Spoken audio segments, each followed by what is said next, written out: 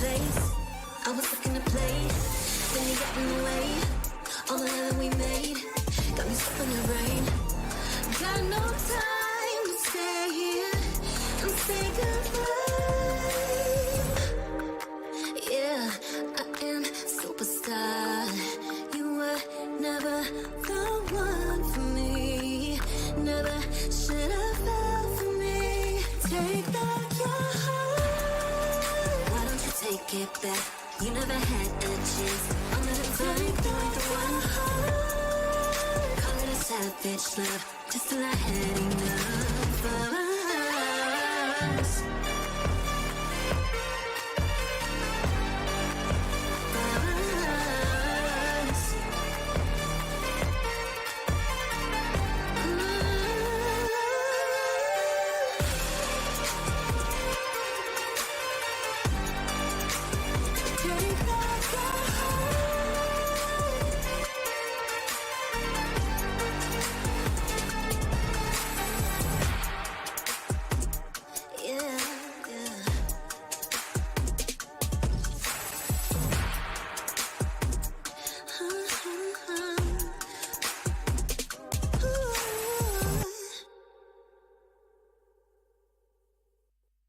Ding ding.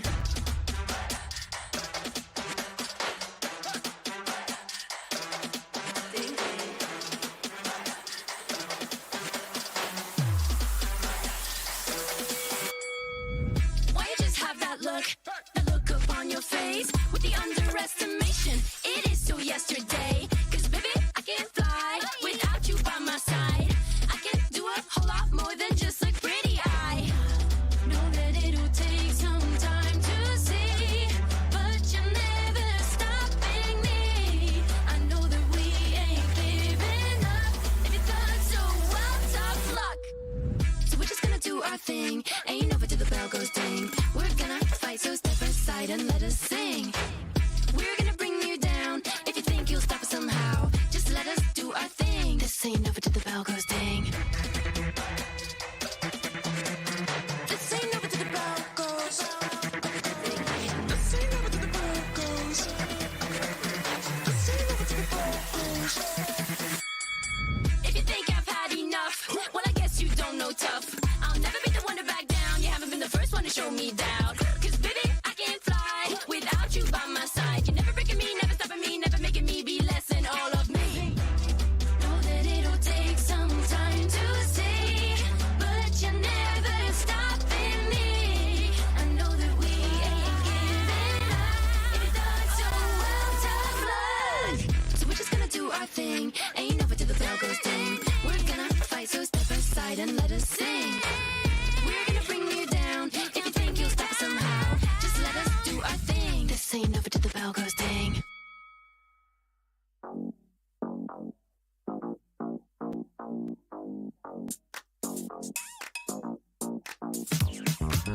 Cutie, dressed up and I'm glistening. I'm the gift, don't wrap me like it's Christmas. Want some yours, you'll know what you've been missing. Feeling like we should get into mischief. Listen, you've been looking like you're down on your luck. Need a girl like me to come through, lift you up. Hold me in your hand, I like when you touch me. Keep me around or you might get lucky. I'ma keep you with the good mood. Keep you up all night. Never, never around you.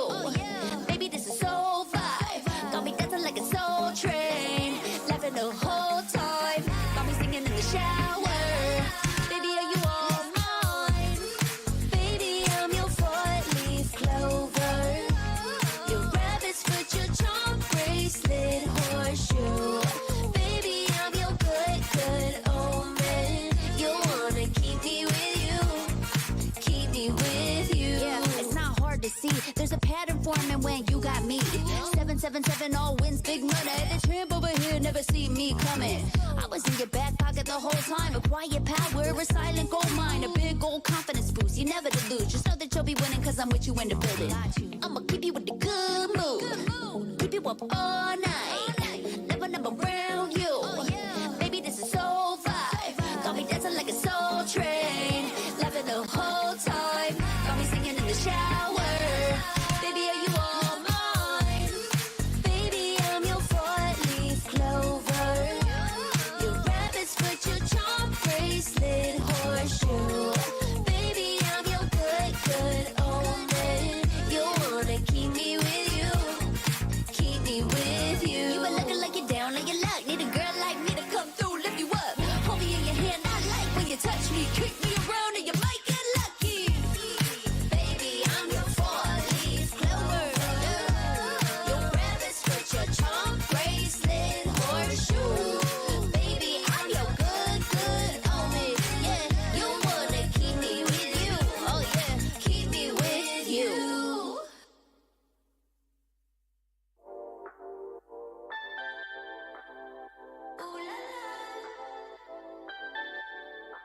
Let's go.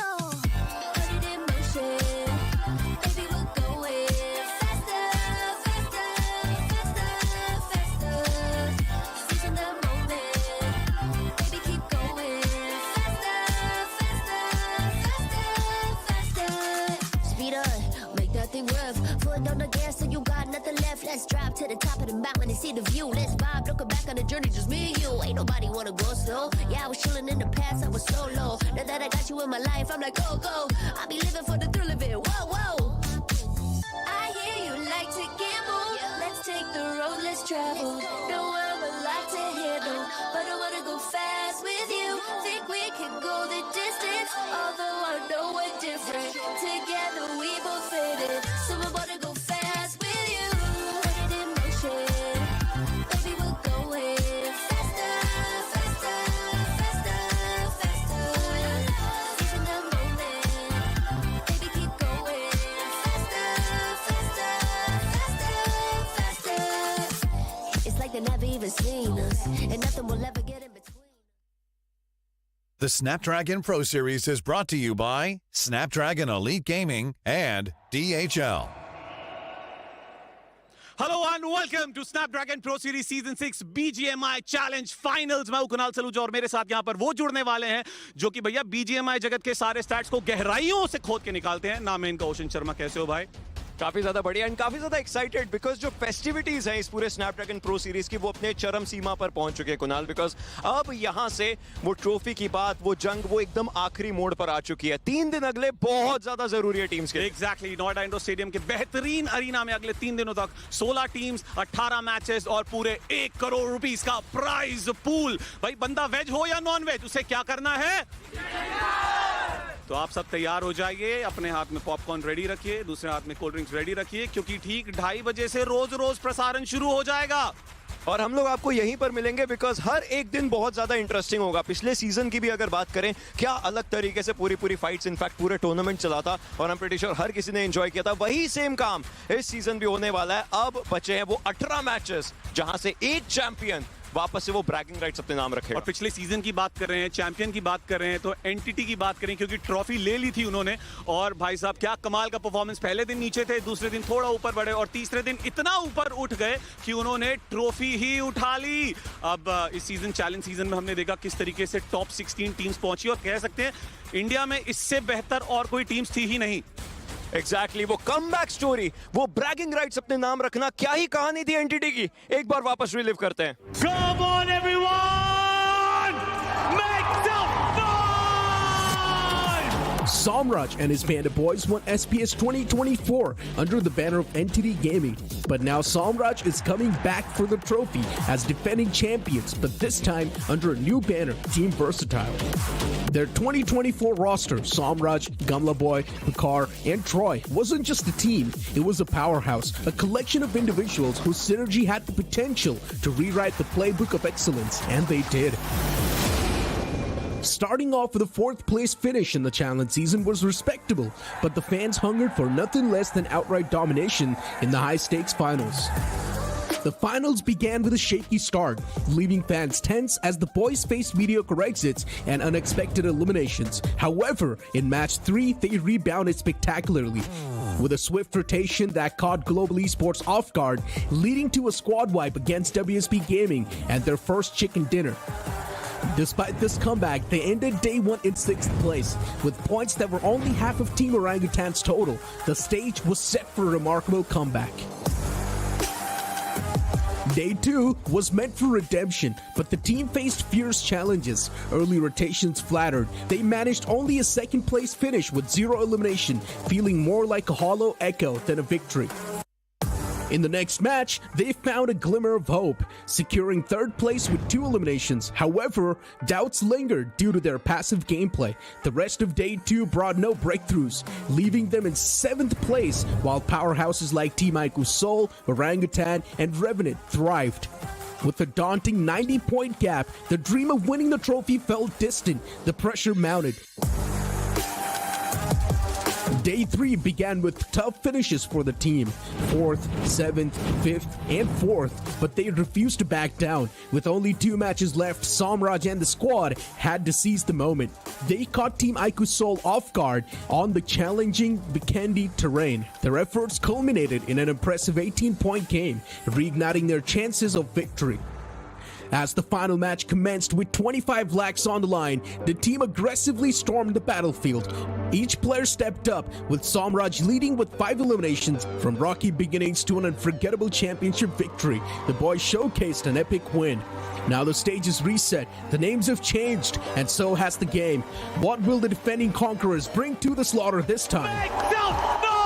Top 10 से बाहर थी वो team Somraj, कहां से कहां तक अपनी team को पहुंचाया। बिल्कुल, और काफी लाजवाब परफॉर्मेंस इस टीम ने डिलीवर किया और बन गए BGMI चैंपियन टीम। पिछले सीजन में एक अनबिलीवेबल कमबैक करने के बाद क्या एक बार फिर से सोमराज की सरकार कुछ बेहतरीन साम्राज्य स्थापित करने वाली है? ये जानेंगे, और जानने के लिए हमारे साथ मौजूद है हमारे VXT के आईजीएल सोमराज, साथ में रहेंगे ट्रॉय। आप दोनों का बहुत बहुत स्वागत है। सोमराज, मैं आपसे स्टार्ट करना चाहूंगा। लास्ट सीजन की अगर हम बात करें, जब फाइनल्स में आप आए थे, पहले हमने देखा दिन के एंड पे आप 6th पोजीशन पे, सेकंड दिन के एंड पे आप 7th पोजीशन पे थे, फिर वहां से आप वो ट्रॉफी लेकर के गए। उस पूरे सफर के बारे में अगर आप कुछ और बताना चाहें तो। हम लोग जब आए थे अपने बूट कैंप से, हमारा नया लाइनअप था और हम लोग ऑलरेडी अंडर प्रेशर थे कि अगर ये लाइन में हम लोग परफॉर्म नहीं करेंगे तो हमारी टीम और ऐसा शटडाउन हो जाएगी, सब लोग स्प्लिट वेज। तो फिर बहुत प्रेशर तो था ही, पर हम लोग का गेम उस समय अच्छा चल रहा था। 15 पॉइंट सिस्टम था जो कि टोटली डिफरेंट मेटा था, सो उसमें हम लोग अच्छा कर रहे थे नेचुरली। पर फिर यहाँ पे आके हम लोग का वो नेचुरल फ्लो स्टेट नहीं आ पा रहा था। फिर हम लोग सेकेंड डे मीटिंग ये सब किए, हमें फिर और इन्फॉर्म किया कि तुम लोग ऑलरेडी ऐसे एकदम नीचे हो जी, तो फिर आपको परफॉर्म करना ही होगा, आपका कोई ऑप्शन नहीं है। फिर सब चीज़ बिल्डअप हो रही थी और हम हारने तो नहीं आए थे और अपना बेस्ट भी नहीं दे रहे थे। तो तीसरा दिन डायरेक्ट हम में जाके गेम में माइक खोले और गला फाड़ के कॉल्स दिए। तो वही हम अपना बेस्ट दिए थे लास्ट डे, और कुछ दिमाग में था नहीं कि ये अचीव करना है, कुछ करना है। और फिर जो हमारा बेस्ट गेम हम दिए उसमें हमें बेस्ट आउटकम मिला।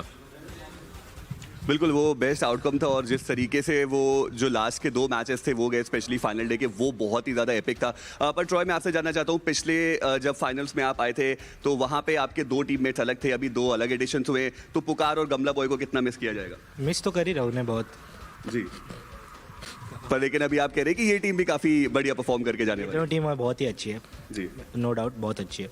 ट्रॉय, आप काफ़ी एनिमेटेड दिखते हैं जब भी आप लैन इवेंट्स पे आते हैं, आप अलग अलग इशारे करते हैं फिनिशेस निकालने के बाद, और उसके लिए भी आप काफ़ी जाने जाते हैं। तो इस सीजन में भी हम कुछ ऐसा देख सकते हैं? नहीं, इस सीजन ऐसा कुछ नहीं। एक चेंज्ड ट्रॉय हमें देखने को मिलेगा, but I am pretty sure कि उतना ही फियर्स जो गेम प्ले वो रहने वाला है। इस साल की क्या तैयारी है, क्योंकि अब आप फैन फेवरेट्स की तरह उभर के आए हैं, जैसा कमबैक आपने पिछली बार किया था, जो लेगेसी आप कैरी करते हैं, इस साल से क्या एक्सपेक्टेशन, अगले 3 दिन से क्या एक्सपेक्टेशंस रहने वाली हैं आपकी और जनता को, अगर आप कुछ बताना चाहें? फैंस के लिए तो मैं ऑलवेज ग्रेटफुल रहता हूँ, पर इस बार हमारे साथ बड़े नाम से एफिलिएटेड है, iQOO, एसपावर, तो ऐसा कुछ खास एक्सपेक्टेशंस तो नहीं है। नया लाइनअप 1 महीना हुआ है, हम लोग मस्ती में खेलते हैं, जो आउटकम आता है। यहाँ पे भी अपना कुछ ऐसा एक्स्ट्रा तैयारी नहीं है, हम लोग वैसे अपना नेचुरल गेम खेल रहे हैं, मस्ती में इंडिविजुअल कह लो या टीम गेम कह लो, हम लोग का वही प्लान आउट है और कुछ नहीं है। दोस्तों, मस्ती और मजाक में ही अगर आप पोडियम फिनिश कर सकते हैं तो फिर ऑनलाइन फेज में तो ये उससे और बेहतर क्या ही हो सकता है। बट ट्रॉय, अभी के लिए आपको क्या लगता है कि कौन सी वो टीम है जो आपकी टीम के लिए बिगेस्ट थ्रेट हो सकती है? आपकी टीम बहुत बढ़िया खेल रही है, हमने देखा, बट अगर आप 1-2 नाम बताना चाहें कि कौन सी वो टीम्स है जो आपको लगता है कि चैलेंज थोड़ा ज़्यादा अच्छा दे सकती है आपको? कोई भी नहीं, हम ही है और हम ही रहेंगे। क्या बात है, simple and crisp and straight. आप भी इसमें कुछ ऐड करना चाहते हैं या फिर आपका भी यही कहना है? नहीं, सबसे पहले तो हम लोग अपने को ही देखते हैं, बाकी जो टीम खेल रहा है अच्छा उसको अच्छा खेलने दो, हम लोग को भी अच्छा ही खेलना है। जी हाँ, बिल्कुल, पिछले सीजन में भी बहुत सारी टीम्स थी जिन्होंने बेहतर खेला था, लेकिन बेस्ट जो आउटकम है वो सोमराज एंड कंपनी के पास गया था। I wish you guys all the very best. And चलिए, अब वक्त हो चुका है हमारा आगे चलने का, आज के दिन का शुभ आरंभ करने का, तो चलते हैं सीधे हमारे होस्ट की तरफ। Over to you. सोमराज का कॉन्फिडेंस देख करके साफ पता चलता है कि भाई वो ट्रॉफी उनके पास क्यों गई थी और अब इस सीजन क्या उनके माइंड में है। साफ साफ उन्होंने बोला कि भाई पिछली बार आखिरी दिन हमने बस गला फाड़ करके खेला था, आज दिल खोल के खेलने की बारी आ चुकी है और ट्रॉफी इस बार भी वो उठाना जरूर चाहते हैं। बिल्कुल, ट्रॉय और सोमराज पिछली बार एनटीटी का हिस्सा थे, इस बार वर्सेटाइल में 2 नए खिलाड़ियों के साथ आए हैं, काफी ज्यादा कॉन्फिडेंट फील कर रहे हैं। अब सवाल ये है क्या डिफेंडिंग चैंपियंस इस बार अपने उस टाइटल को डिफेंड कर पाएंगे, क्योंकि टॉप 16 में जो बाकी 15 टीम्स हैं वो बहुत ज्यादा खतरनाक हैं। एंड वो पूरा कंपटीशन बहुत ज़्यादा अलग हो जाता है, क्योंकि जैसे जैसे हम टीम्स की बात करेंगे हमें डेफिनेटली हमारे सामने और क्लियर पिक्चर नजर आती हुई दिखाई देगी, क्योंकि जो 16 टीम्स हमारे सामने है वो टीम्स डेफिनेटली वॉक इन कर चुकी हैं। बहुत सारी टीम्स को, बहुत सारे प्लेयर्स को हमने देखा, as we just talk about Reckoning को हमने देखा, प्लेयर्स आए, डेस्ट्रो, आई मीन इसको कौन भूल सकता है, ट्रॉफी मैग्नेट है तो इस बार भी ट्रॉफी उठाने के लिए जरूर तैयार है। एंड कोई एक आधे प्लेयर्स नहीं, पूरी टीम्स अपना जी जान लगा करके यहाँ पर 100% देने के लिए तैयार। And then there is iQOO Soul, they are ready, because वो रॉकेट जो है वो और ज्यादा ऊपर जाता है। हर बार मेडल के ऊपर काफी सारे सवाल उठते हैं कि वो कैसा खेल रहे हैं, अब उन्हें वो जवाब देने का पूरा समय आ चुका है, किस तरीके से वो खेलेंगे। और भाई इसी के साथ आप लोगों को बता देते हैं एक टीम जिसका सबको बहुत ज्यादा इंतजार था, हीरो एक्सट्रीम गॉडलाइक, पिछली बार क्वालिफाई नहीं कर पाए थे, लेकिन इस बार जब वो आए बहुत ज्यादा शोर मचा हर जगह।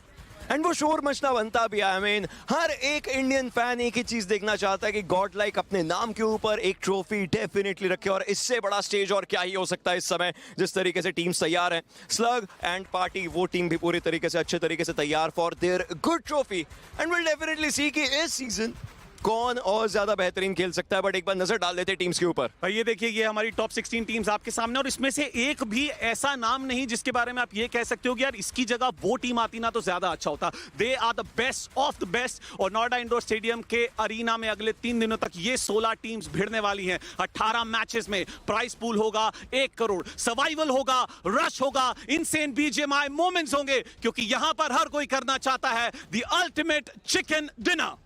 ये तो खैर हर कोई स्टेज के ऊपर देखेगा किस तरीके से पूरा ये कोलाहल मचने वाला है, लेकिन इसके साथ साथ बहुत सारी ऐसी भी बातें हैं, ऐसी भी कॉन्वर्सेशंस हैं जो बिहाइंड द सीन्स हुई हैं, एक बार उनके ऊपर भी नजर डालना बनता है। यू मीन मसला और मसाला? बहुत सारा मसला और बहुत सारा मसाला।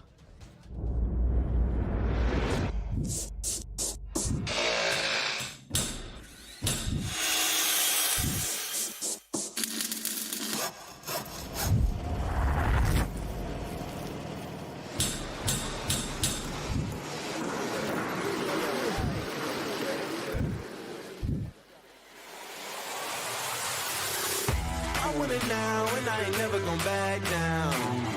I want it now and I ain't never gonna back down. I want it now and I ain't never gonna back down.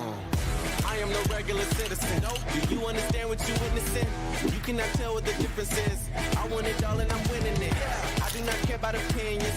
Time to make a few decisions. Do it so I can take a position. I'ma go get it, I'm punching and kicking. I keep on moving, they off of me. Just do it and stop what I'm talking to. I'm not expressing no modesty. I can't see nobody stopping me. If there's a problem, I gotta solve it. Straight to the top, I can't see myself falling. I gotta grab it, there's no time for stalling. Number one stunner, don't have other options. Now I'm fired up.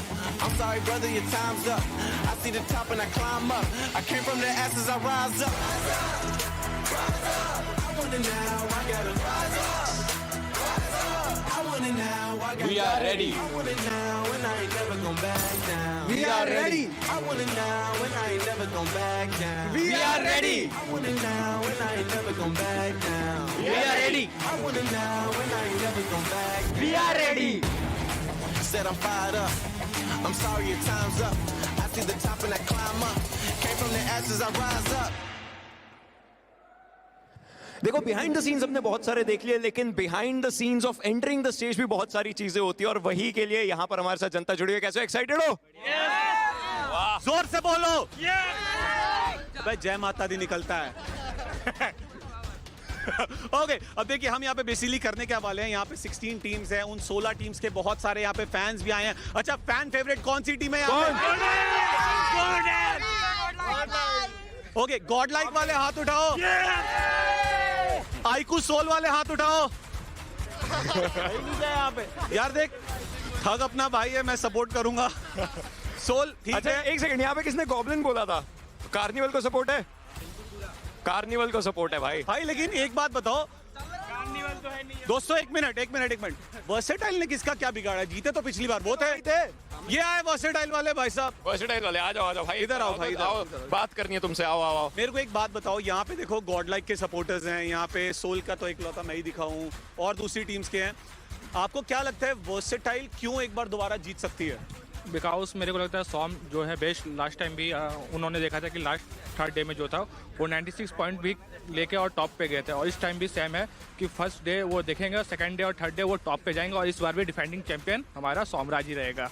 ओह, काफी ज्यादा एकदम mathematical answer घुसाया तुमने हर चीज के अंदर। तो Godlike वाला कोई आ जाओ। क्यों लगता है? अरे रुक भाई, कहा एक बार जरा यहाँ कैमरा डालिएगा, ये देखो, ये क्यों लगता है गॉडलाइक जीतेगी? भाई शुरू से ही प्रेडिक्शन कर रहे हैं कि गॉडलाइक जीतेगी, बहुत टाइम से वेट कर रहे हैं इस चीज का कि गॉडलाइक जीतेगी, और अब के जीत के ही जाएगी। तो इस बात पे उसमें कद्दों में चढ़े हुए भाई। हाँ, तुम्हें क्यों लगता है गॉडलाइक जीतेगी? मुझे लगता है कि जो गॉडलाइक की जो टीम की जरूरत थी वो उसे मिल चुकी है, और इस बार ये टीम ट्रॉफी ले जाएगी। अपंग की गॉडलाइक है। वाह वाह, टीम चाहिए थी वो बन गई है। कार्निवल वाला हो जरा। कोई बोल सकता है क्या? गॉब्लिन बोलेगा, गॉब्लिन भाई यहाँ पर आ गए हैं एडमिनों के आगे, कोई कुछ बोल सकता है क्या? भाई साहब, हाँ कार्निवल का बता रहे थे तुम। कार्निवल का इसलिए बोलना चाहूँगा कि वो एकदम एक बार BMPS ऑलरेडी जीत भी चुकी है, और हेक्टर ने अभी तक अपने आप को पूरा इंप्रूव नहीं कर पाया है, और मैं देख रहा हूँ लास्ट टाइम से अभी बहुत सारे टूर्नामेंट्स में टॉप 5 आ रही है।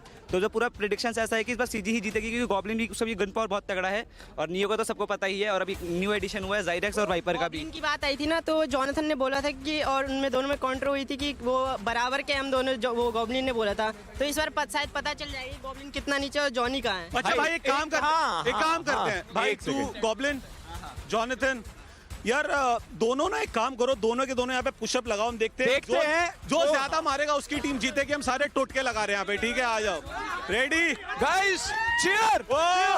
1 2 3 4 5 6। भाई इसने तो मशीन चला दी। भाई थोड़ा ध्यान से ऊपर होना। Come on goblin, Jonathan.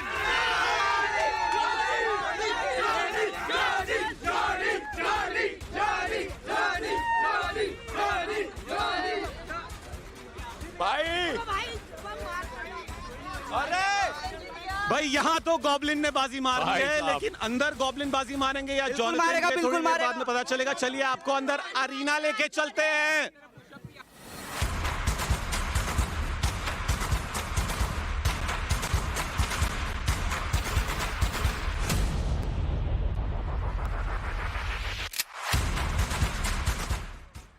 भाई स्टेडियम के बाहर का नजारा तो देख लिया, अब आपको अंदर का नजारा दिखाते हैं। हेलो एंड वेलकम एवरीवन, मैं कुणाल सलूजा, मेरे साथ ओशन शर्मा, और ये है नोएडा इंडोर स्टेडियम का वो अरीना जहां आज से अगले 3 दिनों तक घमासान युद्ध मचेगा। 16 टीम्स, 18 मैचेस, और दाव पे एक के आगे 7-0 वाला 1 करोड़। और उसके साथ साथ वो ब्रैगिंग राइट्स की चमचमाती ट्रॉफी जो पिछले साल कोई और लेके गया था, क्या इस साल सेम खिलाड़ी लेकर के जाएगा या फिर किसी नई टीम के पास होगी? इससे पहले कि हम लोग आगे की बात करें, I'm pretty sure धनराशि की तो बात बनती है। भैया प्राइस पूल पे नजर डालिए। पहले स्थान पर आने वाले को मिलेंगे पूरे 50 लाख, दूसरे स्थान पर 20 लाख, तीसरे स्थान पर 8 लाख, और जैसे जैसे टीम्स जिस पोजीशन पर आएंगी उन्हें उस हिसाब से प्राइस मनी मिलेगा। और सिर्फ यहाँ ही कहानी नहीं रुकती, मोस्ट वैल्यूएबल प्लेयर को मिलेंगे 50,000, सबसे पहले जो चिकन डिनर करेगा उसे मिलेंगे 60,000, सबसे ज्यादा फिनिशर्स को मिलेंगे 60,000। तो इस तरीके से पूरे 1 करोड़ की प्राइज मनी को डिस्ट्रीब्यूट किया गया है। अब देखिए, चैलेंज फाइनल्स तो आज से शुरू हो रहा है, लेकिन चैलेंज सीजन बहुत पहले शुरू हुआ था, और वो 4 टीम्स जो चैलेंज सीजन्स में क्वालिफाई की थी, आइए उन टीम्स के बारे में बात करते हैं। सबसे पहले वो टीम जो पिछली बार टॉप 16 में नहीं आई थी, लेकिन इस बार चैलेंज सीजन में पहले स्थान पर आए, गॉडलाइक। हीरो एक्सट्रीम गॉडलाइक एक अच्छी ड्रीम फेरी स्टोरी लेकर के अपने सामने आई है। एक ऐसी टीम जो पिछले सीजन क्वालिफाई नहीं करी थी, लेकिन इस सीजन पहले पोजीशन पर वो थे। तो डेफिनेटली लगता है कि पंक की अगुवाई में ये पंक की गॉडलाइक एक नई गॉडलाइक है, और ये हीरोज हैं, ये एक्सट्रीम है, ये 100% एक गॉडलाइक टीम है। और गॉडलाइक, बिल्कुल गॉडलाइक परफॉर्मेंस, इकलौती ऐसी टीम जिन्होंने 300 से ज्यादा पॉइंट्स स्कोर किए थे। कोई और टीम नहीं, it's only Godlike. And they are in it to win it. इस बार डेफिनेटली वही एक मंत्र है इस टीम का, जिस तरीके से पूरा परफॉर्मेंस रहा है एंड जिस तरीके से हम लोग बात कर रहे हैं, प्रीटी श्योर हमारा बोलना उतने अच्छे तरीके से उस चीज को जस्टिफाई नहीं करेगा। और भाई देखिए, जहां गॉडलाइक के फैंस है, एक और टीम है जिसके फैंस बहुत सारे हैं। बोल बेबी बोल, iQOO सोल। दूसरी टीम वो थी जो चैलेंज सीजन में आगे पहुंची थी और क्या कमाल का परफॉर्मेंस रहा, हमेशा कंसिस्टेंट रही है। पिछले सीजन के रनर अप और इस सीजन चैलेंज सीजन में वो सेकंड स्पॉट पे रहे। एग्जैक्टली उनका सेकंड स्पॉट ये जरूर दर्शाता है कि वो टीम क्या खोया था वो इस बार पा सकते हैं, कितना करीब थे वो इस बार कमा सकते हैं। और iQOO सोल में एक खिलाड़ी, माननीय मान्या महोदय, उनका मस्तिष्क जिस तरीके से चलता है, उन्हें पता है कि टीम को किस तरीके से चलवाना है। और अगर रोनी खेल रहे तो हर दिन रोनीवार है। सोमे का समय अच्छा चल रहा है, I'm pretty sure iQOO soul तैयार है एक डोमिनेटिंग रन के लिए। भाई क्या iQOO सोल पिछली बार जो एक स्थान से ट्रॉफी चूक गई थी, क्या इस बार ट्रॉफी अपने नाम कर पाएंगे? मेरे साथ यहाँ पे बहुत सारे लोग हैं, चलो उन्हीं से पूछते हैं। भाई आपके हाथ में तो गॉडलाइक का प्लेकार्ड है, लेकिन क्या लगता है iQOO सोल कड़ी टक्कर देगी? देखो लगता तो है कड़ी टक्कर देगी, लेकिन ऑन टॉप तो गॉडलाइक ही रहेगी। ओहो, ये बोल दिया गया। लेकिन चलिए एक बार पूछते हैं किसी iQOO सोल फैन से, आपके पास iQOO सोल का प्ले कार्ड है, इस बार iQOO सोल का क्या परफॉर्मेंस होगा? टॉप पे रहेगी गॉडलाइक की चिंता मत करो, उसकी उनके लिए नकुली काफी है।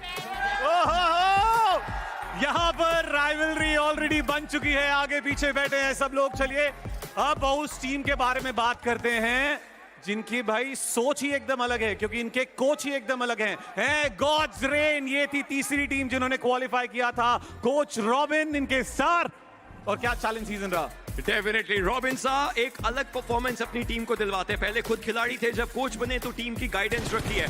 इस टीम में बस मुझे एक चीज लगता है कि अगर डेल्टा चल गए तो ये टीम बहुत ज्यादा अच्छे तरीके से खेल सकती है। I mean डेस्ट्रो the trophy magnet, जितने ऑफिशियल्स हुए हैं हर किसी को पता है डेस्ट्रो अपनी टीम को किस तरीके से खिलवाते हैं। प्लस निंजा जॉर्ड जिस टीम के साथ रहे हैं जब भी, हर बार इन्होंने इज्जत कमाई है। भाई गॉड रेन एक तरफा परफॉर्मेंस इनका पिछली बार भी रहा था, अब देखना है इस बार कौन सा खिलाड़ी ज्यादा बाजी मारेगा। डेस्ट्रो, निंजा, आपका फेवरेट कौन है? ओशन डेस्ट्रो। चलिए लोगों से पूछते हैं, यहाँ पर गॉड रेन का फैन कौन है? इधर की तरफ मुझे लग रहा था कुछ लोग हैं। गॉड रेन की तरफ कौन लोग हैं? गॉड रेन वाले आप हैं? गॉड रेन आप हैं? रेकनिंग, तो चलिए आपसे पूछ लेते हैं गॉड रेन का।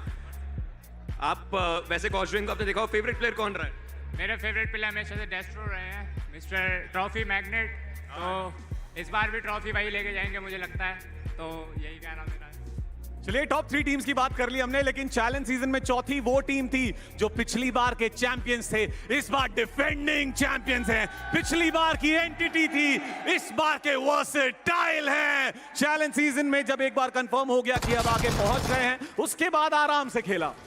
सौम्यराज का सौम्यराज एक नया साम्राज्य स्थापित करता है, और वो साम्राज्य पिछले सीजन आखिरी के दिन में, आखिरी के गेम्स में उन्होंने किया था।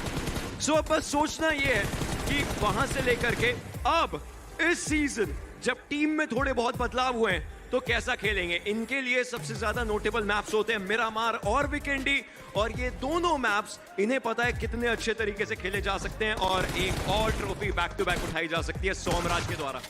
भैया हमने शुरू में देखा था कि वर्सेटाइल टीम पुराने 2 खिलाड़ी जरूर हैं, लेकिन इस बार 2 नए खिलाड़ी भी आए हैं, और सोमराज कह रहे थे कि उन 2 नए खिलाड़ियों के साथ तालमेल बहुत अच्छा बैठ गया है। एस पावर का एडिशन यार, एस पावर लास्ट सीजन ही वो सेंसेशनल। और एक बात कहनी भाई कि एस पावर जितने फेमस है उतने ही फेमस उनके पापा भी हो गए हैं। एग्जैक्टली, एक बार जाकर के थोड़ा बहुत लोगों से और भी पूछते हैं अभी भी। भाई एस पावर एक बहुत कमाल का खिलाड़ी है, नो डाउट। एस पावर के लिए कुछ वर्ड्स है जब वो इस टीम के अंदर अब सोमराज ट्रॉफी और इजीली उठाएंगे? भाई बिल्कुल उठाएंगे भाई। एस पावर को आप देख सकते हो, #1 पे चल रहा है MVP पे, तो मेरे को लगता है उठा सकती है next trophy. S power MVP बनेगा क्या? कौन MVP बन सकता है?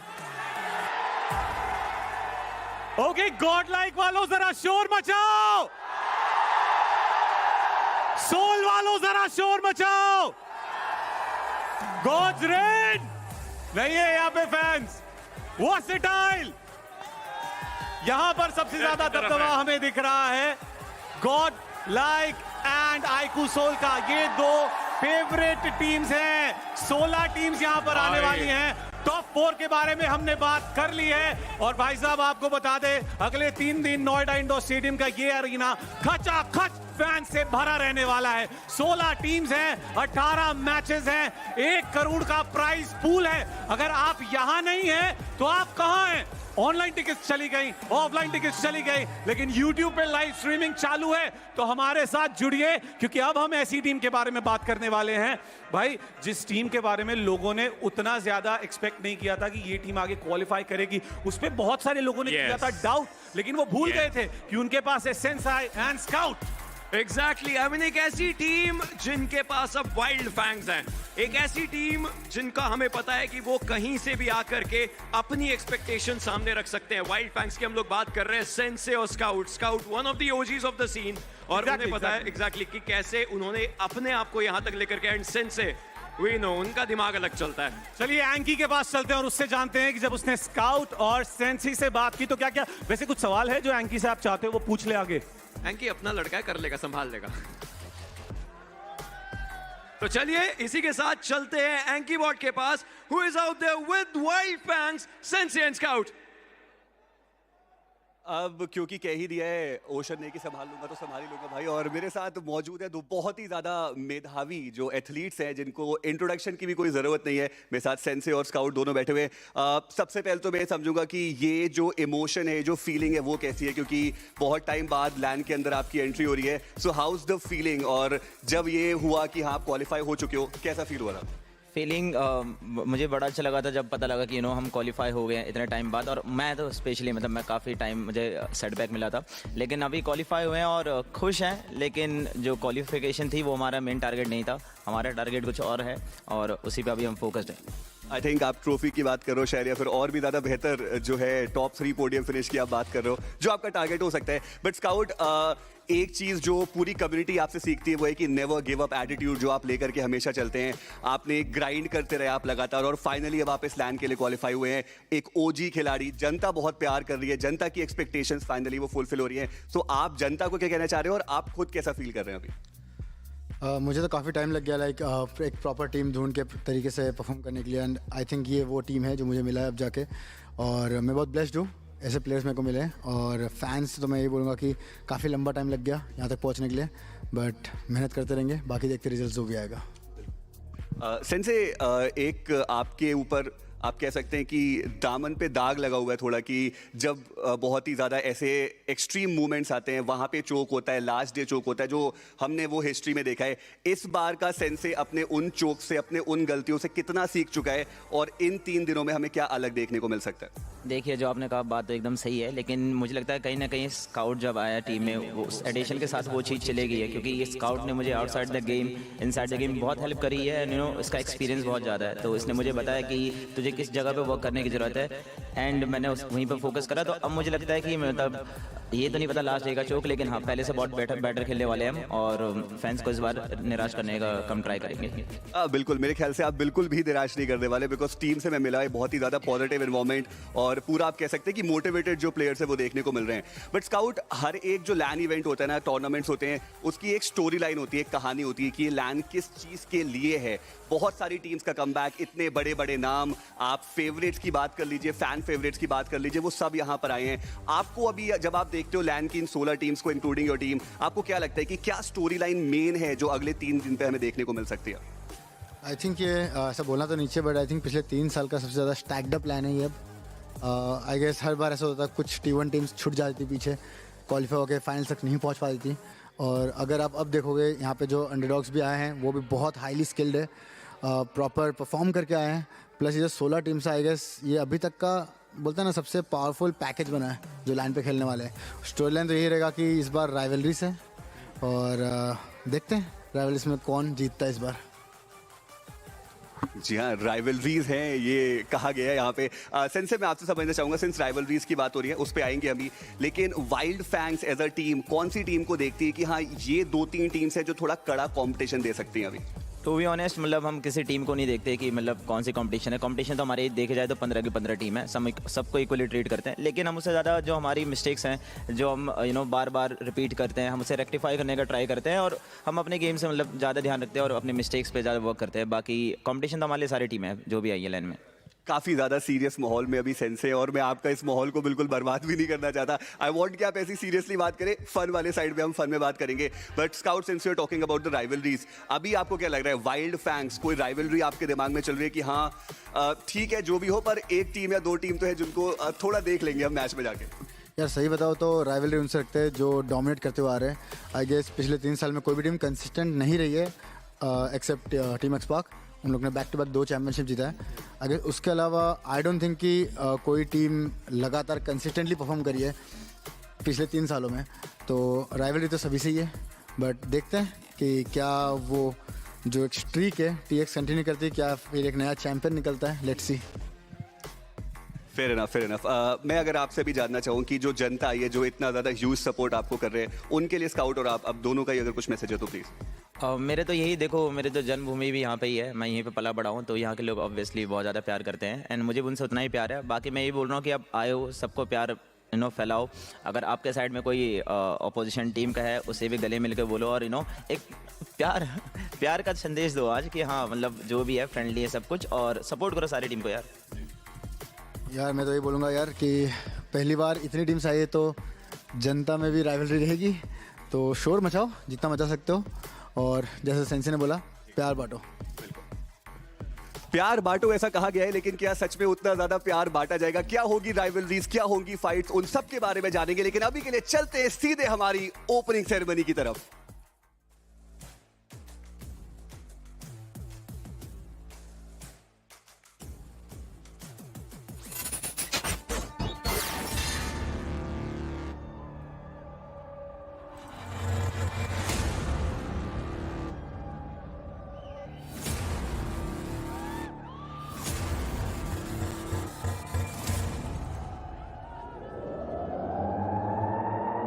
Are you ready for the chaos? I cannot hear you. Make some noise, Noida. Let's kick off 2025 with a delicious chicken dinner.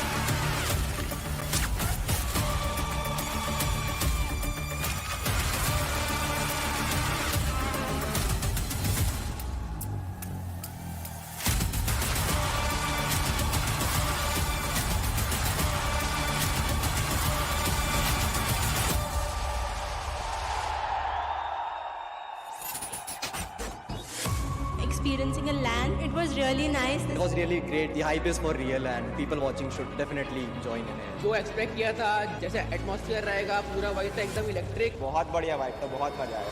Hello and welcome to Snapdragon Pro Series BGMI Challenge Final.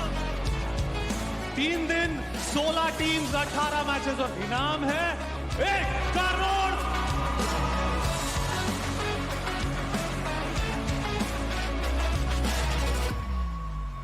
Honestly speaking, I want to prove myself once again and I want to justify the title trophy magnet जो मेरे को लोगों ने दिया है। वैसे मैं सबको एक ही चीज़ कहना चाहूँगा जो कि मैं हमेशा से कहता आ रहा हूँ, और वो है सब्र रखिए। I guess there's nothing to prove, but खुद के लिए जीतना। Defending champion बहुत पैसिव हो गया। इस बार हम एक brutal savage underdog mindset के साथ खेलेंगे और हमारा विजन वही रहेगा।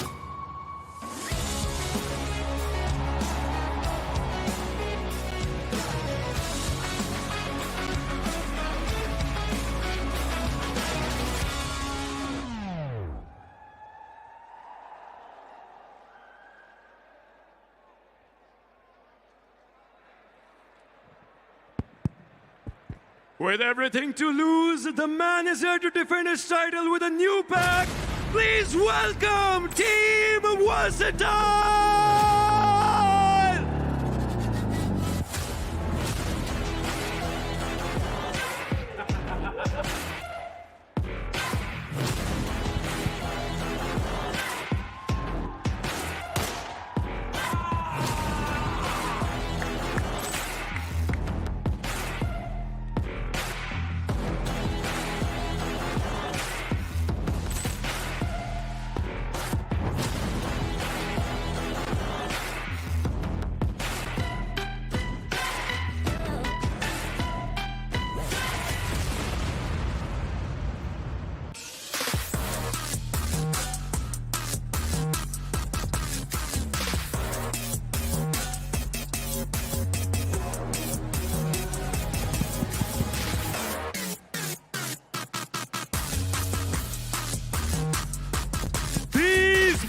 Are sleek, the army is strong.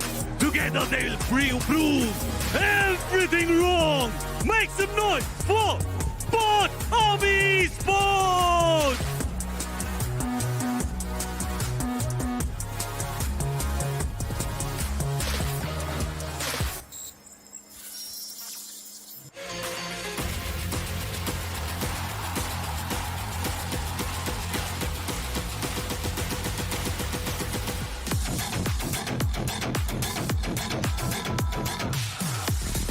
With Tiger's might and vision so bright, this team will conquer any fight. It's Gujarat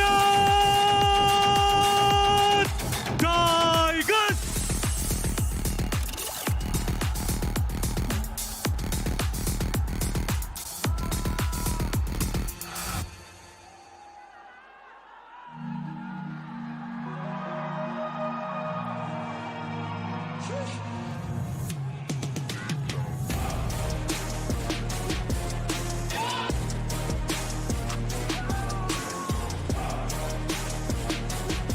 The Magnets lost their power, but now they are ready to regain their strength. Everyone, please welcome Godlike!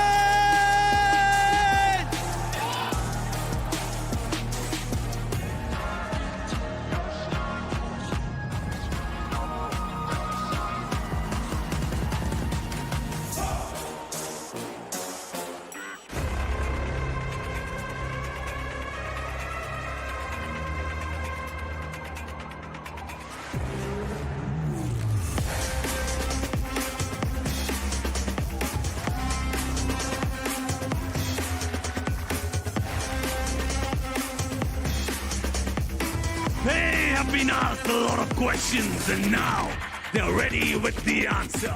Make some noise for Reckoning Esports!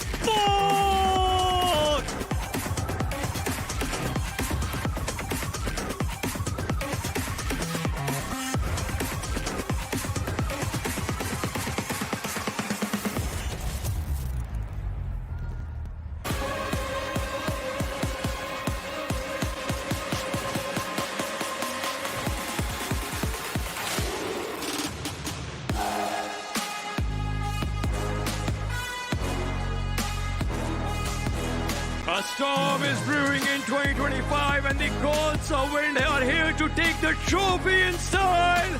Please welcome Wyld Esports!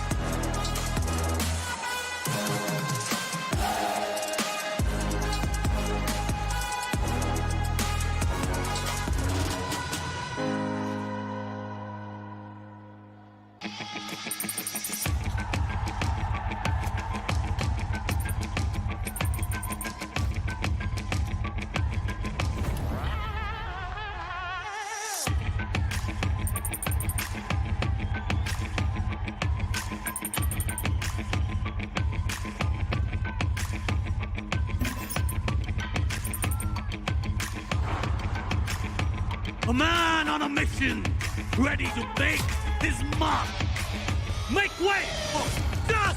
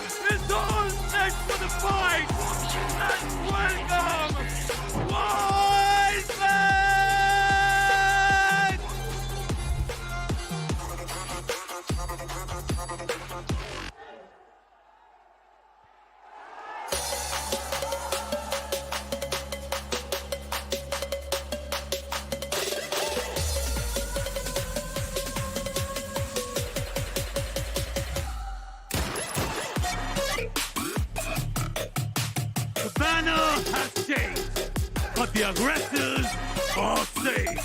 Make way for K9 Esports.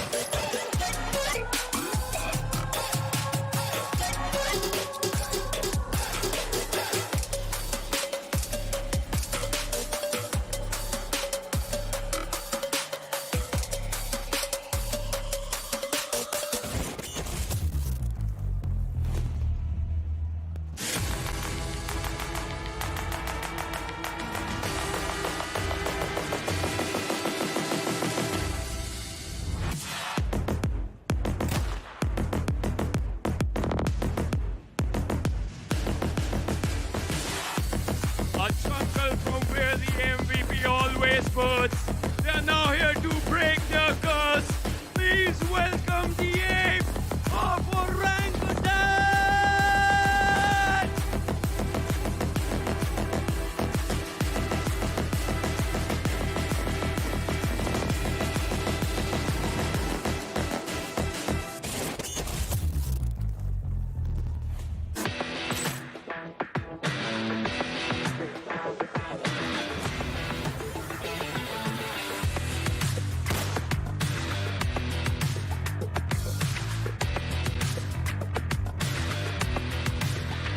A prince in their mind, a medal inside. Make way for Medal Esports!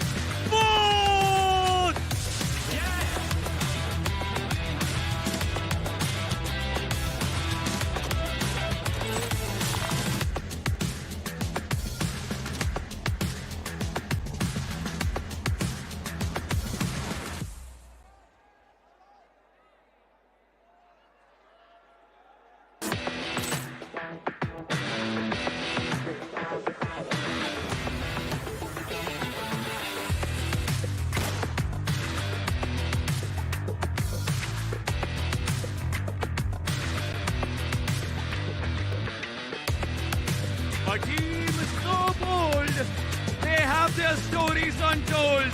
Please welcome Red Xtreme.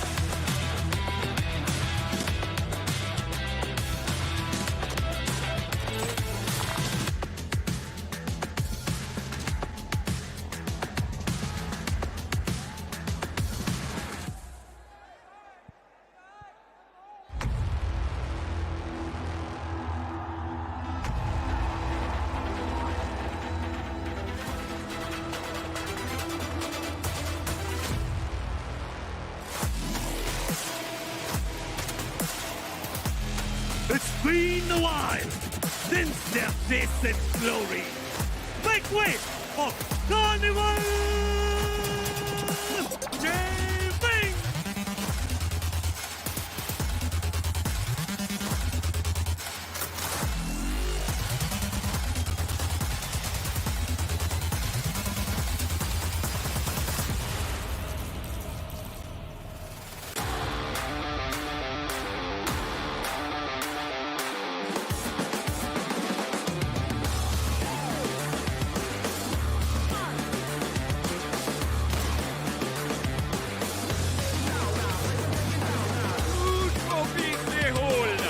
Their stories been told. Now watch them go for the gold. Revenant Xbox!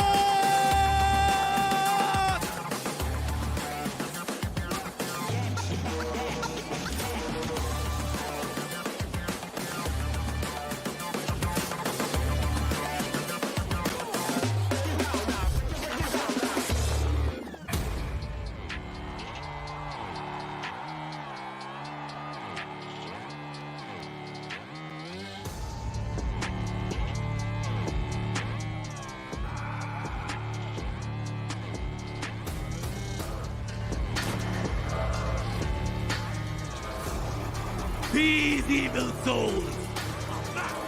Conquer the challenge finals. Make some noise for iQOO!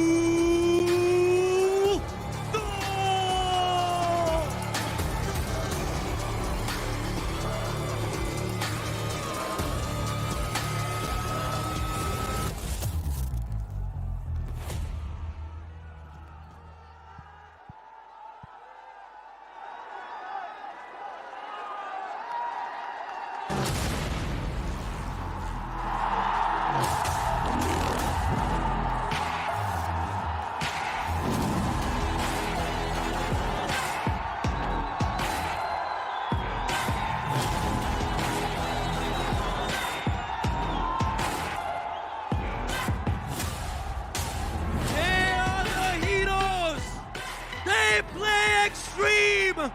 They need no introduction all around the world. Please welcome Hero Xtreme Godlike.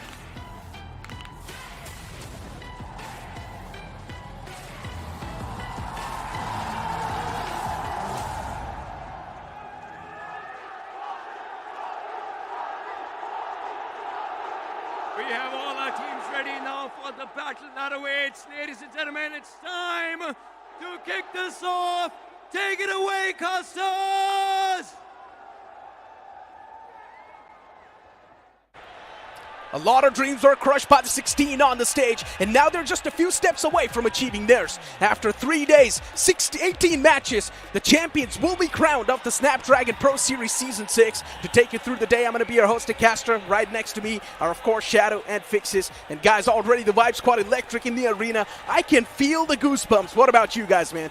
I already have the goosebumps. It is electrifying. Everyone is so prepared for the challenge finals. I'm soaking it in, especially with the audience coming out in numbers. The first biggest LAN of 2025 sets on a lot of things. We've got the perfect storylines, folks. We've got favorites, we've got underdogs, we've got a lot of those teams that are here to redeem out themselves. So this for sure is going to be an absolute banger. It indeed is going to be a banger. 18 matches to go, and then the champions will be crowned on the stage. And guys, we already know what's at the stake. Of course, Hero Xtreme Godlike, fan favorite, but we can't really forget the fact that how we started the entire journey. We started things up from the open qualifiers, from which 2 qualifiers were played, and then after that, we had the open finals on the screen. 24 teams were duking it out against each other. From that, only 16 teams qualified towards the challenge season, and 16 were also invited. And from the challenge season, only the top 16 moved on to the challenge finals, which is currently happening right now. And from here on, we'll get a champion of SPS Season 6. One team which is going to get the huge prize money and all the bragging rights and love of the fans. 18 matches, 16 teams, and only one shall prevail supreme. It's all about glory. It's all about redemption. But we have been talking about so many players, and this one surely has won our hearts. Exactly. We need to speak about S-Power, considering he joined Team Versatile just like a month or 2 ago before this tournament. And just look at the impact this man has already had. He's currently top in the charts when it comes to the finish leaderboard, and he's gotten 68 finishes so far in just the span of 36 matches. It doesn't matter under which banner this player is playing, because since the day he has stepped into esports, he has been doing the heavy fragging, heavy lifting, and even in Versatile, he has been fantastic. He's a top fragger in the challenge season. You know, he's so infamous lately. We've seen him change so many rosters. And what is more poetic, Necro and Shadow, is the fact that iQOO placed second last time. And this time, he's joined the reins of Somraj, who indeed is the defending champion. They've got Troy. So maybe this is what Somraj was looking for, to establish his kingdom once again. S-Power in scintillating form. Yeah. I'm pretty sure in the LAN, we will see him get into his beast mode once again. And let's not forget the fact that he's been the most consistent player throughout the entire history of BGMI so far. He's one of the most consistent performers, no matter what sort of team he's joined. And yes, he's also joined a lot of teams, so you cannot really overshadow that fact as well. But S-Power has been a consistent performer. He has been at the top of the chart, no matter what sort of tournament you bring up. Now, let's speak about iQOO, right? We've been speaking about iQOO as well. For a moment, there was a bit of that dip in the performance in the past couple of tournaments, but now it feels like iQOO is once again back in their old glory. But then again, of course, there'll be the hot favorites. I'm sorry to cut you off, because I just realized that Some has been one of the latest additions, who apparently is playing his first audience LAN with iQOO. So he is going to be one of those key players who needs to step up during the league stages. We have witnessed him having a really good form. I hope he carries it on forward. Like you said, he was a clutch master in the challenge season, but the main problem is it is his first audience LAN. Will he be able to replicate the same performance or not? That is the main question. Exactly. Now look, guys, we've been speaking about iQOO, we've been speaking about Versatile, but we cannot really forget a team that was Hero Xtreme Godlike. A while ago, you saw the boys on the screen. Another team that is kind of over here for the first time, you can't say, or maybe after a long time in the LAN finale. There's also Wyld Fangs, Scout, Sensei. They've got a lot to lose. Let's be honest, for a while, the performance was on a major dip, but finally, we do see that glimmer of hope.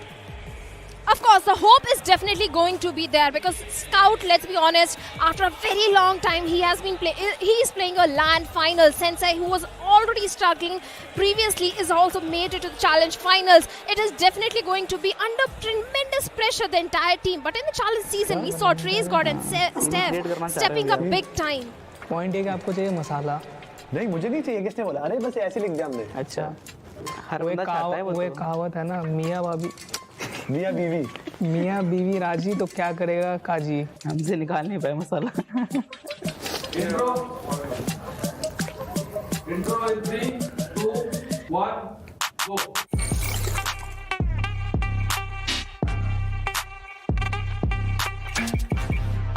Hello दोस्तों, मसला और मसाला में आपका एक और बार स्वागत है। मेरा नाम है क्रैट और इस सेगमेंट के अंदर हम दिल की तार छेड़ने वाले हैं। अब एक लाइनअप था जिसको बहुत लोगों ने बहुत प्यार दिया, हम सब इनका नाम देखते थे, इनकी परफॉर्मेंस एकदम पागल हो जाते थे। फिर कुछ ऐसा हुआ जो हमने बिल्कुल नहीं सोचा था और वो उसी चीज पे आज हम बात करने वाले हैं। जी हाँ, एक इनफेमस शफल हुआ था कुछ टाइम पहले। भाई जोकर जुड़े हमारे साथ, भाई हमारे साथ मान्या है। स्वागत है आपका मसला और मसाला में। Thank you so much. कैसा लग रहा है आपको? बढ़िया लग रहा है, वेट कर रहा है आपके क्वेश्चंस का भी। इतना एक्साइटेड है तुम? नहीं, बट थोड़ा सोच के आया था कि भाई नहीं बोलूंगा। तुझे अच्छा नहीं लगा जिस तरीके से मैंने तेरा स्वागत किया, लेकिन तू चाहता शोर शराबे से करूं? अब बटरिंग तो सब करते हैं, क्या करें। हाँ भाई, एक बार शूट हो जाए फिर देखते हैं। फिर मैं कौन आप कौन कर दोगे।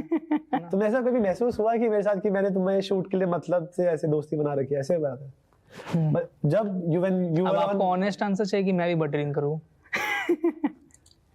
जो टीवी की पहली ट्रॉफी थी, you know, you guys were playing for global esports. It was Manya, Nakul, Ronnie and joker. मैंने पहली बार वो 4 प्लेयरों को साथ में देखा एंड काफी डोमिनेंट रन था। उसके बाद आपका नाम चेंज हुआ, यू वेंट ब्लाइंड, आप लोग ऑफिशियल भी जीते, you know, mean S power भी आया, ठीक है। तो starting from this joker, when you lost your playing fourth position, you didn't feel bad कि यार मैंने इन भाइयों के साथ शुरुआत करी एंड आज एक नया लड़का आया, इन्होंने 5वां कर दिया? लाइक ये चीज़ तो टाइम के साथ, मतलब टाइम के साथ जो होता है कि बदल जाती है पूरी। तो मेरे को लगा नहीं था कि ऐसा होगा, बट ठीक है, मतलब अगर टीम के लिए अच्छा हो रहा है तो मैं बैठ जाऊंगा, कोई दिक्कत नहीं हो जाएगा। अगर जीत रहे हैं ना वो वैसे भी। Are you happy to stay as a 5th? भाई खुश कौन ही रहेगा यार 5th रह के, तो ट्राई करेगा ही ना बंदे की। हाँ, 4th में खेले साथ में भाई। अब एस पावर चला गया, मुझे लगा जोकर को फिर से वापसी मिल जाएगी ना, परमा वाली। तुमने तो इसकी विदाई कर दी यार दूसरी टीम में।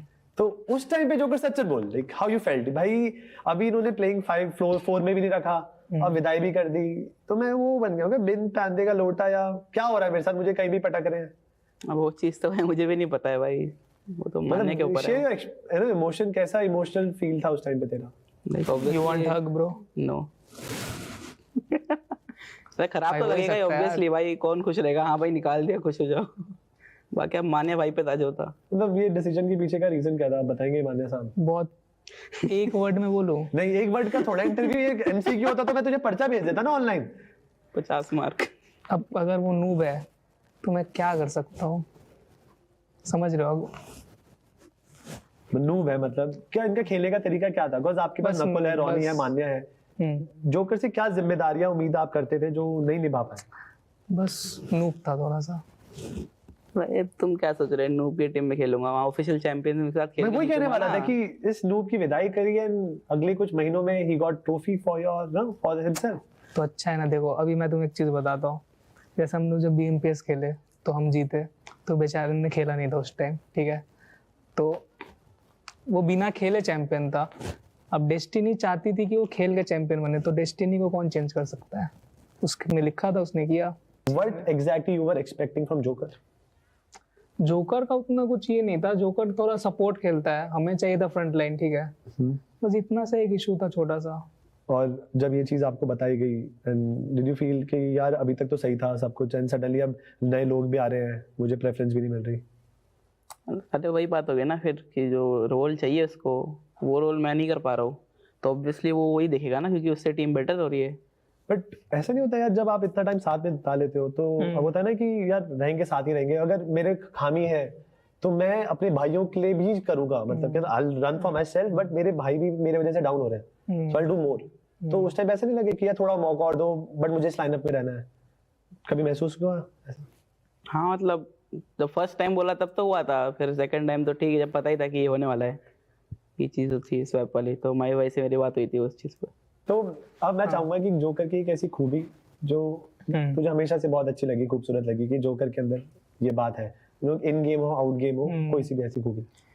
आई थिंक जोकर बहुत हम्बल टाइप ऑफ पर्सन है, और लाइक बहुत पेशेंस उसके अंदर चीज़ों को लेकर, बहुत ज़्यादा ही अंडरस्टैंडिंग है कि जैसे वो कभी भी फिफ्थ में बैठ, जैसे हमने अभी इतने सारे सफल किए हैं, तो रोस्टर चेंजिंग में हमें हमेशा दिक्कत आती है, कभी कभी कोई दूसरा बैठा है तो पूछेगा, बट जोकर ने आज तक कभी नहीं पूछा कि मुझे कब खिलाओगे या कुछ। वो जब उसको खिलाया तो खिलाया, वरना वो कभी ऐसा मुंह उठा के मतलब कभी बीच में इंटरफेयर नहीं करता डिसीजन में, तो बहुत रिस्पेक्ट देता है कि बाकी लोग हैं वो लोग सही करेंगे जो करेंगे। तो डोर मैट नहीं करे इसको कि कुछ भी बोल लो उसका ओपिनियन नहीं मैटर करेगा। ये क्वालिटी है, रिस्पेक्ट करने की क्वालिटी है ये। आप कुछ बोलना चाहेंगे एमडी राजा के बारे में? मतलब ये है कि आउट गेम भाई मतलब सबसे बढ़िया भाई मिला है मेरे को, कि हर चीज़ मतलब देखा है, सोचा है मेरे बारे में भी, मतलब सबका ही सोचता है ऐसे टीम में, किसी को कुछ बुरा फील नहीं होने देता, और गेम में थोड़ा अलग है, गेम में जैसे बाहर है वैसा तो नहीं है। मैं जो कहूँ नो कि जब पहली बार एच पावर आया तुझे फिफ्थ पे धक्का मारा, but when a new guy came in 100 में and still you were fifth, तो उस टाइम पे तूने कभी चू नहीं करी? क्यों करता, मेरे को पहले भी दिक्कत नहीं थी, उस आने के बाद भी दिक्कत नहीं है। देखो भाई, जब भी अगर टीम का अच्छा हो रहा ना, अगर मैं ना खेल रहा हूँ, खेल भी रहा हूँ, तो मैटर वही करेगा कि अगर नहीं खेल पा रहा हूँ, मेरा फॉर्म अच्छा नहीं है, वो लोग अच्छा खेल रहे हैं, तो भाई रिस्पेक्ट करो उनकी, यार खेलने दो ना, क्यों बीच में आना है लाइक उनके। चल ठीक है, ये जो ओपिनियन है, डू यू थिंक कि as an esport player ये ओपिनियन बहुत सही है कि भाई अगर मैं अच्छा नहीं खेल पा रहा, मेरे बिना टीम जीत रही है, तो team happy, team should be happy, because वो बंदा अपना कब देखेगा फिर? ये तो बहुत ही ग्रांटेड एटीट्यूड नहीं है। बट नहीं ग्रांटेड, आई फील मतलब वो टीम के ऊपर भी डिपेंडेंट है कि वो कौन से टीम में है, और वो जैसे अगर कोई ऐसे कोई अंडरडॉग लाइनअप है। अच्छा लेट्स से कि कल एक अच्छा आइजल आता है टीम में और तुझे 5वें पे बिठा दिया, तो मैं आर यू बी हैप्पी? मैं तो बहुत खुश हूँगा। तू 5वें पे बैठ के खाना चाहता है? मेरे को बहुत मजा आएगा।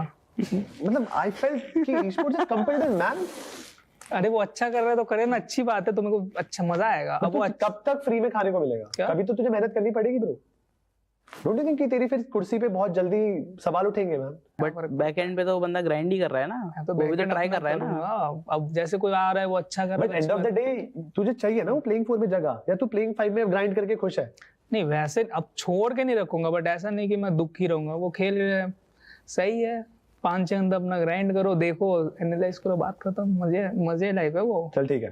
सो ये थे हमारे जोकर मान्या, एंड इनके साथ बहुत सारा मजा किया हमने मसाला के एपिसोड में। बहुत सारी चीजें अभी भी बरकरार हैं, बहुत सारे मसले छेड़ेंगे, बहुत सारा मसाला निकालेंगे। आपका इंटरेस्ट बने रहना चाहिए। टिल देन आप भी जाइए, खूब सारी game.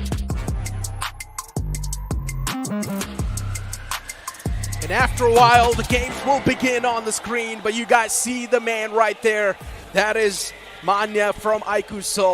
He's been trying from the start to be the champion in a few tournaments. Of course, he got that grip, but this Snapdragon Pro Series Season 6 holds a complete new aura that Manya wants to conquer. Well, of course, that is the trophy that Manya really wants. And like you said, iQOO, this team has lifted trophy in their past, but SPS's trophy is something iQOO wants at this point. Of course, missing out on that coveted trophy this time. They have ignited that fuel. But at this point, we've got the schedule in front of us, Necro, and it looks pretty similar. But I'm pretty sure a lot of new action awaits us. Nothing really changing over here. We've got Erangel, Miramar, Erangel, Sanhok, Vikendi, and Erangel. To kick things off, of course, it's going to be the classic map of Erangel, and we all are super excited to see how the first game's going to go. Do you guys think it's going to be super aggressive? Do you guys think it's going to be a little bit passive? What do you guys think? Super passive, I feel, because the trophy is at risk. Everyone just wants to play safe, get those crucial average points from the very start of the game. Exactly. But if you guys are currently watching online on the YouTube channel, make sure to cast your vote right now on the chat and let us know which team you guys are predicting for the game 1 itself. Is it going to be Hero Xtreme, Godlike, VXT, Revenant, Xpark? Because trust me when I say this, all the 16 teams that are currently here in the grand finals, they're super capable of pulling off anything. Of course, now we're talking about the first game, right? This is where we set up the momentum. This is where we know who's got the ball rolling in their court. And I really feel like, given what we have witnessed so far, I want to go with Revenant Xpark. We've seen their journey. They have struggled. It was that 2 weeks of hiatus during the challenge season till the grand finals. And I feel like they are enraged. They want to unleash themselves. They want to get that first chicken dinner. I totally agree with you, Fixes. I'm placing my bets on the players of Revenant X-Park because this team has seen their lows in the challenge season, and from here onwards, they only are looking upwards. They have staging a comeback on this day number 1 from the very first game of Erangel. Exactly. But before we move on towards the matches, you guys see a little QR code at the bottom of your screen. Scan that QR code and let us know about your experience, or if you guys have got any sort of feedbacks, let us know on that QR code right there. Fill the form so maybe we can implement those changes in the upcoming tournaments. But once again, getting back to the game and getting back on what's on the screen, one thing is for sure, man, the audience is having the time of their life. If you aren't really over here in the arena, I would recommend make sure to drop by and say hi. And of course, the tickets are free, so you just need to step into the venue and get yourselves your ID. It will have you verified, and you can enjoy this action of BGMI brewing up. It is, of course, day 1, and we have been talking about those rivalries, right? One of the biggest, Revenant X-Park and Hero Xtreme Godlike. Would love to see that happen from the very first game, but Wyld Fangs, they've gone all wild during the challenge season, but this time, so much weight again on Sensei's shoulders. Always coming in as favorites, but this time, you know, he's got nothing to really bank upon. Can he finally lift his trophy? You spoke about the favorites, and the favorites are on the screen. Hero Xtreme Godlike, Jonathan, and the pack of boys. You cannot really forget that Punk's Edition has put on a complete different aura on this team. Hero Xtreme Godlike has been dominating the challenge season. They were there in the top 3, feeling really good about themselves, and they also crossed that 300 points marker. Now that is remarkable. Of course, 200 plus finish points in the challenge season, already crossing the 200 mark. Hero Xtreme Godlike is looking super refined to lift that trophy, but going for the rivalry may hamper their dreams of lifting the trophy. So they need to be the mature ones and go for those average points, go for those chicken dinners instead of the rivalries. Now, the biggest hurdle for Hero Xtreme Godlike has always been about their drops. We've seen them being quite dynamic with it, but coming into the LAN, I don't think that's going to work out. They have to find some stability. And the Whisper in the Woods have been talking about a couple of changes also in the roster. Who knows, we might get to see Zap also coming into play, and that could be a massive game changer. Exactly, and talk about the game changers. They're on the screen right now. These guys, they have a lot to prove. They've got a lot of burden on their soldier. Of course, you can't say the newer faces on the block, but these guys, somewhere down line, they've also got a little bit of that stronger suit. They've got nothing to lose. They're here to make a mark. They can also be someone that's a complete menace in the lobby and maybe destroy the games for the known ones. Speaking of the menace, I think BotArmyEsports and Red Ross, they can also be the absolute menace for all these teams. Because if you remember, BotArmyEsports, they got 3 chicken dinners in the challenge season. I mean, at this point, they can literally spoil anybody's game. And for BotArmyEsports, we know for a fact that they've got drop fights in every single map. So that's going to be challenging if they are going to resort to peaceful ways. I hope they do. But otherwise, if they're going to take those head-on fights, they better be prepared. But for Red Ross, I think it has been a tumbling down journey also, because starting off, they had a great time. And heading on, you know, they barely just scraped through towards that final week. So it is going to be really nervy to tell how they perform, because the LAN jitters are going to be there. But if they get the chicken dinner in the first game, I think it's pretty much a good start. Especially no matter what sort of team it is, right? Game 1, there's always going to be those jitters. In Game 1, there's also going to be a lot of that random action. At least that's what I'm expecting, just to understand what the play pattern, what the intentions of the teams are going to look like. And once they've sort of got that noted down, then maybe in the game of Miramar, things can be a little bit more settled. But I expect the Game 1 to be a bit of a banger off the rip. I'm expecting an action-packed game. We might just see a lot of drop clashes. You guys spoke about BotArmyEsports, and you guys know they already clashed against Xtreme down south. I don't think they're going to go for the drop clash in the very first game. Maybe on day number 3, that could be a possibility. But first game, BotArmy, they want a safe start. They want those average points. I don't think they're going all the way south in Erangel. And you know, the challenge will be from Xtreme themselves, and they've also got a lot to prove, especially Destro and the band of boys. I did have a little word with Destro, and he was looking ever so confident. It feels like Ninja Jord was that final jigsaw missing in that entire puzzle. However, he also had to add it up.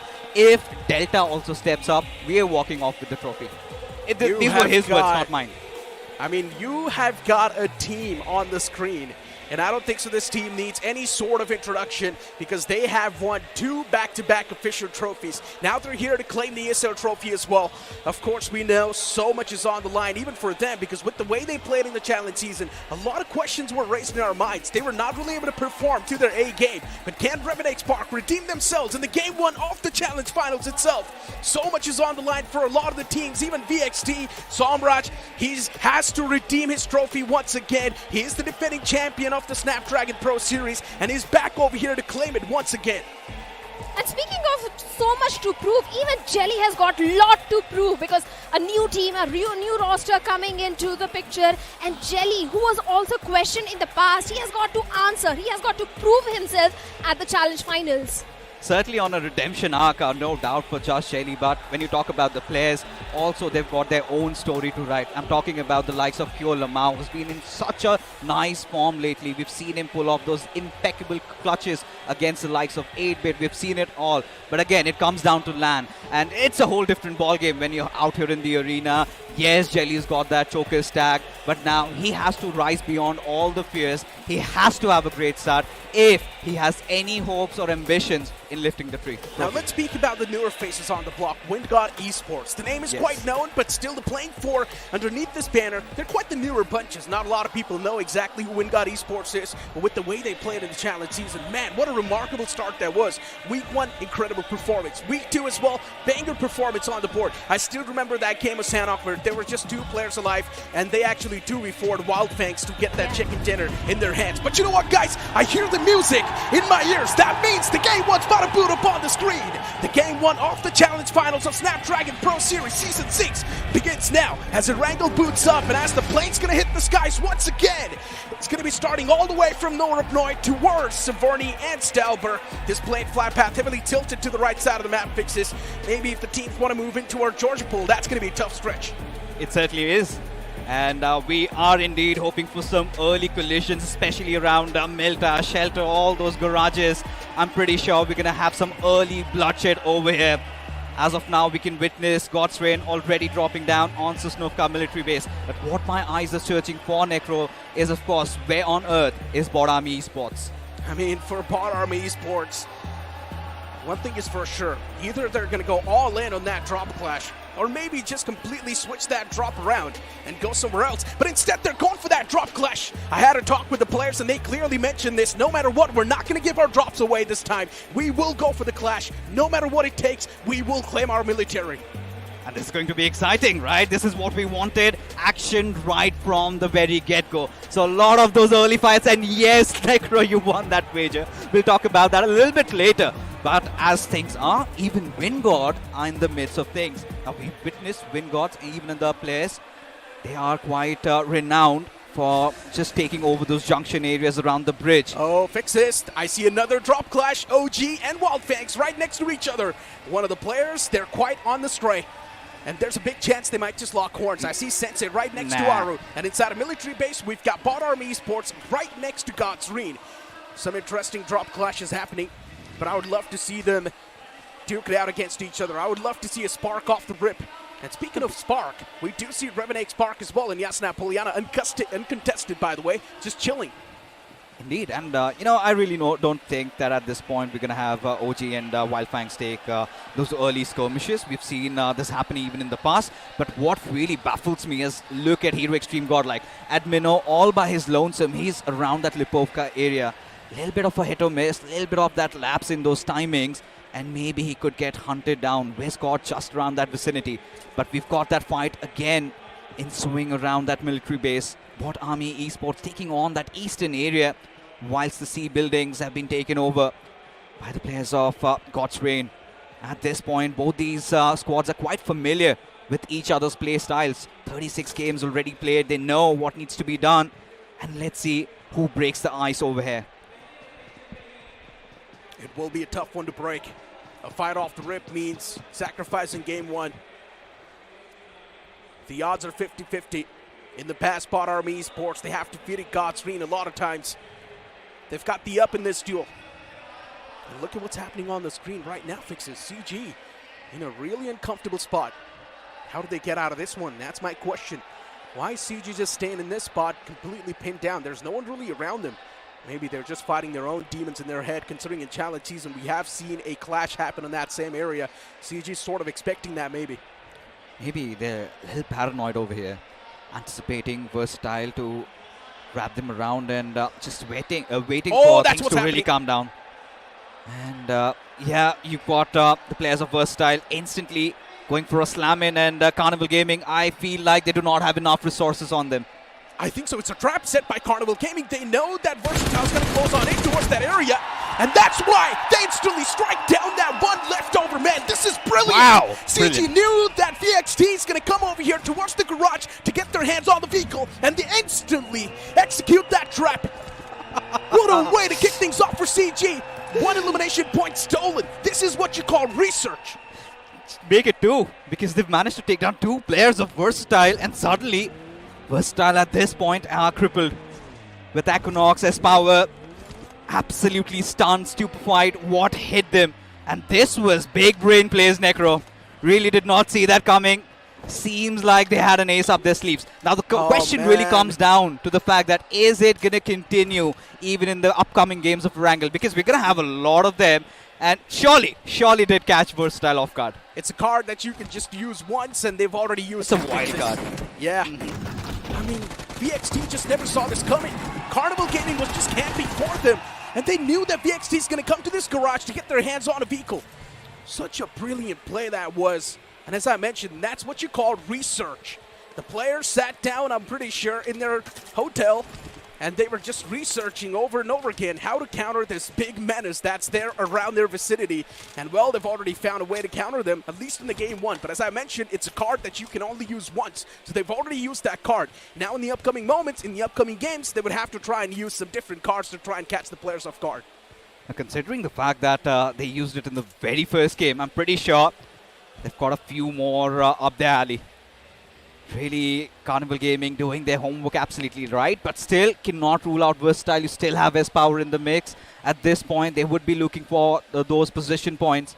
And given how the circle has really formed, should not be a huge hassle finding some key positions, but of course have to be quite defensive. And now looking at things, we've got Medal Esports instantly vying for the central positions of the circle, while even Orangutan still not done with their loot yet. It's going to be interesting because Reckoning and Medal, they could be locking horns just in the next couple of moments. And for iQOO, I don't think there has been any change in the style of play. Drop down around school and apartments, and will take their sweet time. And these are those few circles, Necro, I believe, where iQOO really thrives. Would really expected Godlike and BotArmyEsports to lock horns, but so yeah, far somebody's lost. That action hasn't really came through. I'm still getting the dim sums. That's there. You lost. What do you mean? I mean, we've already seen some early game action, my friend. I mean, it's still a slow affair. I said it's going to be a random action, and there is some sort of action happening. It's just 2 bodies the dropping game down. Hasn't ended yet, my friend. All right. I mean, it's still going on. It's fine. Let it cook. But at this point, with the way Circle has formed, we've seen the Circle even in the past. And we've got a couple of favorites. I think Medal, they're playing under the ideal circumstances. Necro, again, quite defensive. Again, just taking over the smack center spot of the zone. And at this point, if they've got nice loot to themselves, I'm pretty sure this is a squad that knows how to defend. I hope Legit really steps up, because he's been such a key player for Medal Esports, having secured the highest frags for his team. And if he does perform, and if Medal start off with a shebang, and I think Medal could also be one of the favorites. In my opinion, Cyrax and Sarvit, they need to step up. Oh, yeah. It's already been doing great. If the entire team, once again, just swings back at the same time, Medal Esports will be an indestructible force. And they just need to be the same way they were in the official tournament that happened a couple of months back. They were doing so good. Medal Esports, we just want to see them back in their old glory, in their prime form. In the challenge season, a little bit rusty, but still they've made it to the grand finals, and that's what matters. K9 Esports on the screen, and this team has been a complete different beast. Let's talk about what exactly happened in challenge season. Omega was the man who was always caught off guard by someone. Once by Hero Xtreme Godlike, the other time by a complete random team. Omega likes to play a bit separated from the pack, and I don't understand why. I mean, as long as everything is good going for them, I don't think I would be the one to complain. Because honestly speaking, K9 really amped up. They put the pedal to the metal during those final few phases. Those final 2 weeks is where they just came out of nowhere, secured that 5th position in the overall standings. But going on ahead, if you talk about how Omega has performed in LANs, I think he's got quite some remarkable feats. And I feel like they can manifest that. And considering you've got 3 young assaulters who are always on the prowl, always on the hunt, I think they can get some early good frags, and that is very important for K9 and their winning conditions. Yeah, and already the stage 2 is about to kick off as well. So K9 Esports, this time around, they need to be a little bit more quicker on their feet and try and get a better spot in the circle. Omega once again separated from the pack, by the way. He's playing on his own league.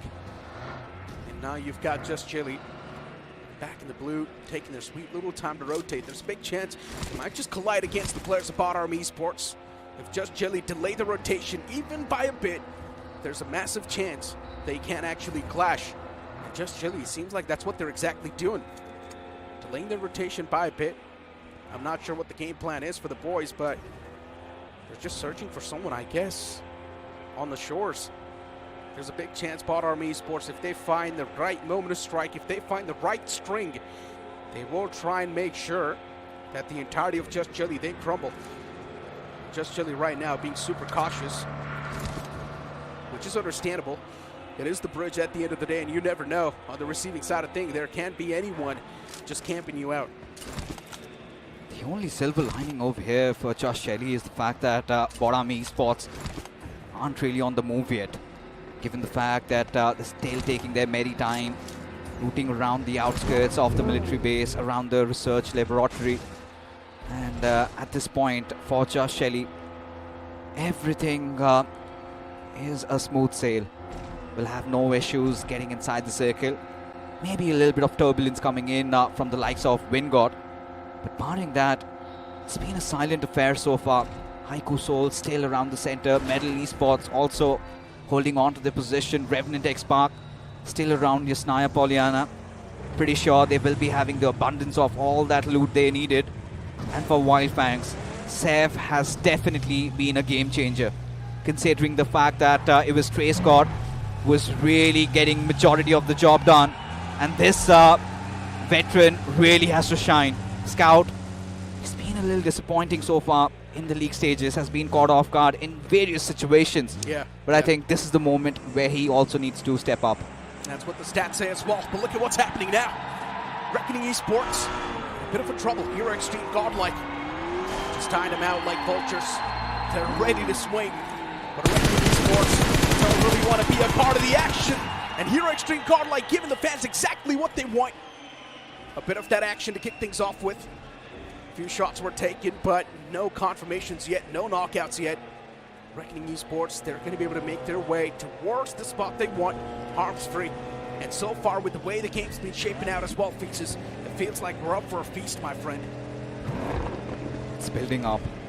Imagine Reckoning against Red Ross. Hero Xtreme Godlike comes in for a third party. That is going to be an absolute fiesta. And seems like Gravity had no clue of the whereabouts of the players of Red Ross. And suddenly, one after the other, Reckoning, they're starting to fall. It's not looking too good for Reckoning Esports. Slowly and steadily choking things off. And Red Ross, they're still trying to get the grip back in the game. But look who's entered the party. Hero Xtreme Godlike from the top, raining down depth and destruction upon both the teams. And now Red Ross, they've already taken an exit from this vicinity. It's time for Reckoning Esports to be on the receiving side of the spectrum. All the 4 players of Hero Xtreme Godlike, they're locked in and loaded. They just want to make sure that they're unleashing their wrath against Reckoning. 2 players in the front, Hero Xtreme Godlike, they've got no intentions of giving this high ground away, but what a way to switch things off as well. They've instantly flipped the entire curtains against the opponents, but Hero Xtreme Godlike, they need to be watchful of K9 Esports in the back. They're coming in for the third party as well. Now this is where it starts getting interesting and rather exciting. Hero Xtreme Godlike, we've seen them in such precarious positions in the past, and this was ought to happen. Slug strikes from the sidelines. Admino completely caught with his pants down there. And suddenly Hero Xtreme Godlike, the hunters, are getting chased after, and K9 Esports certainly aren't the ones to shy away from it. But now will have themselves repositioned. or maybe just back off. All it takes is the initiation, my friend.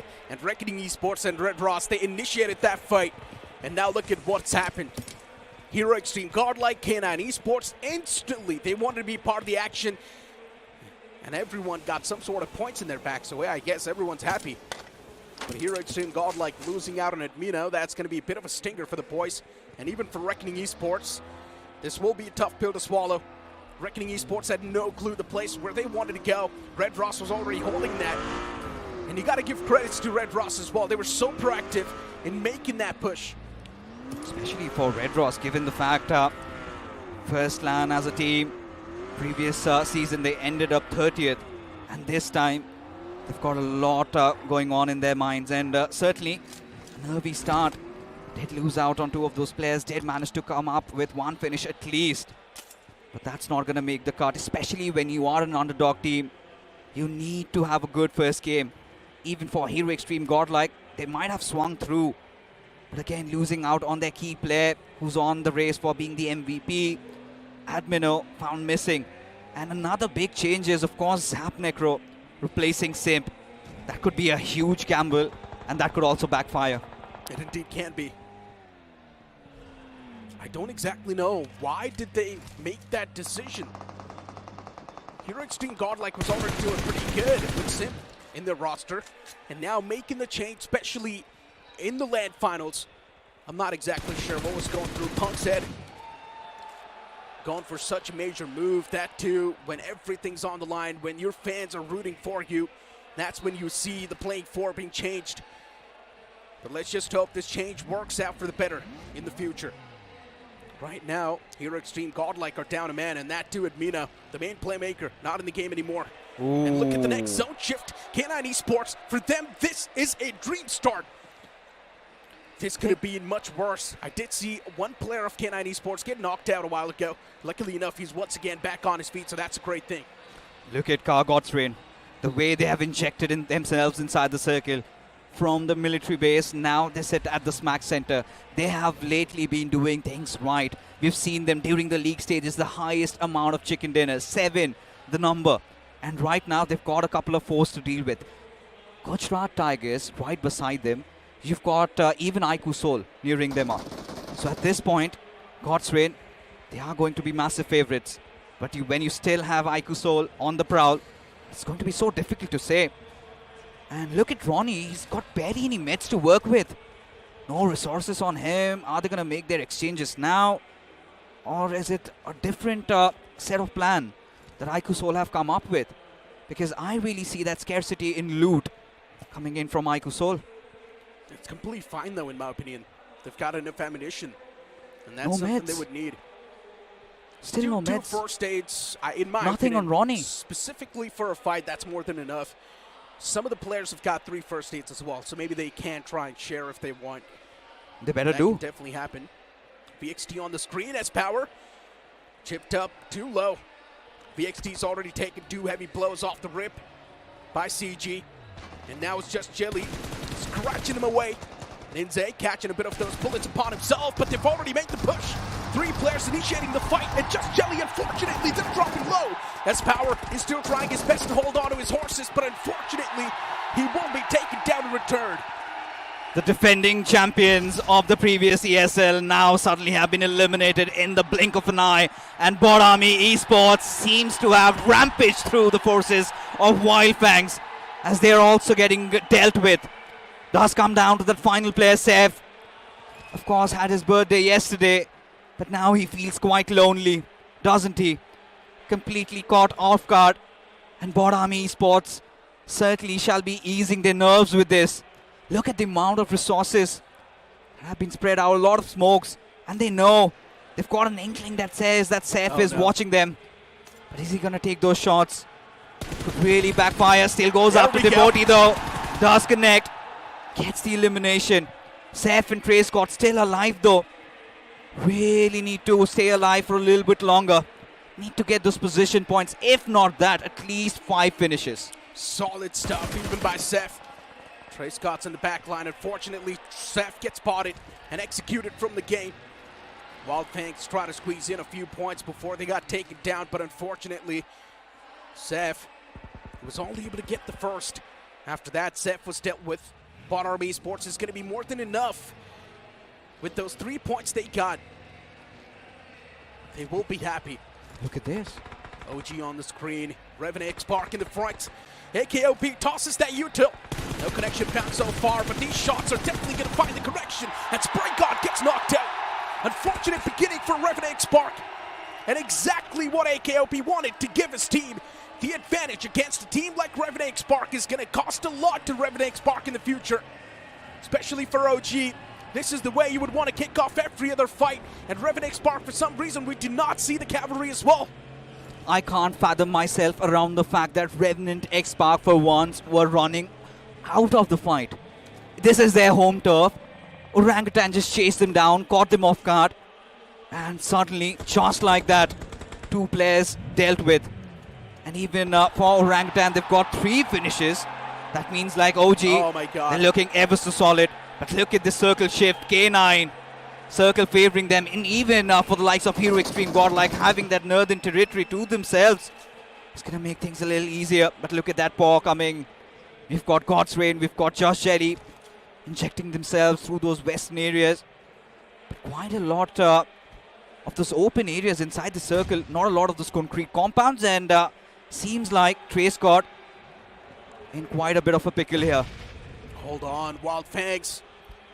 Trey Scott, this man is the only glimmer of hope alive right now. Needs to stay alive for a bit longer. BotArmyEsports constantly just threatening the life of Trey Scott. They're on the tails of Wyld Fangs, and eventually that net sails in, and that's going to be the nail in the coffin that BotArmyEsports was searching for a long time. Wyld Fangs eliminated from the game, but here is Revenant Spark now taking a fight against Red Ross. Even Red Ross took some heavy beating upon themselves a while ago. And what do I see happening in the background? K9 Esports, they make a push against God's Reed. Too many fights happening at the same time, and God's Reed just coming in out of nowhere, barraging themselves in this compound. And K9 Esports, they have already found the opener they were looking for, and now they want to make sure that God's Reed's going to pay the price for conquering this compound. The last man is on top, and he will be eliminated as well. K9 Esports, such a quick squad wipe that was. And of course, major thanks to Slug. He got the majority of the eliminations from that fight. You know, we were talking about those winning conditions, and seems like K9 exactly have got that dream start. Not even a single player lost. The central position secured with 5 finishes already in the bag. And seems like trouble in paradise even for Hero Xtreme Godlike. A couple of moments ago, we did see Zap getting taken down. So now they have been reduced down to 2 men. Of course, Zap really far from his teammates to get that revive. But at this point, just using that welding gun, ensuring that they get their vehicles to full health. Gujarat Tigers have had a rather slow start, Necro, but they've got a really good position to play around. They did too. CG on the tails of Hero Xtreme Godlike. Zap is knocked out, taken away to his death. So many factors, they come into play right now. And Hero Xtreme Godlike, they're in a really pickly spot.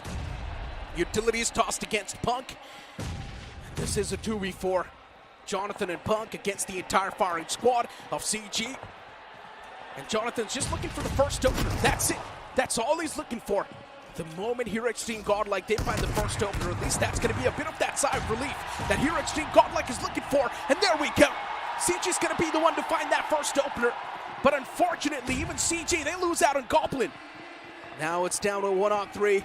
Can Jonathan pull this clutch off? This might just be too much to ask for, but the nade was tossed in at the right moment. CG, they once again drop a few bodies in the fight, and Jonathan, he's all by himself. He cannot really clutch it. He's got too many players facing him.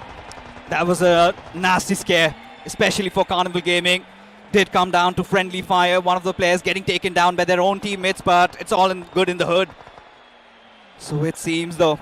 But for what it's worth, BotArmyEsports did have a stellar start, but eventually have lost out on 2 of their players. And there you go, Reckoning also on the prowl, having secured another finish. Monty gets dealt with. Their heads got off, and now BotArmyEsports down to their last man. As for Orangutan, they're just circling around, trying to just gauge where their opponents are. Look at that distance they have from each other. Whilst the circle takes another shift, K9 still in such a prime position, but look at this. iQOO Seoul now in a precarious spot as another team making an entry from the open finals. We've got BotArmyEsports with them. And seems like Infinity, he's gonna get the closure. He gets that opener. And that's a beautiful pick. iQOO Seoul now down to their final 3. Unfortunate CG, but look at them. It feels like this time around CG, they're going to be unstoppable. They're just taking fights after fights. And somewhere down line, CG, they already know, focusing on the elimination point might just be a bit better. They're playing for the placement, and CG's been taking fights left, right, and center. But what just happened? Shadow has single-handedly struck down 2 players of CG, and now to nowhere, CG's been wiped out from this game. They've still got 2 more players, my bad. But these 2 players, they're in a really bad spot. They're in a really bad condition. And Shadow finds the 3rd knock with the util. The frag grenade explodes right on the face of Viper. And now Hector's going to be the only glimmer of hope surviving for CG. He's going to try to go for the revival onto Viper, but the constant barrage of utilities is really causing a big problem for CG. And even OG now, they step in the battle. Wow! And OG's one single nade's going to find the entire wipe. Caught between a rock and hard place were the players of Carnival Gaming. But look at this. The apes do come roaring through. Shadow still alive, still breathing, still managing to secure those knocks. And now it seems like it is Orangutan's turn to fall. So many teams from the edges. They're hurting them, but now this is it. Aru a little bit smarter. So it seems does burn his own teammate up in the process. But still, even for Orangutan, still alive, still kicking. As of iQOO Seoul. Oh no. Mania not having the best of HPs, but look at this, legit. He finds a beautiful opener on Ronnie, and there you have it. Another nade comes sealing through. And iQOO Seoul, they are done and dusted. So many fights happening at the same time. It's tough to keep track of what exactly is happening on the battlegrounds. But all we know right now is that GT's in the smack center, and they've got the best spot they can ask for. All the other teams in the outskirts, Metal Esports as well, just playing on the edge. K9 Esports, they've still got all the 4 players standing, but they do not have the zone. When Esports on the verge of being wiped out, all it takes is that 1 bullet on Infinity, but now he finally patches himself up, and Infinity's going to try to go for that recovery. Getting the revival on the fallen player, that can definitely be important. He's got 2 knocked out teammates, and GT in the smack center just holding the shack and a bit of that cover around it. Utilizing the smoke grenades as well to provide them that cover from the backlines too, but Metal Esports, they're just waiting for that right moment to strike. They're just waiting for that glimmer off the player. As soon as the first knock will be found from Metal Esports, that will be the go call that they're looking for. But so far, Metal Esports, they have been away from any sort of action. To take down the players of iQOO Seoul though, I feel like they're all coiled up, just waiting for somebody to charge in and take control of that shack. And that's when they initiate that 3rd party, but seems like Zeref is snuffed legit out. Picks him up, almost on the verge of getting that knock. Still, he manages to keep himself out of harm's way though. As for Metal Esports, already 5 finishes collected. 3 players still alive. And now have a lot of those spread to play around with. Look at LeBron, barely surviving by the whiskers. As now for Gujarat Tigers, a little bit of that exposure there. And instantly 2 of those players are already down on their feet as Slug, he charges in. Definitely the hyena where the way he's just rampaging through, already having secured 4 finishes. And on route to get that 5th also to his name. K9 Esports definitely look like storming through, getting that chicken dinner in the very first game. Yeah, they're looking unstoppable. 8 finishes already in their belt. At this point in time, this is the K9 Esports we all wanted to see. Remember in challenge season, they were not this refined, and now look at their playstyle. Every single call is being made correctly. All of them are playing like a pack. They know exactly what sort of duties they need to fulfill. And Zeref, the nail will be in the coffin. GT, unfortunately, they were not really able to survive that long enough against K9 Esports. K9's wrath has always been super deadly, but unfortunately, LeBron gets knocked out. He exits from a moving vehicle.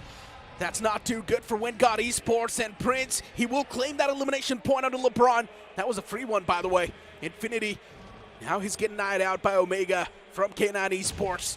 He's just waiting for that glimmer. He knows someone is there on the receiving side of the spectrum because Prince is constantly tossing those utilities, and Infinity's in the back lines, pretty low. feels like at this point, Metal Esports, they've done their bidding. Whatever they can conjure from here, it is going to be an added bonus. But seems like it is going to be a K9 show, at least for the first game. Prince, just lonely, one with the nature at this point. As the K9 animals inside the lobby. And there you go, Prince. A war cry from his side is not going to matter as he gets devoured. As K9, that's an electric start to the first game, getting a chicken dinner without even losing a single player. Talk about the message. Talk about them stepping it up when it matters the most. In the challenge season, it always felt like K9 Esports, they were hiding something. There was always that disconnect between the players, but the first game, it was so clinical, it was so clean. Everyone was playing like a pack. And guys, you guys know, I've never been a K9 Esports doubter. All the 4 players, we know what they pack. That's a lot of experience and a lot of gunpowder. You've always been a firm believer. I believe during the challenge season, even when I was the one giving my hopes on them, you said, you know what, Fixes, do not worry about them. We did have our jump scares, but for K9 Esports, this is where they have the ball rolling in their court. This is where they have gathered all that momentum. And they did not do it passively. They went all guns blazing. They went on the hunt. They had the good positions. They took the right fights. I think by the book, they played and they conquered. Couldn't have asked for a better start, and what a way to kick things off as well as we move on towards the highlight. This is how the entire action kicked off, at least in the final few moments. GT, unfortunately, they were way too exposed, and then K9 Esports moved in for the backlines. They found the right timing and struck down all 3 players. And unfortunately for GT, they had to take care of the front lines and the back lines at the same time, and K9 found that perfect pinch.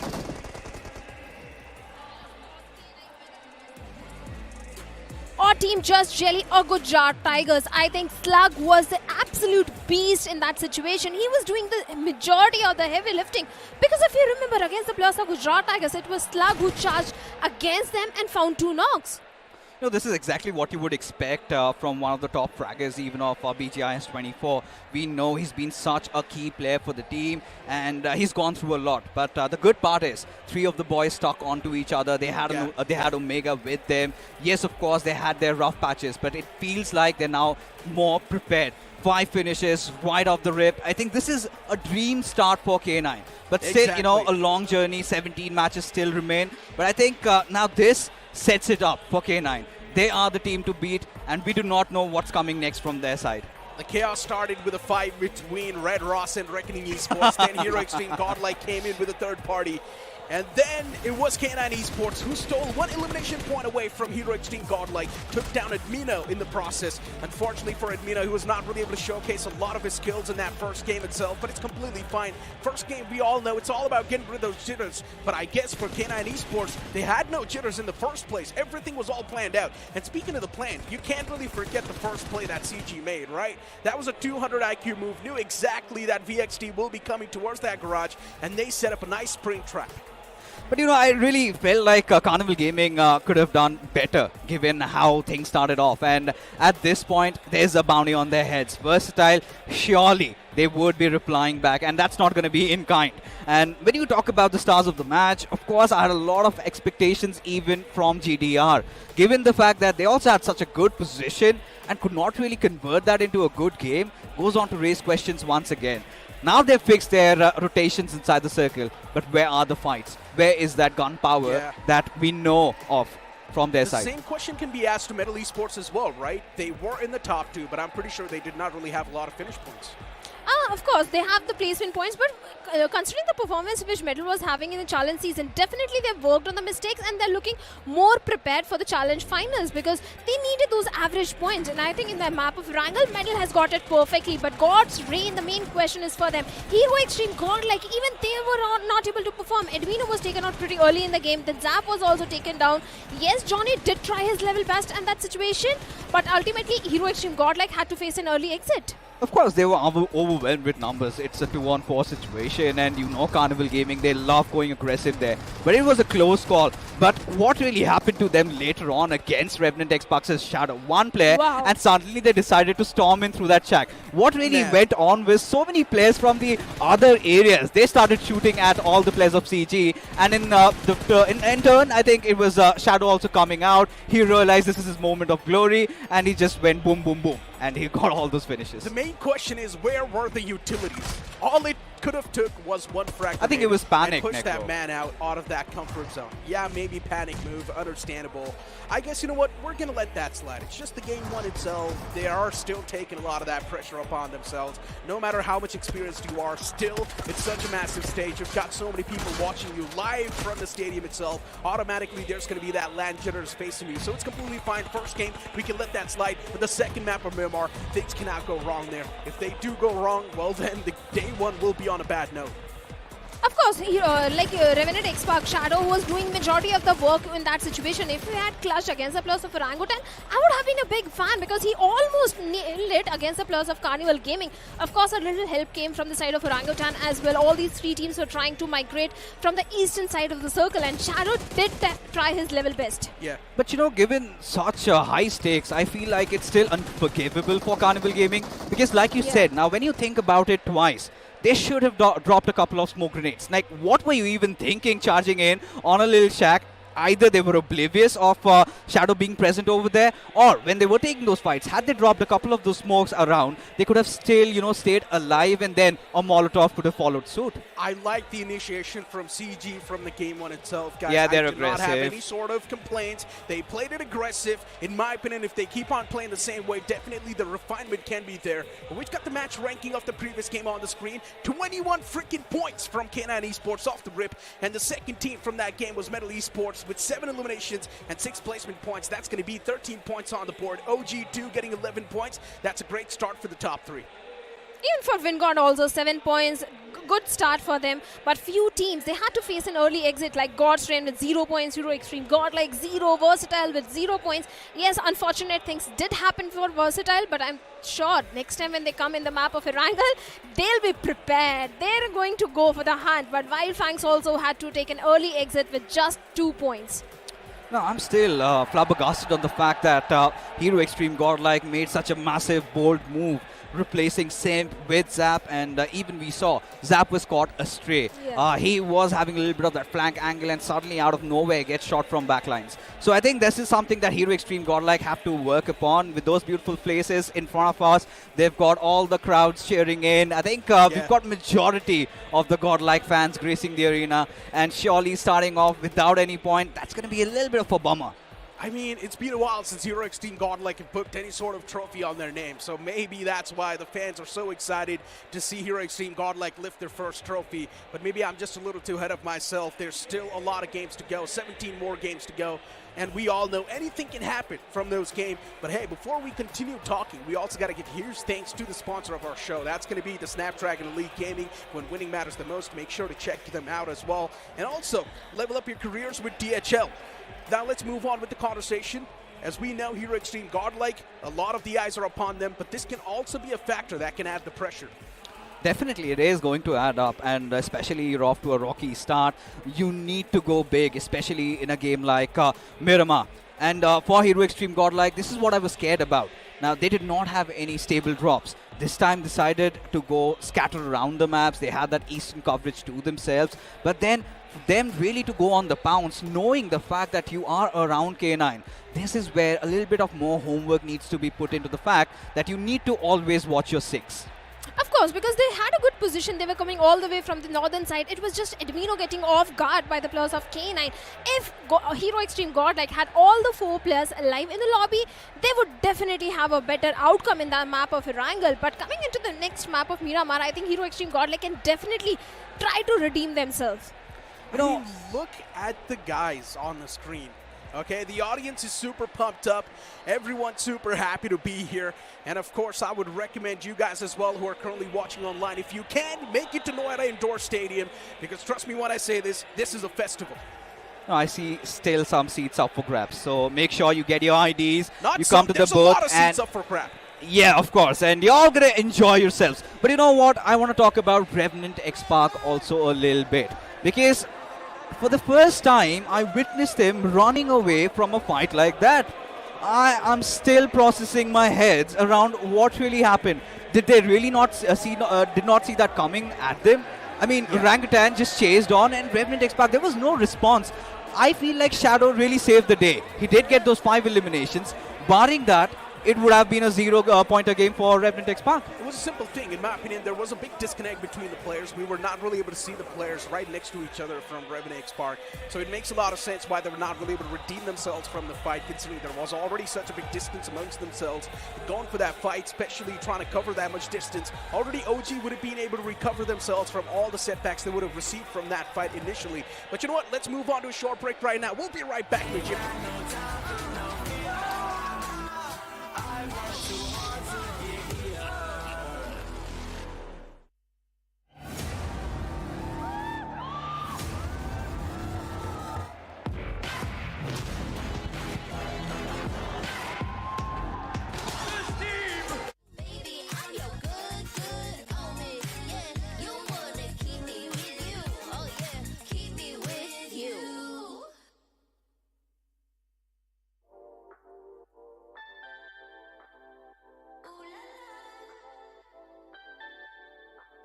Let's go. Put it in motion. Baby, we're going faster, faster, faster, faster. Seizing the moment. Baby, keep going faster, faster, faster, faster. Speed on, make that thing rough. Foot on the gas, so you got nothing left. Let's drive to the top of the mountain and see the view. Let's vibe, looking back on the journey, just me and you. Ain't nobody wanna go slow. Yeah, I was chilling in the past, I was solo. Now that I got you in my life, I'm like, go, go. I be living for the thrill of it, whoa, whoa. I hear you like to gamble. Let's take the road, let's travel. No, I'm a lot to handle, but I wanna go fast with you. Think we can go the distance, although I know we're different. Together we both fit in, so I wanna go fast with you. Put it in motion, baby, we're going faster, faster, faster, faster. Seizing the moment, baby, keep going faster, faster, faster, faster. It's like they never even seen us, and nothing will ever get in between us. I'ma ride by your side every season, and if anyone try to stop us, we just speed up. Yeah, always keep it at 100. Top down, pretty face, so sun-kissed. Know it's scary, but I swear I really love this. Big shades on, summertime in London. I hear you like to gamble. Let's take the road, let's travel. No, I'm a lot to handle, but I wanna go fast with you. Think we could go the distance, although I know we're different. Together we both fit in, so I wanna go fast with you. Put it in motion, baby, we're going faster, faster, faster, faster. Seizing the moment, baby, keep going faster, faster, faster, faster. Put it in motion, baby, we're going faster, faster, faster, faster. Seizing the moment, baby, keep going faster, faster, faster, faster.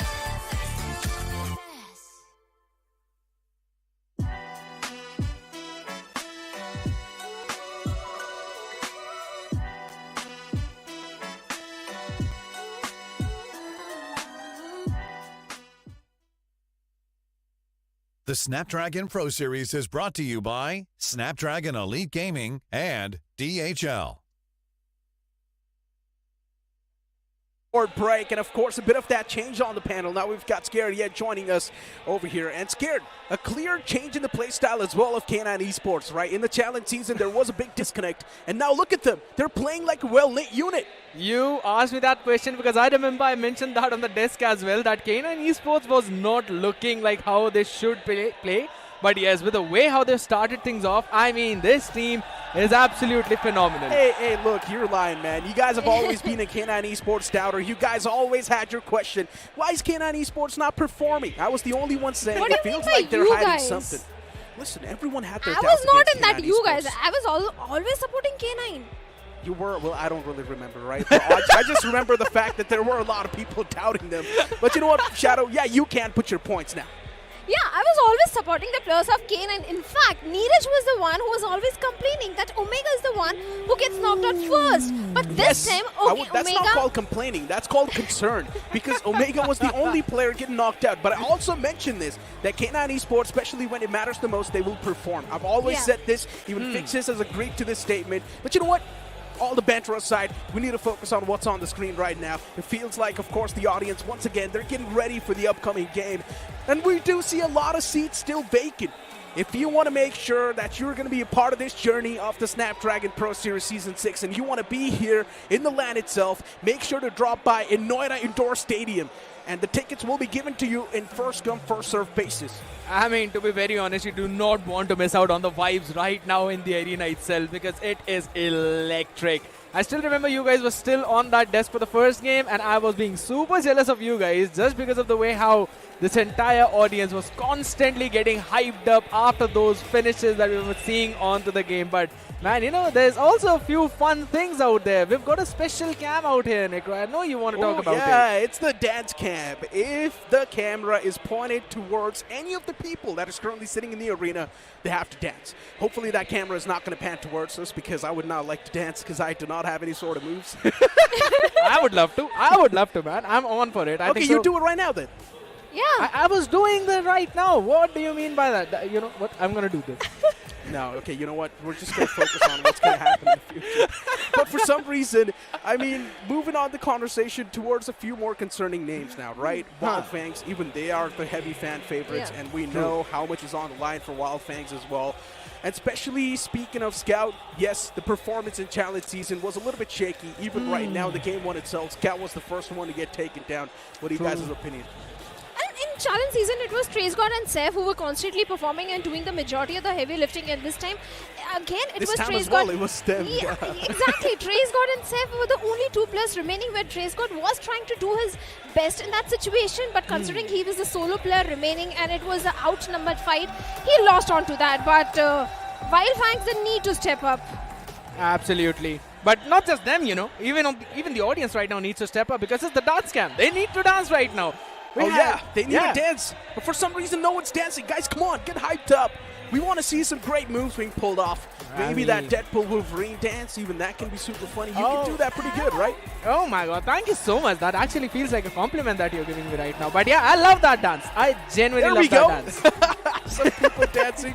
It's always fun to witness the people enjoying the time of their life, just having a great time over here on the LAN. And I've been saying this from the start. I've been saying this over and over again. Guys, make sure to drop by in Noida Indoor Stadiums. The tickets are given over here on the LAN venue itself, and the tickets will be given by first-come, first-served basis. So make sure you're over here as soon as possible. But you know what? The dance cam is currently continuing, and of course the audience is having a great time dancing their way through.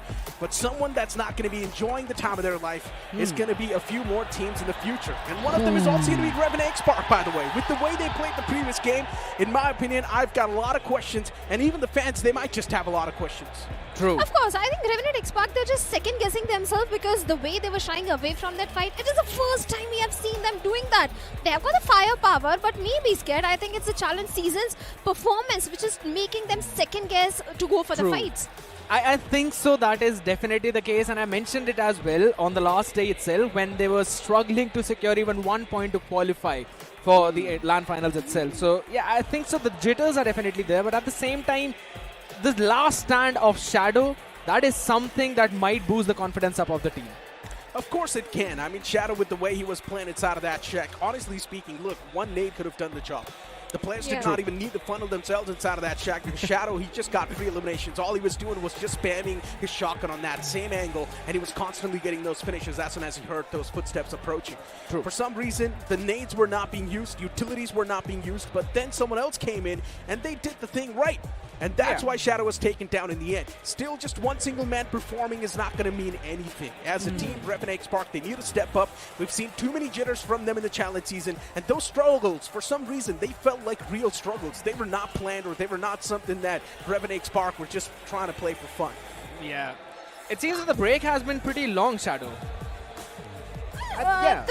I think the break was long enough for Revenant X-Pac to rectify all the mistakes, and since the performance which they delivered in the previous Erangel seems like they have not worked on those mistakes. Yes, the firepower is there. Revenant X-Pac need to feel the spark once again and go for the aggressive stance because they were going for the good rotation. They were just not aware that OG was also coming from the eastern side. So many mistakes happened from the side of Revenant. I love the fact how, yes, there were mistakes from the side of Revenant, but you also mentioned about the OG's entrance in that scene, right? Because we were talking about the aggressive plays, aggressive nature. OG showed a phenomenal performance. If I'm not wrong, I had a tally of at least 7 finishes from their side, and I think so maybe a few placement points after that. But this team always steps up on day 1 and day 2. But the main struggle for OG starts on day 3. Guys, we've been speaking a lot about that nerdy stuff, but just looking at the audience right now, enjoying their time, having so much fun, it really just wants to make me just sit in that crowd and have fun as well. But you know what? We've got a nice interview lined up with Knuckles, so let's move on towards that.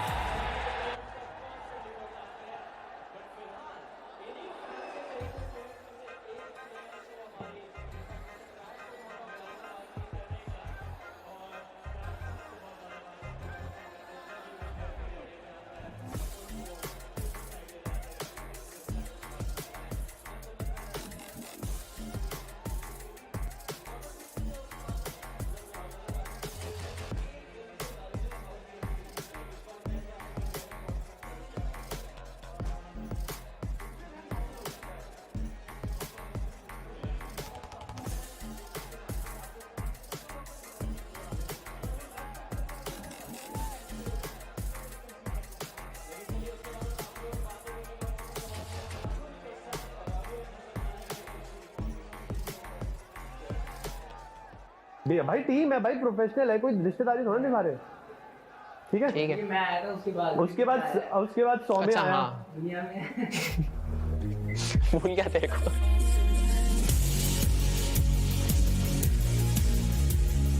मेरा नाम नकुल शर्मा है and मैं iQOO soul के लिए खेलता हूँ and मेरा इन game role support है।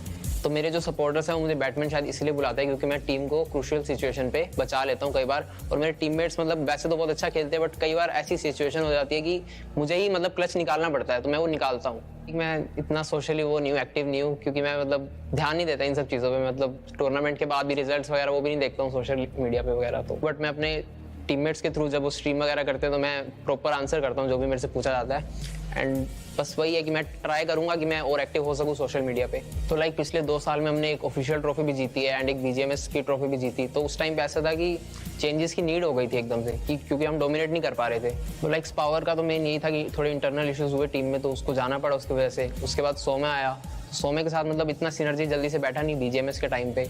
सोमे को फिर मतलब 5th ही रखना पड़ा BGMS के टाइम, क्योंकि उसके साथ नया एकदम कोऑर्डिनेशन नहीं बैठा हुआ था। तब जोकर खेला, फिर हम जोकर के साथ जीते बट हमने उतना डोमिनेट नहीं किया BGMS। तो फिर हमें कहीं ना कहीं फील हुआ कि हाँ अभी डोमिनेट नहीं कर रहे, तो एक स्पेस जो है वो फिल नहीं हो पा रहा है, गैप। तो इस बार 2025 में हमारे फर्स्ट मेजर इवेंट है। पिछली बार हम SPS में #2 आए थे बट इस बार हम जीतने के माइंडसेट से आए हैं। और पिछली बार 100 में हमारे साथ था नहीं SPS में, बट इस बार अच्छे से कोऑर्डिनेट करके अच्छा कोऑर्डिनेशन बैठा हुआ है सोमे के साथ, तो इस बार जीत के ही जाएंगे। iQOO Soul, they've got their intentions right. They're just here to conquer the trophy, and this time they're here to name that trophy upon them. The Snapdragon Pro Series Season 6, we know what sort of intentions, what sort of aura it holds, and everyone wants to take it over in their hands. But iQOO Soul, with the way the first game went, still a bit of that jittery start. Things can be better, but as I mentioned, considering it's just the day 1, game 1 itself, automatically there's going to be the land jitters. But after the game 1, I do not want to see the jitters again. See, as long as you're getting those average points in every single game on day number 1, I think you're good to go. You can experiment on day number 2 and try going for those heavy chicken dinners, heavy fragging. Because if you look at the performance of iQOO Soul, Somme, especially this guy, he was a clutch master in the challenge season. So many clutches we saw from the side of Somme himself. I mean, the way the players of Versatile got taken down, just look at their faces. They seem pretty disappointed in themselves. They really wanted to get the game 1 in their hands on a consistent note, but unfortunately they couldn't. Couple of players being knocked out right away from the get-go. One of them being Somraj and the second being Raiden. That was definitely a big bummer for their side because that's not something anyone was expecting. I personally felt that we'll probably see them at least in the top 3 in the first game, but the momentum was definitely not there. And I really want to see not just that team, but also quite a lot of others as well, specifically BotArmyEsports, because this team has been in my top 3 for the entire series. You know what, Neeraj? I think CG is really taking the bulls by the horns, going up against the plus of Xtreme in the very first game. This might come and haunt them on day number 3 if they are on the struggling side. there's definitely a big chance this might just come and bite them in the back. But here's the thing, here's the twist. VXT is not really going to try to go for the fights off the rip like that, because VXT knows at the end of the day, the odds are 50-50. If they've got some sort of strat to catch the players of CG off guard, which is going to give them the constant advantage, maybe then that makes a lot of sense going for the fight. But if they do not have any sort of research done, if they do not have any sort of specific data against CG, then going for the fight off the rip, that's still going to be a major gamble the players are going to be taking. You guys saw the schedule a while ago. The game 2 is going to be beginning soon, which will be played on the map of Miramar. And also, we got to give a huge thanks to the sponsor of this event. That will be Snapdragon. And of course, you guys need to cast your vote as well in the chat. Let us know which team you guys are rooting for this game of Miramar, because trust me when I say this, now is the time where the competition gets even more serious and we might just see the slothy games. Oh, very, very possible in that situation. I love to see how Miramar is going to go, because honestly, I'm still expecting at least a bit of a fiery start, but over towards the later stages, specifically for those circles 2, circles 3, we might see things slow down. But that's again for the talks inside the game. Shadow, who do you think is going to win this one? I don't know who is going to win this one, but I'm going to say a fact that VXT, they were struggling on the map of Miramar in the challenge season. I really hope they have worked on the Miramar, because this second game is going to be super crucial for them. That's funny, right? Songraj has always said that Miramar is a stronger suit and he loves the map of Miramar and he would like to master the map of Miramar. But still, for some reason, VXT was not able to play that well on Miramar, especially in the challenge season. Maybe it's just VXT sort of being lackluster and sort of hiding a lot of strategies on Miramar. Just wanted to catch a few players and a few teams off guard in the LAN finals. But the LAN finals are now finally here. Will they like to reveal all their intentions on the day one itself, or will they try to keep their intentions hidden till the final moment? That's the question. But soon, the game of Miramar will be booting up on the screens. The players are getting ready in the lobby. They seem locked in and loaded. Have you guys casted your vote in the chat? And have you guys let us know which team you think will be the one to come through victorious in this game? There's so many teams still looking to get that redemption arc. There's so many teams looking for that great start. Erangel, a lot of teams got caught off guard, but maybe Miramar can be the ray of hope they're looking for. I know one team which is very strong in the map of Miramar. Okay. And that is Hero Xtreme Godlike. So many fans present in the arena. If Godlike gets a chicken dinner, I think everyone is just going to roar in happiness. I mean, look, that's pretty debatable. Hero Xtreme Godlike has been good on every map they've been playing so far. The thing is that Hero Xtreme Godlike maybe are not as good as on the map of Sanhok and Vikendis, because they've just not played enough. That's why maybe the stats say that on Sanhok or Vikendi, Hero Xtreme Godlike isn't doing that great. They're actually doing good on those maps also. Okay, well, that's what I literally said. Hero Xtreme Godlike is doing great on every single map that you give them. Exactly. So they're doing great. The only reason maybe the stats don't match to Erangel and Miramar is because they have played less Sanhok and Vikendi comparatively to the map of Erangel and Miramar. But Hero Xtreme Godlike, no matter what sort of map you put them in, they've been super consistent. Every single player in that team has been on a red-hot form. But still, the change in the playing four, that's really making a lot of questions in my mind. And honestly speaking, bringing in Zap instead of Sim, especially in the LAN finale when it matters the most, when everything's on the line, when you've got so many people supporting you, I'm not sure if that was a great move. I mean, we have been seeing quite a few question marks on that decision, specifically now, since we haven't really seen that kind of result in game number 1 itself. And I think so, yes, it's a big risk, but it could also be a very well-paying gamble as well, because the day is still long. You've still got 5 more games remaining after this one. So as long as you eventually manage to reach up to that mark where you always finish off at least in the top 5, I think so they're going to be good to go. But here's the thing, as you mentioned, it's a big risk, but good things always come after you take those big risks. You have to go in for it. See, like Neeraj mentioned, that it is a first audience LAN for Zap. Sometimes all the love and support which you are getting from the fans can be quite intimidating, and that can hamper your performance. That's a big possibility. So Zap really needs to keep a blind eye on the target, that is a trophy, and avoid all the distractions and just focus on delivering a good performance. Exactly. But hey, you know what? We will move on to the map of Miramar, but after this short interview that's lined up for you guys right now. सब पूछ रहे हैं, हम भी पूछ रहे हैं, management भी है, कास्टर्स भी है, ऑडियंस भी है कि ओजी ट्रॉफी कब लाएगी। तो पिछले साल बैकग्राउंड आ रहा है।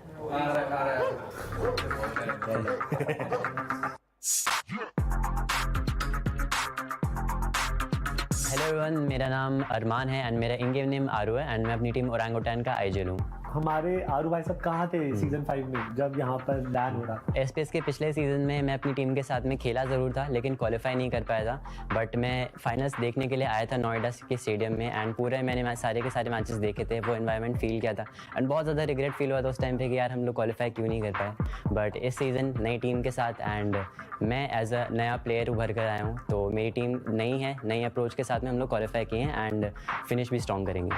एज एन आइडल कितने कॉन्फिडेंट हैं? जैसा कि सब लोग जानते हैं कि हमारा 5 मैन रोस्टर है, तो हम लोग ट्राई करते हैं कि जो भी सारे कॉम्बिनेशंस हम लोग ट्राई कर सकते हैं फाइनल्स के पहले वो हम करके देखें। वेरॉन को भी खिलाया हमने, आतंकी को भी खिलाया, एक एंड विस तो खेले थे एंड मैं ऑब्वियसली खेला था। तो वो ये कि चारों वीक्स में हम लोगों ने प्लेयर्स को शफल कर करके ट्राई किया, नई नई चीज़ें ट्राई की एंड सबके साथ में परफॉर्मेंस अच्छी थी।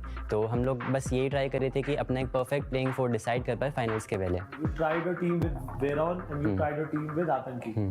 रिजल्ट्स किसमें ज़्यादा बेहतर लगे आइडल आपको? दोनों के साथ में मैंने ट्राई किया था, वेरॉन एंड आतंकी के साथ में, बट ऐसा है कि आतंकी रिप्लेसेबल नहीं है टीम में, कॉज क्वालिफायर्स की बात अलग होती है बट फाइनल्स के अंदर एक प्रेशर होता है, एक एक्सपीरियंस वाली चीज़ चाहिए होती है, प्लस एक गेम सेंस वाला फैक्टर चाहिए होता है कि टीम में मैं मानता हूँ कि 2 ऐसे प्लेयर्स होने चाहिए जो असॉल्टर्स हो, बिल्कुल ही अंधाधुन मारे एंड 2 प्लेयर्स जो उनको कंट्रोल करें। तो आई थिंक आतंकी पाजी बहुत अच्छे से उस रोल को निभाते हैं, इसलिए उनका रोल बहुत ही ज़्यादा इंपॉर्टेंट हो जाता है एंड उनको रिप्लेस करना बहुत मुश्किल हो जाता है एट टाइम्स। तो देखो, बोलने वाले तो बोलते ही हैं, जैसा कि सोमराज ने पिछले वाले एसपीएस में काफ़ी चीज़ें कही थी ओजी के नाम के अंडर, बट वो ये कि जब उसने कहा कि हाँ चोक करेंगे तो ओजी ने चोक भी किया था। बट इस बार हम बोल रहे कि अच्छा परफॉर्म करेंगे और हम लोग परफॉर्म भी करेंगे। तो जब ख़राब खेलते हैं तो क्रिटिसिज्म सुनने की पावर भी हम लोग के अंदर है, बट जब अच्छा खेलेंगे तो मुझे पता है कि वो सपोर्ट भी लोग उतना ही करने वाले हैं। तो जब एसपीएस के क्वालिफाई स्टार्ट हुए थे एंड स्टार्टिंग के 1-2 वीक तो हमारी परफॉर्मेंस काफ़ी अच्छी थी, डिसेंट थी, बट उसके बाद ऐसा था कि बार बार ग्रुप्स चेंज हो रहे थे एंड टीम्स भी अपनी प्ले स्टाइल बदल रही थी। जिन टीम्स के लिए जो प्ले स्टाइल वर्क नहीं कर रही थी वो काफ़ी सारी अनएक्सपेक्टेड चीज़ें कर दे रही थी, जिसके वजह से मुझे लगता है कि थोड़ा कंसिस्टेंट खेलना टीम्स के लिए थोड़ा सा मुश्किल हो जा रहा था। एंड उसके बाद में हम लोग ने थोड़े रोस्टर में भी चेंजेस किए थे। आतंकी काफ़ी टाइम के बाद में हमारे साथ में खेले थे, वो घर गए हुए थे एंड वेरॉन को उन्होंने रिप्लेस किया था। तो रोस्टर शफल्स के चलते लॉबी की प्ले स्टाइल में थोड़ा सा चेंज आने की वजह से थोड़ी सी परफॉर्मेंस में हमारा डिप आया था। तो जैसा कि सब लोग जानते हैं कि बहुत सारे लोग वेट कर रहे हैं कि ओजी की ट्रॉफी कब आएगी एंड इतने सारे लोग, इतने सारे हमारे फेलियर्स के बाद भी हमको आज तक सपोर्ट करते हैं एंड एसपीएस में भी बहुत सारे लोगों ने मुझे मैसेजेस किए कि यार इस बार तो ट्रॉफी आनी चाहिए। तो उन सभी सपोर्टर्स के लिए यार दिल से thank you so much and मैं प्रॉमिस करता हूँ कि इस बार हम आपको डिसअपॉइंट नहीं करने वाले। जी जान लगा करके हम लोग आए हैं। 4 हफ्ते हम लोग ने बहुत अच्छे से प्रैक्टिस की है, टीम्स के फ्लॉज पे वर्क किया है, स्ट्रेंथ्स पे वर्क किया है एंड हम लोग बहुत कॉन्फिडेंट है एसपीएस के फाइनल्स में स्टेप करने के लिए।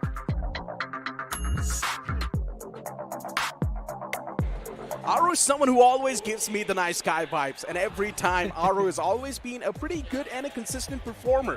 But now Aru joining the banner of OG, a team that's also known as the Chokers. This time around, they've got so much to lose, but at the same time, a lot to gain.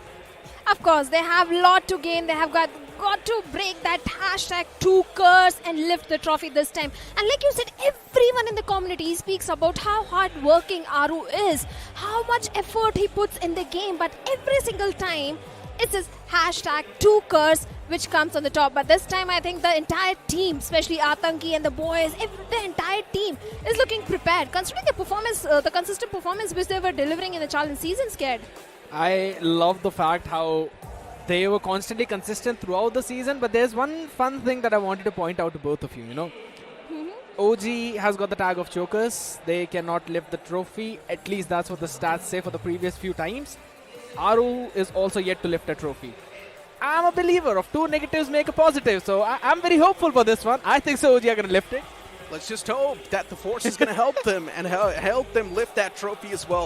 OG, unfortunately, they have been failing to claim any sort of trophy, be it the official, be it the third-party tournaments. We've never seen OG be as the champion of any sort of tournament.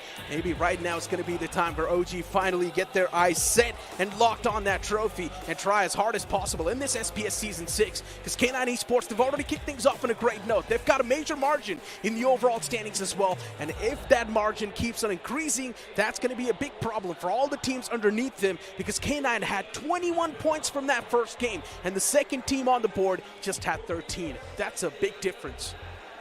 We saw that in the challenge season also, that VXT, they came in the first game and they got 31 bomber just in the first game of Sanhok, and after the day one ended, they had 50 plus points. That did give a big buffer to the plus of VXT. I hear the music cueing in my ears. That means the game of Miramar is not that far away. Soon enough, the plane's going to be hitting the skies. And one thing is for sure, a lot of the players, their eyes will be on that chicken dinner on the map of Miramar. Will it be VXT looking to redeem themselves, especially after that major setback handed to them by the players of CG? Or will it be Wyld Fangs looking to get a great game in their hands? Wyld Fangs has always struggled with up close and personal combats, but this time Wyld Fangs, hopefully in the grand finals, they're super ready. Scout needs to step things up, but look at who's in the crowd. We do see a lot of content creators from Hero Xtreme Godlike, but we see a man who used to be a part of this roster in the past, and that's Z-God. I mean, that man, he always gives me those flashbacks of the time when I still remember there were so many situations when he would step up and clutch, but there was this one specific 1v3 clutch, and that too on the map of Miramar, that this man pulled off. I'm not gonna name the team, that's just me hiding my own way of fact where, you know, there's something that we'd like to keep secret, but these teams, they do not have to keep any secrets for this game, specifically Gujarat Tigers. I always wanted to talk about how important this entire LAN is for this team because they qualified from the Open Finals. Gujarat Tigers has always been on the main frame, but just like OG, they've never been able to achieve anything. Finally, they've made it to the LAN finale with a lot of hopes and dreams in their mind.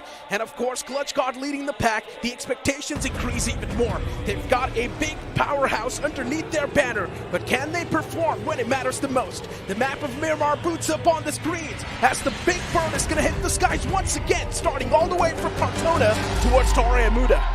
Yes, the flight path is definitely heavily tilted towards the eastern side, but all the teams who like dropping it towards the side of El Pozo, La Cobraria, I don't think they are going to face any sort of issue. BGMI Gods are themselves supporting all the teams in the map of Miramar.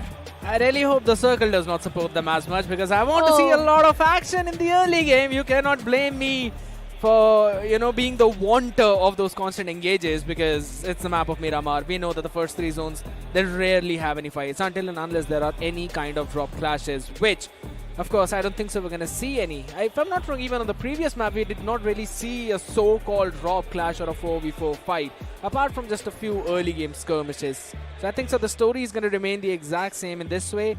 And we can already see BotArmyEsports already jumping all the way down towards the southeastern part. Now, here's the fun question, Shadow. Normally, this team loves to go towards the Puerto Paraíso area as well, but God's Reign are also in this exact same group. Yep. So we might see some early fights.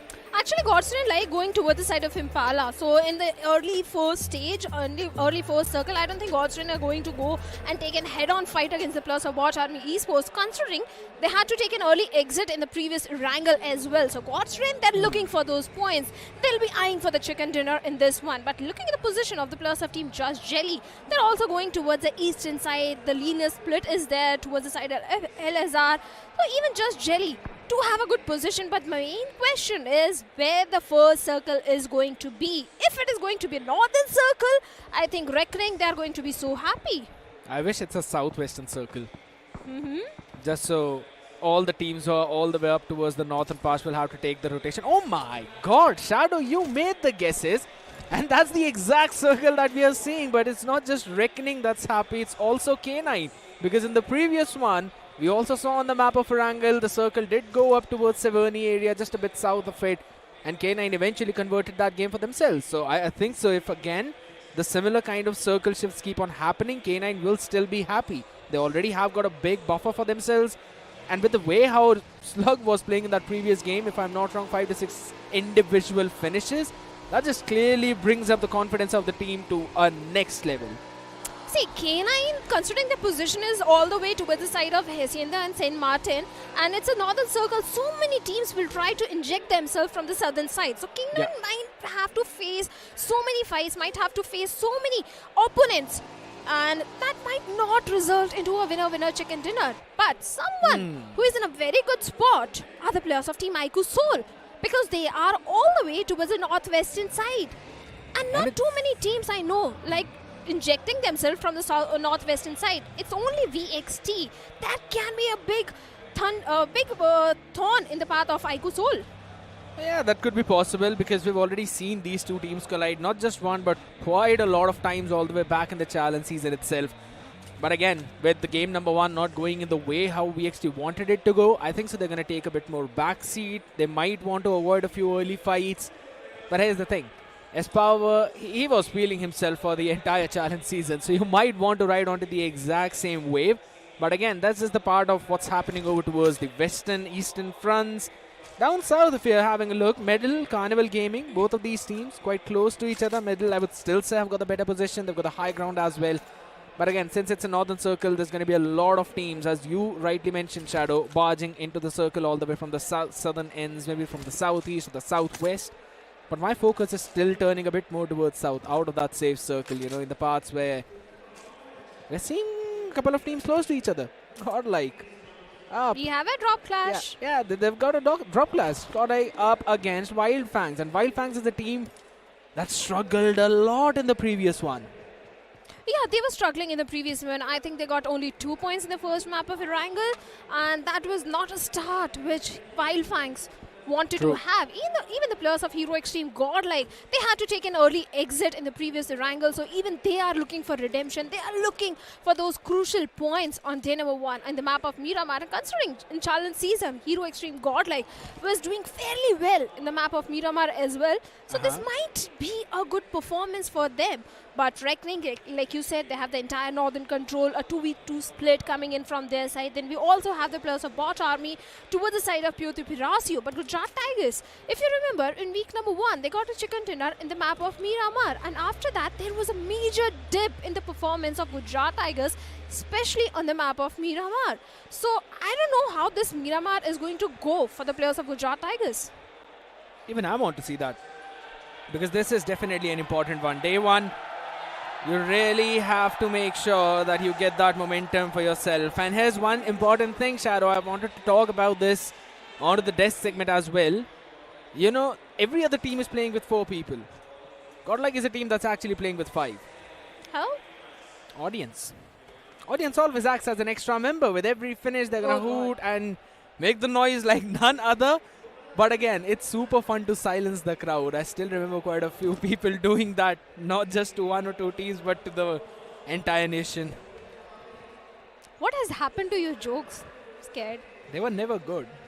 That's the main problem. They're getting worse day by day. I've been with Kunal for the last couple of days, so...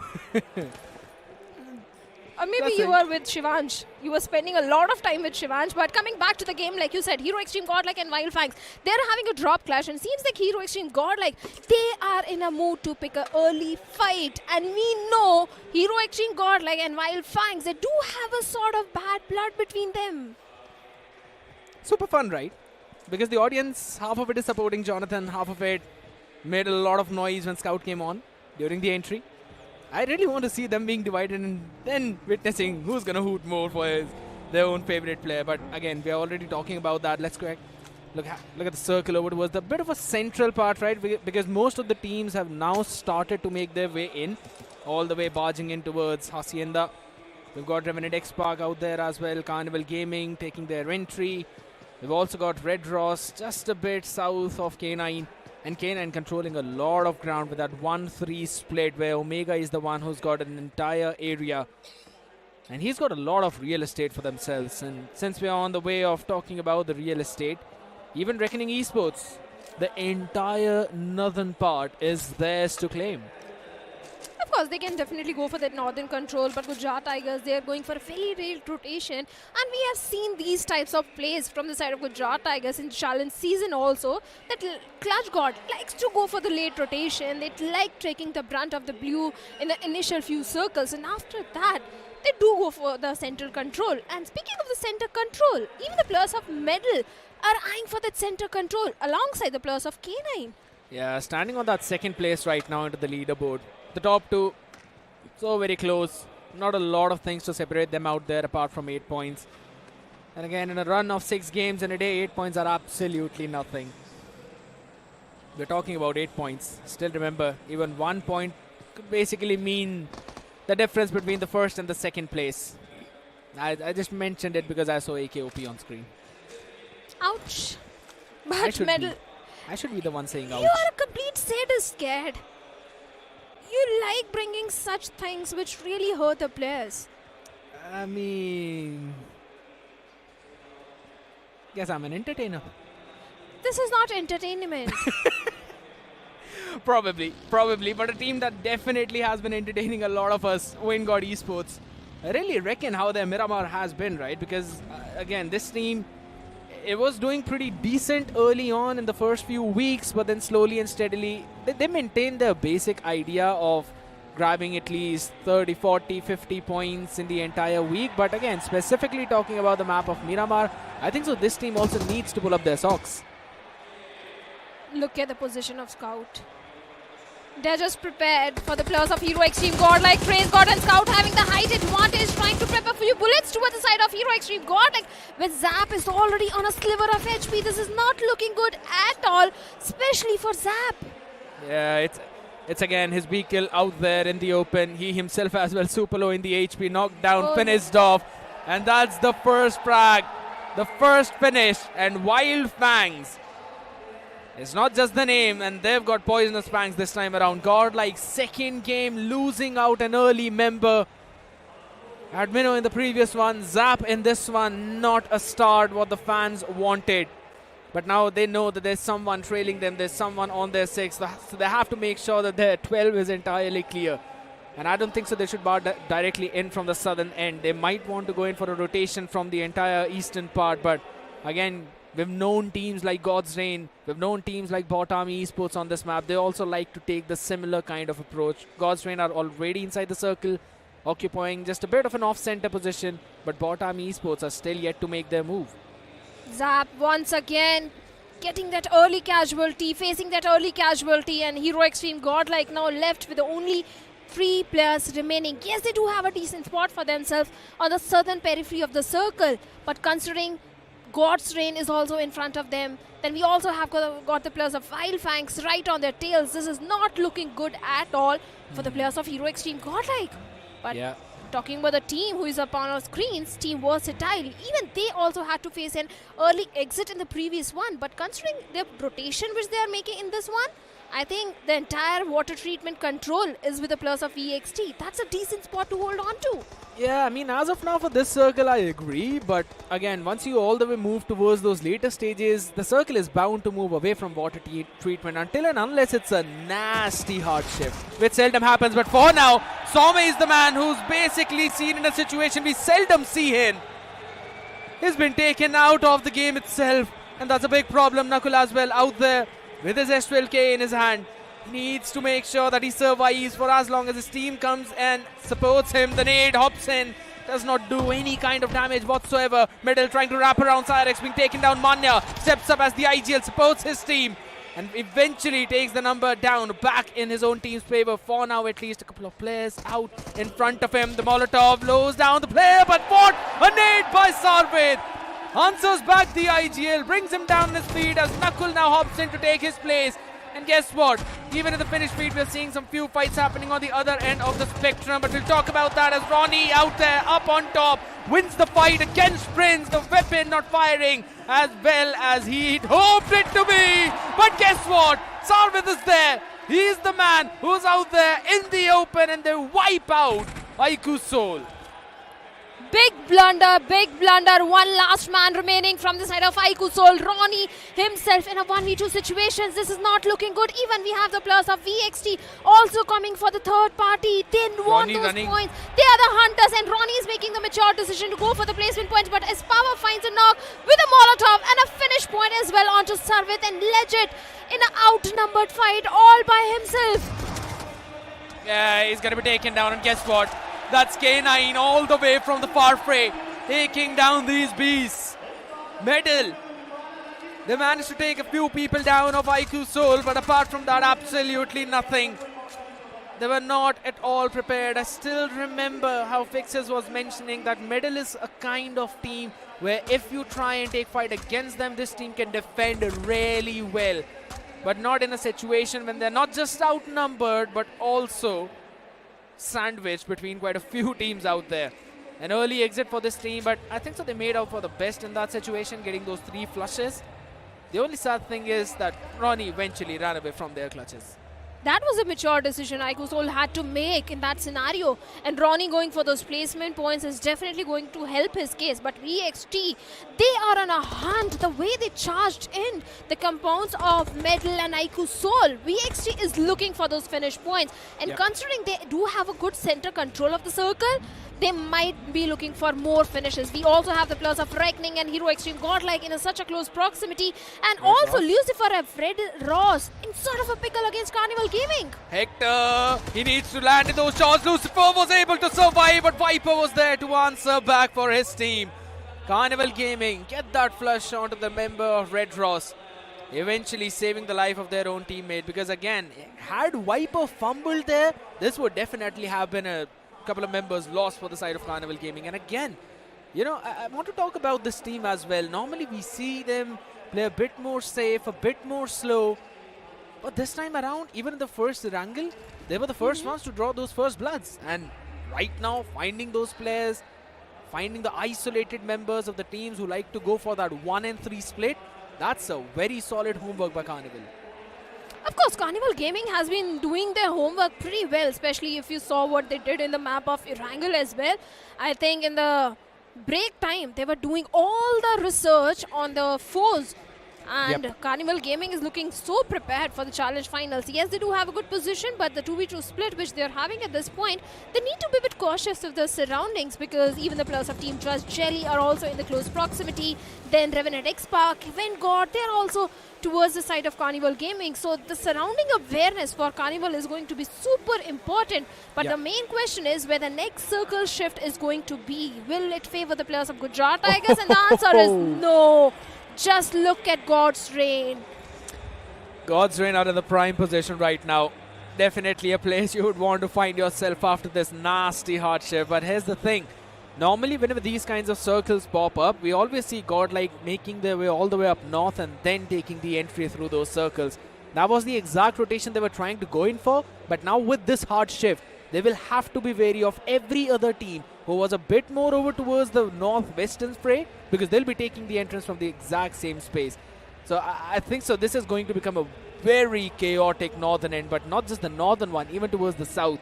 God's Reign, Orangutan, Just Jelly, Red Ross. Yes, they suffered a casualty, but they still have got 3 healthy members. There's even BotArmyEsports out there who are eventually up close to the members of Wyld Fangs. Scout, Safe, both of them out there. 2v2 situation though with Henry and Devotee. Henry and Devotee are all the way far apart, but guess what? Sensei out in the open. Big mistake. He's still running, but eventually will be brought down onto his knees, though in the safety of his team's cover with those smokes. He will be brought back up on his feet. But a big blunder, Shadow. They have to go for the revival. BotArmyEsports, they proved themselves in the challenge season with only 2 players remaining in an outnumbered fight against the players of Wyld Fangs. Yes, they do have managed to get a knock onto Trace God, but Trace God has been revived. He's again back into the game. Devotee Bay is going for the flank angle. Scout needs to be aware about the flank of Devotee Bay, because Scout out in the open, not looking really good, and Devotee strikes and strikes hard. Gets a confirmation at the knock on Scout. Beautiful performance. Only a couple of members remaining for this team. There's been so many 2v4s that we've seen converted in the SPS BGMI challenge season.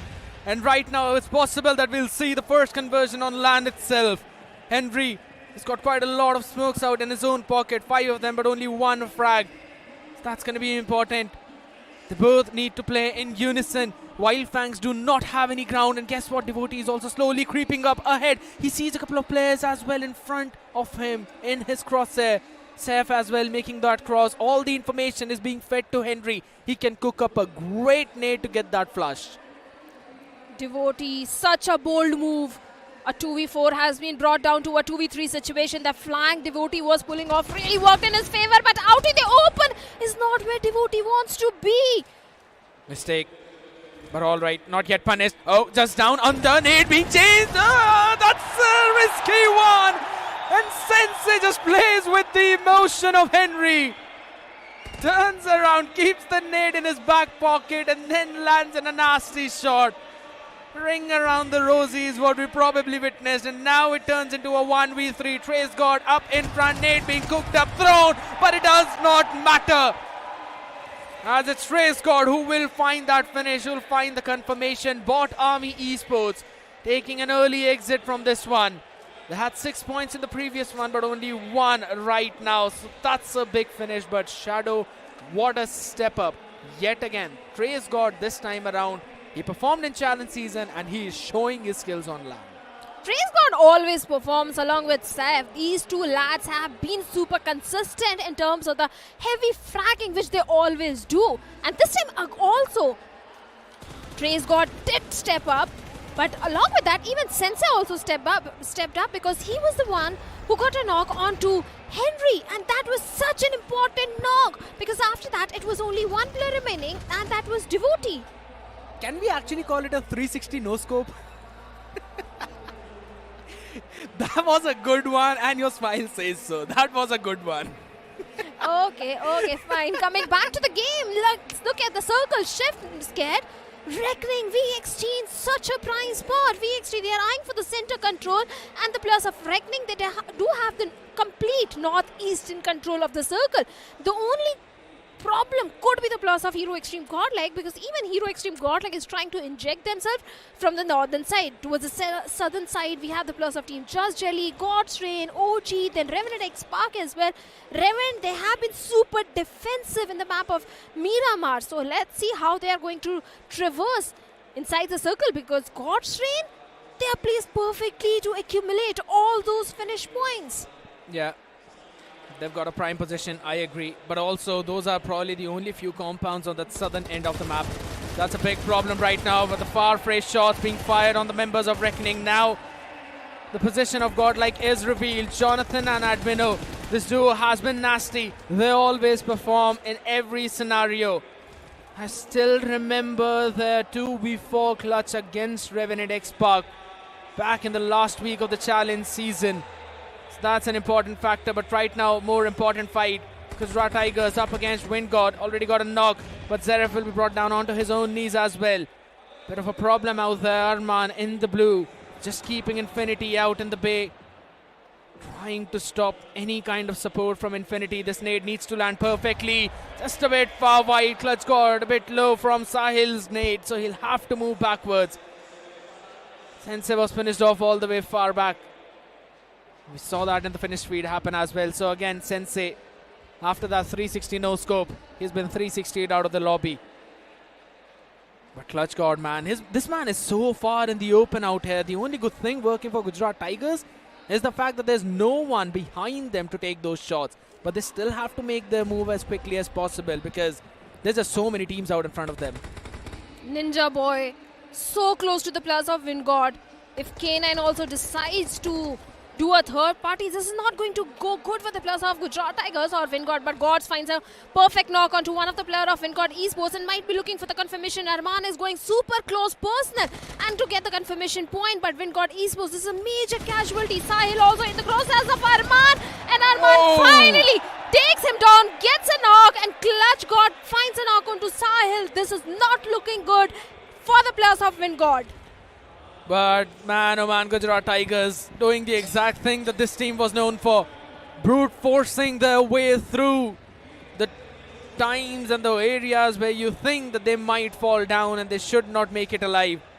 With just one casualty, the big problem is now Gods is also put down on his knees because again you mentioned about the K9 Esports side. They are the ones who are now just moving around in a pincer maneuver against the members of Godlike. Jonathan and Punk out in the open. Admino all the way in the circle. Just look at the circle shift. The circle has taken a southern shift and is heavily favoring the players of God's Rain at this point. Yeah, and we were talking about God's Rain. Another team whose name starts with G is now taking an exit from this game. Gujarat Tigers, Clutch God, the only man remaining. Just Jelly. Sam, I mean, alright, you knocked Ninja out, but that's Molotow's going to do a bit of damage probably as well, but how much can Clutch God do is going to be a big question right now. Quite a lot of players coming behind him, and Hector is there. Finishes him off, takes that finish, and now they'll be taking the fight against the members of Just Jelly, who technically suffered one knock. Be it from their own nade though, but still is a knock. Just look at the finish feed. Even Orangutan and Revenant X Spark are also locking horns with each other, where Revenant X Spark once again are on the receiving end. But coming back to the fight on our screen, against the players of Jelly. Lindsay being knocked out. A barrage of the grenades coming from the side of Carnival Gaming. Let's see how Jelly is going to survive this barrage. Carnival Gaming looking for another knock onto Sam. Goblin steps up, gets one more knock and the confirmation point as well. Just Jelly on the verge of elimination scared. Goblin turns around, slaps it onto the other person. He will be taken out of this lobby.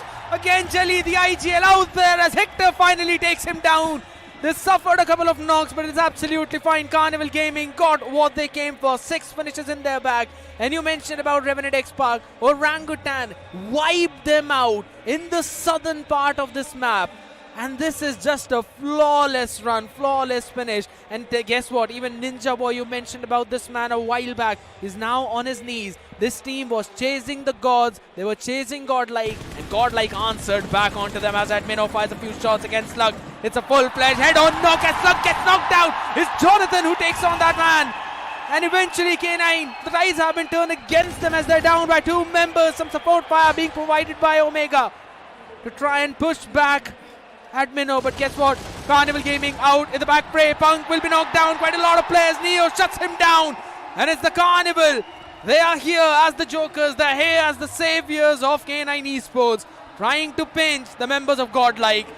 As Punk down on his knees. Admino, Jonathan in a compound nade of Hector. It goes a bit wide. Does not catch anyone out there. They'll still try to finish them off. That's again Reckoning joining into the fray as well, all the way from the northern end. K9 Esports are struggling to stay alive. They are being burnt alive, and so are the members of Godlike. And I mean literally, because there's a Molotov down on the feet of Punk, who just barely avoids it. It's all down to Jonathan. 1v3. Carnival in front of him. Admino will eventually move to maybe get the revive. Can he try and get the man back up on his feet? An overcooked nade out there. Carnival Gaming moving a fray. All 3 players together. Couple of them now. Forward. A nade. That's a big mess up. But Jonathan capitalizes on the back of it. Finishes off everyone. And this man is out of this world. When the pressure is high, he steps up like none other. The third-party kings have been brought down to their knees by just a single man, Jonathan. A 1v3 and a big blunder. All the 3 players coming right in front of Jonathan. A single pump of S12K. What just happened? A big blunder. Carnival was doing so great. The third-party kings are no longer the third-party kings. It's Jonathan coming on the top. But Jonathan, he also needs to face the players of K9 Esports, because Beast is now trying to get a knock onto Admino, as Admino is trying to make a quick escape from that situation. Admino is surviving on a sliver of HP, but Beast with the grenade is looking for that knock, is looking for that confirmation as well. K9, they also need to migrate inside the circle as the wall of death is also started closing in. This is not looking good for the players of K9.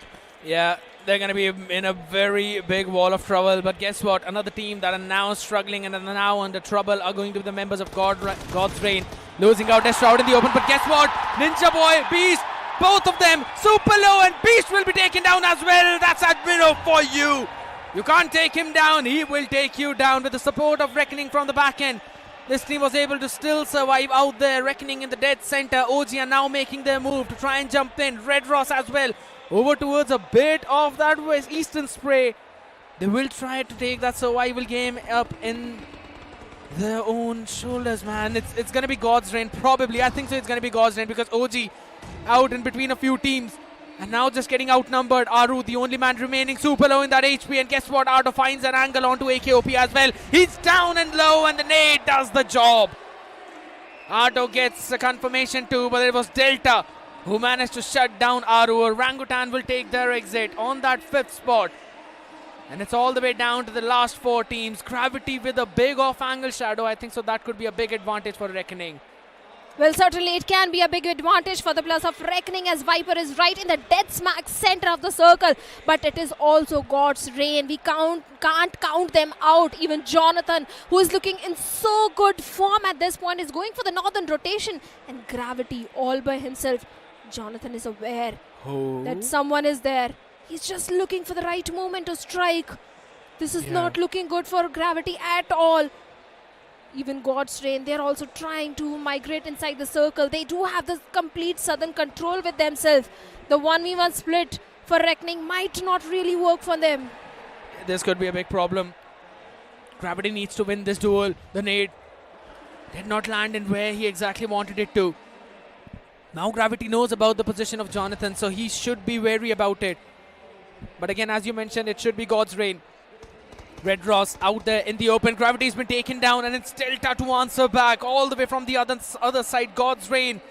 This team has always been on the map of Miramar as a big wall, which not a lot have been able to cross. Justin in the open, low with the HP. Jonathan tries to get for that finish, but will not manage to get any shots out. No connections whatsoever. God's Reign in the open. Reckoning Viper in the dip. Just behind him, Otto. Otto is the man who's got all the attention onto him. Another nade lands in, but the damage is just not enough. The question is, can these two players actually spoil the party for God's Reign? This should very well be their own chicken dinner. They've got the ground, they've got everything in their favor except for that next circle. God's Reign, this is their game to lose. Everything is lined up for them. And as Phoenix has been knocked out by Ninja Jord, Ninja Jord might be looking for the confirmation point, and he gets the confirmation, leaving Otto all by himself from the side of Red Ross. Viper right in the dead smack center of the circle. Even seems like his position has been compromised, and Justin is trying to get the knock with a grenade, and Viper down to 40 HP. A follow-up Molotov is also there, but no connection. Viper refuses to die. Yeah, he does, and Ninja Jord makes his move. Otto answers him back, shuts him down. And guess what? It's a 2v1v1, and it could be anyone's game now. God's Reign messing up big time in a situation where we never expected them to. 60% chance of winning. I still don't feel that's going to be the case. It still feels 50-50 in anyone's favor. Otto now firing a few shots. It's going to be a fight between Reckoning and Red Ross, and God's Reign come out on top on that. Gets the chicken dinner in the second game itself. And the mistakes that were made in game number 1 were not repeated, but rather fixed. Give Destro the circle, he'll give it a chicken dinner every single time. If the circle is favoring this team, even if the circle doesn't favor them, they go for the good rotation. In the map of Erangel, they did make a mistake. They were eliminated by the plus of K9, but this time, they were not making any single mistake. They played with the circle, they had a good position. They entire time kept the Southern control with themselves and got that beautiful victory in the map of Miramar. Exactly. I mean, Miramar sealed by the players of God's Reign, and what a sight it is to witness as well. Everyone had their doubts about Destro and the boys. A lot of people said that maybe he's not the trophy magnet anymore, but Destro, that's a way to kick things off. Game 1 not exactly the way of God's Reign, even though they pulled off an incredible rotation, but the game 2, God's Reign, they stick to the basics and they come out on top, playing it super phenomenally well. You cannot really forget that 1v3 from Jonathan, can you? Oh, you mentioned about that 1v3. I could not hear anything just because of the way how that audience was shouting out there in the open. I'd still have to say I was kind of confused if it was one of the nade from Hector that knocked out one of his teammates, and then the next two players, they just came in that line of fire, and Jonathan quickly on that trigger pulled it perfectly. But Shadow, we were talking about that, but guess what? Even the members of Orangutan at a point I thought would probably get that Southern control, but they found themselves in that pinch. If Godson is having those grenades and they are lobbing those grenades, you stand no chance, my friend, because in challenge season also so many times we saw Godson getting those chicken dinners just by the utility usage. The nade parade from the side of God's Reign has always been on point. We've got an interview lined up with the winners of the previous game. Let's move on to the stage. अब मैं खड़ा हूं उस team के पास जो अभी जीती है, जिसने अभी चिकन डिनर किया है चैलेंज सीजन में. ये थे तीसरे स्थान पर एंड टीम के आईजल डेस्ट्रो. Congratulations brother, congratulations. जहां एरांगल में काफी नीचे थे, शुरुआत अच्छी नहीं हुई, वहां से सीधा टॉप पे चिकन डिनर. अभी टीम से कुछ बात हुई थी? नहीं, first match could have been ours. जो पोजीशन K9 ने ली थी वो हमें पहले मिल गई थी एंड हमने चोक किया. तो सेकंड मैच से वही था, हम बहुत चिल वाइब में है अभी, तो मतलब कि मस्ती करनी, आराम से खेलते, एंड वही नेचुरल गेम खेला तो चिकन आ गया. And Ninja, you know there are people in the comment box they're saying last moment में बग्गी लेके गए थे और वहाँ चीज़ें खराब हो गई थी. वो वाला निंजा नहीं दिख रहा है. इस मैच में भी चीज़ें उतनी ज़्यादा अच्छी नहीं हुई, but you guys managed to win. What do you have to say about that? मैं तो इतना बोलूँगा बस कि वो वाला निंजा दिखे या ना दिखे, बट मैं अपनी तरफ से ट्राई करता हूँ कि जितना मैं मेरे टीममेट्स को सपोर्ट कर पाऊँ. एंड अभी तो बहुत सारे मैचेस बचे हैं, क्या पता लास्ट तक कुछ भी हो सकता है, क्या पता वो वाला निंजा से कुछ और अच्छा निंजा दिख जाए इनको, तो वही प्रे कर रहा हूँ कि हो जाए बस।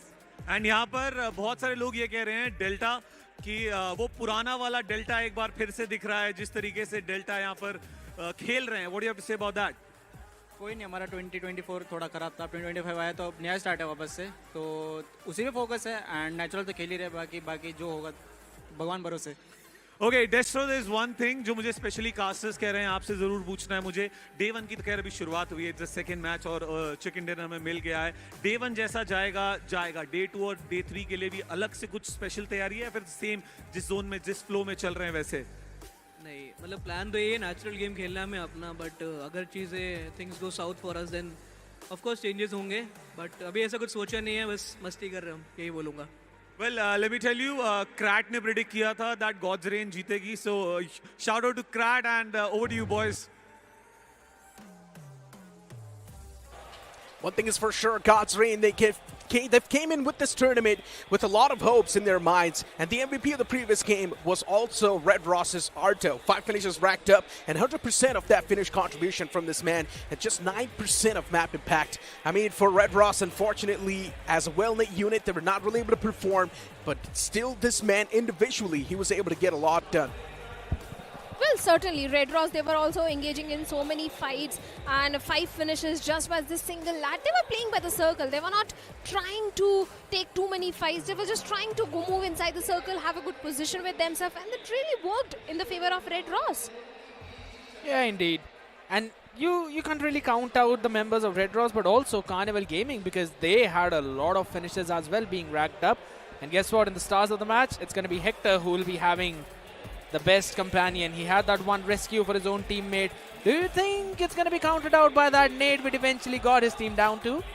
Well, maybe, maybe not, but hold on, man. I'm just loving the way Carnival Gaming is playing as well. Yeah. They're taking fights after fights. They're really the opportunistic ones, and they're just searching for as much smoke as they can. They just want to go out there and just try and get as many eliminations in their hands. And for the day one itself, in my opinion, that's a great way to kick things off, because you know on day one, things are going to be a little bit random. They're going to be haywire, and CG is just trying to take advantage of that fact.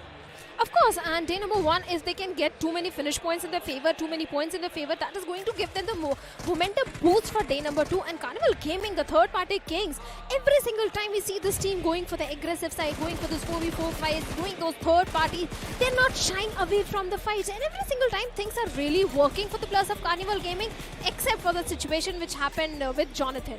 It really feels like BotArmyEsports is targeting Wyld Fangs, doesn't it? I mean, it's the second time they've locked horns now. Even in the first game, it was BotArmyEsports to wipe out the players of Wyld Fangs, and now BotArmyEsports is taking a fight against Wyld Fangs. The funny part is that they had a drop clash against God's Reign, but they showed no smoke, and then they move on against Wyld Fangs, and it feels like now they're just not really leaving the tracks. Yes, Wyld Fangs came out on top, but still, they faced a bit of that setback in the game. It was a 2v4 either ways, you know, that situation was definitely for Wyld Fangs to win, and they eventually won that one out too. But again, even on the other side, the third-party kings, we've been talking about them a lot. Carnival Gaming, they wiped out Just Jelly over towards the later stages, and then come to Jonathan, who definitely is looking like a man you do not want to mess with.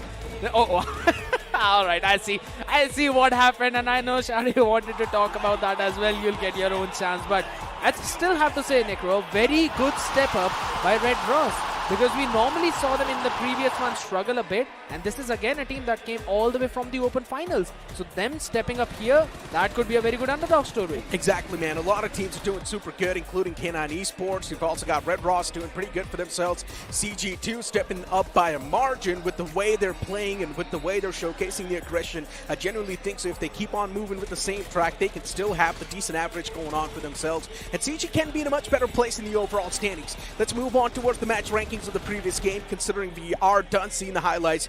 And in the match rankings, one thing is going to be clear. Now, God's Reign are going to be super close to, of course, the first placing team in the overall standings.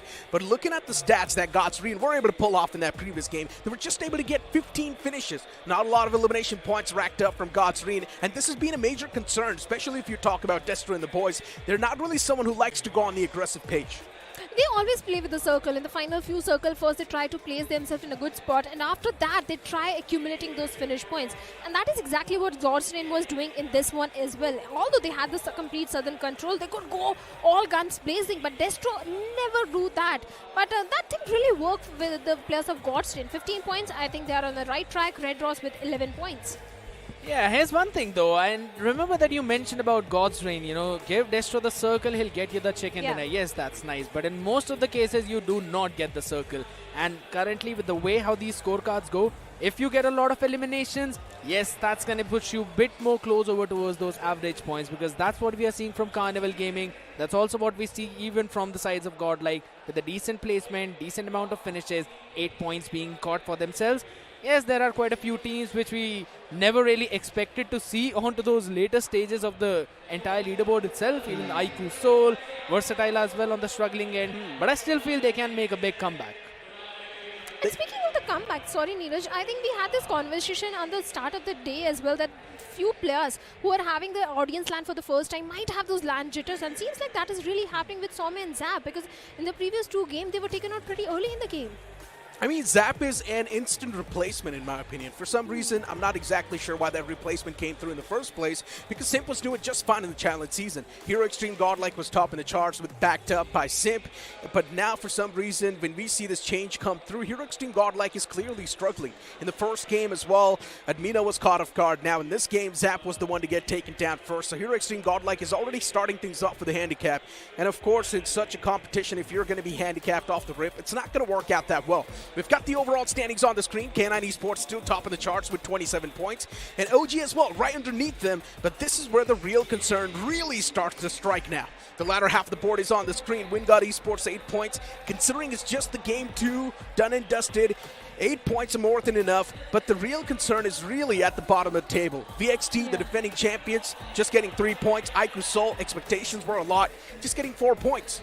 We have seen iQOO Soul in these kind of positions quite a long time as well. There's just 2 games. I think so this team will still make that comeback.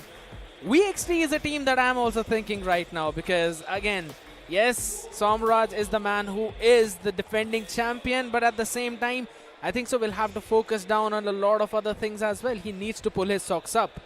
Exactly. But you know what? We will keep on speaking of that storyline. Before now, we got to give a huge thanks to the Snapdragon League Gaming. When winning matters the most, make sure to check them out as well. They've got some amazing processors, especially for mobile devices. But moving on the conversation, right? Now, as we know, Hero Xtreme Godlike, a little bit on that struggling phase. The defending champions, Versatile, even they're struggling quite a bit. You've also got iQOO Soul on the struggling side. For Hero Xtreme Godlike, maybe it's the time to once again switch back to the main playing 4. Get Sim back in the playing 4. Do you think they should change it right away is my question? Because yes, again, they should. It's just 2 games. I mean, let's be honest. In the previous one, they did get 8 points. So I think that was pretty fine. I mean, I still want them to try and test at least on the day 1, maybe day 2 is when they bring Sim back in. That's what I think. In my opinion, they had enough time to test in the challenge season. There's no reason to test, especially when you've just got 18 games in your hands and the winner can hold that trophy in their hands. This is not the time to test. You've only got 6 games to go, from which 2 games are done and dusted. You've only got 4 more to go. Maybe now is the time to get Sim back. What do you think? I totally agree with you, because that is not a stage where you want to experiment, because the trophy is at the stake. Challenge season itself is a stage where you could have tried experimenting, but we'll find all these answers very soon. Exactly. We will find all of those answers very soon. For now, it's time for us to toss to a short break. You guys don't go anywhere.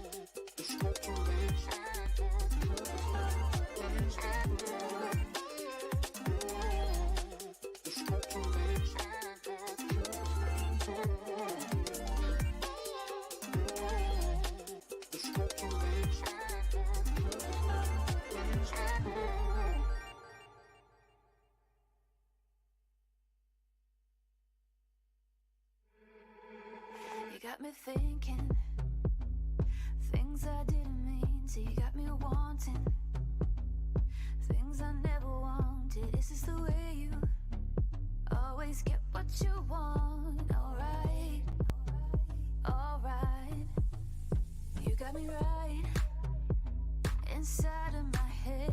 You got me so, so close on the tip of your tongue. This is the way you always get what you want. Alright, alright. Let's do and say that we're done. Let's do, I know that you want to. Let's do and say that we're done. Say that we're done. Let's do and say that we're done. Let's do. You got me saying words I've never said. You got me powerless on the edge of your bed. This is the way you always get what you want. Alright, alright. Let's do and say that we're done. Let's do, I know that you want to. Let's do and say that we're done. Say that we're done. Let's do, say that we're done. Let's do, say that let's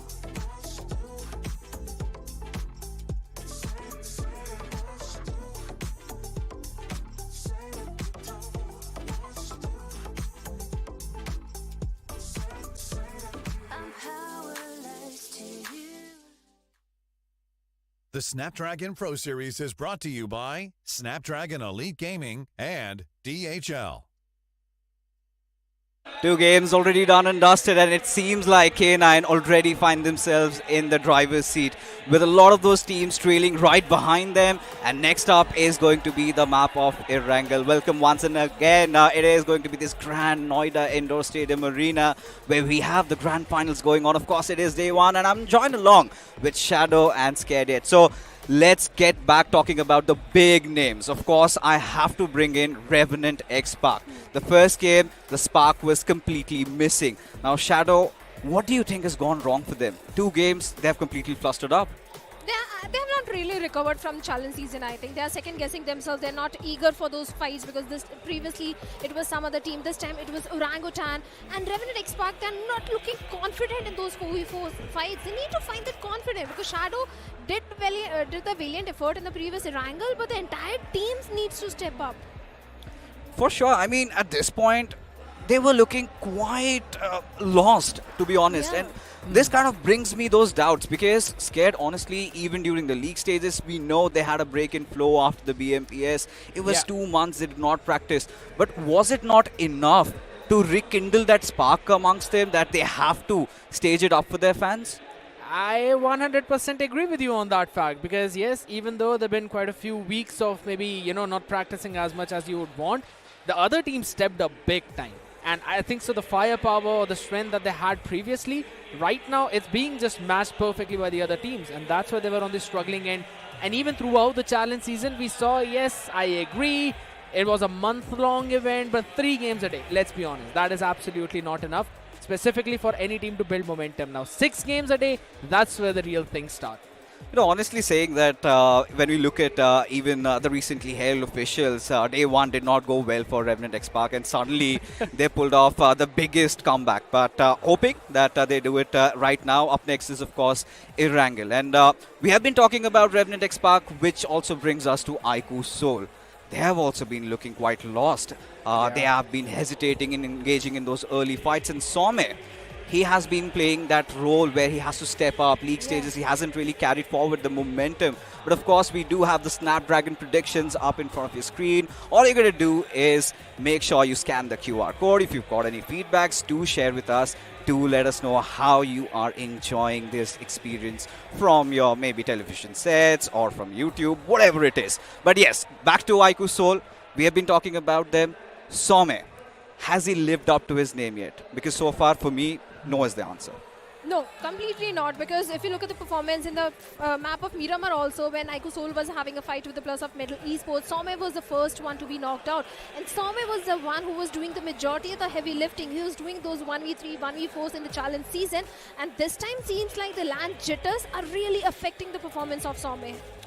The land jitters are definitely there, and this brings up a question. Now, iQOO do not have enough depth. They have come with just these 4 players, and scared, according to you, what needs to be done from iQOO side in this game of Erangel, where they can get their redemption back, or we can see a little bit of resurgence from their side? You know, we've seen iQOO resurge specifically back in the challenge season itself, back in the week number 2, when, if I'm not wrong, they got that hat-trick chicken dinner in their pocket and then moved all the way up in front in the leaderboard. So I think so they're going to be in a fine situation. They have been in these kinds of situations for a long time. But yes, at the same time, I still remember that in the interview, Manya mentioned about the fact, Nakul mentioned about the fact how they, even though had Joker, they won one title as well, it still was not enough. They're hungry for those points. So I think so they might want to step in and change their gears, maybe go a bit more aggressive. We have seen that kind of iQOO as well quite a lot of times, specifically even the last few weeks or the last few days of the challenge fight season. We saw them change their gears and go on to the aggressive hunt for the teams. But again, you know, we've seen a lot of things, but unexpectedness is what's going on right now. We do not know for what is going to happen in the next game of Erangel. So, casters, take it away. Well, certainly the map of Erangel, once again the blue bird is going to hit the sky, and this time the flight path is going all the way from the side of Milta Power towards shooting range. Primos, Ferry Pier is not the favorite drop location at this point, because the flight path is not favoring these two cities, but BotArmyEsports and Xtreme, will they once again go for the drop clash? Yeah, that's going to be the main question. Because honestly, military base just seems all the way out of your reach. Regardless of where you are, probably onto that flight path, you cannot reach that island. So that's going to be a big nada. Maybe we can see some of the clashes near the vehicles, right? We might possibly see some of the teams going in. Because again, OG, you mentioned they've taken their early exit. They'll love to drop around the Milta Power area, maybe over towards the Milta as well. But there's another team which I just seen. That's going to be Just Jelly, who will probably be moving a bit more towards the southern end. Over towards the north is where I really want to focus down. Where are the members of God's Reign? That's the big question. They're all the way up towards the North Shadow, taking such a late exit from the plane. We saw that happening in the challenge season as well, where both the teams, God's Reign and BotArmyEsports, they went all the way towards the side of Georgopol. And I remember very clearly what the result was. Let's see if once again are these two teams going to go up against each other. But seems like no, because God's Reign, they're going all the way towards the side of Zarki, where Gujarat Tigers towards the side of Georgopol, and Wind God also towards North Georgopol. But BotArmyEsports and Gujarat Tigers, they need to be a bit cautious of each other. Yeah, I was about to say if the circle forms over towards the southern island, Just Jelly are going to be super happy about it. But unfortunately, that's not going to be the case. Circle moving in a bit more towards the eastern fray, but seems like the same thing, that it could be a situation where we might possibly see Revenant X-Park being in a bit more happy shoes. Red Ross as well. But the question is, though, that happiness is not going to be there for the teams on the western fray. In the Georgopol area, there's BotArmyEsports, there's Wind God, there's God's Reign, just south of them, Gujarat Tigers in the hospital area as well. So quite a big cluster out there, and if they want to make any kind of rotation in the circle, either you'd have to move all the way from north, from the shooting range area, where K9 will obviously be there to welcome you, or move all the way from south, because you can't go from Gatka, as that's where Carnival Gaming always play. Carnival Gaming, speaking about this team, the third-party Kings, they have been doing everything right, considering the performance which they delivered in the previous two games. Every single time they go for those third parties, they go for those fights and get those finish points. And so far, Carnival Gaming, I think they have been doing really decent. And things are really working in their favor. But VXT, I really want to see if CG will go all the way to the side of Pochinki and take a fight with the plus of VXT. Because this time, Hector and Neo, they're not going for the garage. And VXT, they're prepared for any sort of maneuver if Carnival Gaming is looking forward to play around. Because just look at the position of Somraj. He's on the outskirts of Pochinki. All the way on the outskirts. Yep, that's true. But here's one fun thing about VXT, right? I think so. We were discussing about this team, how they've got a lot of finish points, but not a lot of placement points. If I'm not wrong, VXT is the only other team apart from Godlike to have scored over 200 finish points all the way back in challenge season. But I think this team did not even touch somewhere around 80 or 90 placement point mark. So here's the thing. Now they don't really have those early fights which they normally would take against IST Esports back in the challenge season. So I think so they're still going to build up a bit more slow, and either it's going to be them surviving with all 4 members and then moving to take those fights, or maybe they're just not going to have anyone to farm a few finishes on. But the main thing is that they're not getting their aggressive start which they were getting in the challenge season. I think so that's going to be a big speed breaker for them, specifically in the way how they try to gain those points. Because things are really not working for them. Everyone is just outplaying the players of VXT. If you remember the first Erangel, where Carnival Gaming, the 2 players went all the way towards the side of Pochinki Garage, where VXT players do come in. And that was a good research. In the map of Miramar also, something similar really happened, where VXT tried doing a third party against the players of Team iQOO Soul and Medal Esports. So things are really not working for the players of VXT. And if you look at the performance in challenge season, the very first map, they had a 30 bomber. So VXT might be looking for a change of pace or something different, because when you're the table toppers in challenge season, you tend to have those bullseye target behind your back in the LAN finals. True. You always have those targets, but there's another team that does not really have a target behind their back, but is doing pretty well in these standings, and that's going to be the side of OG.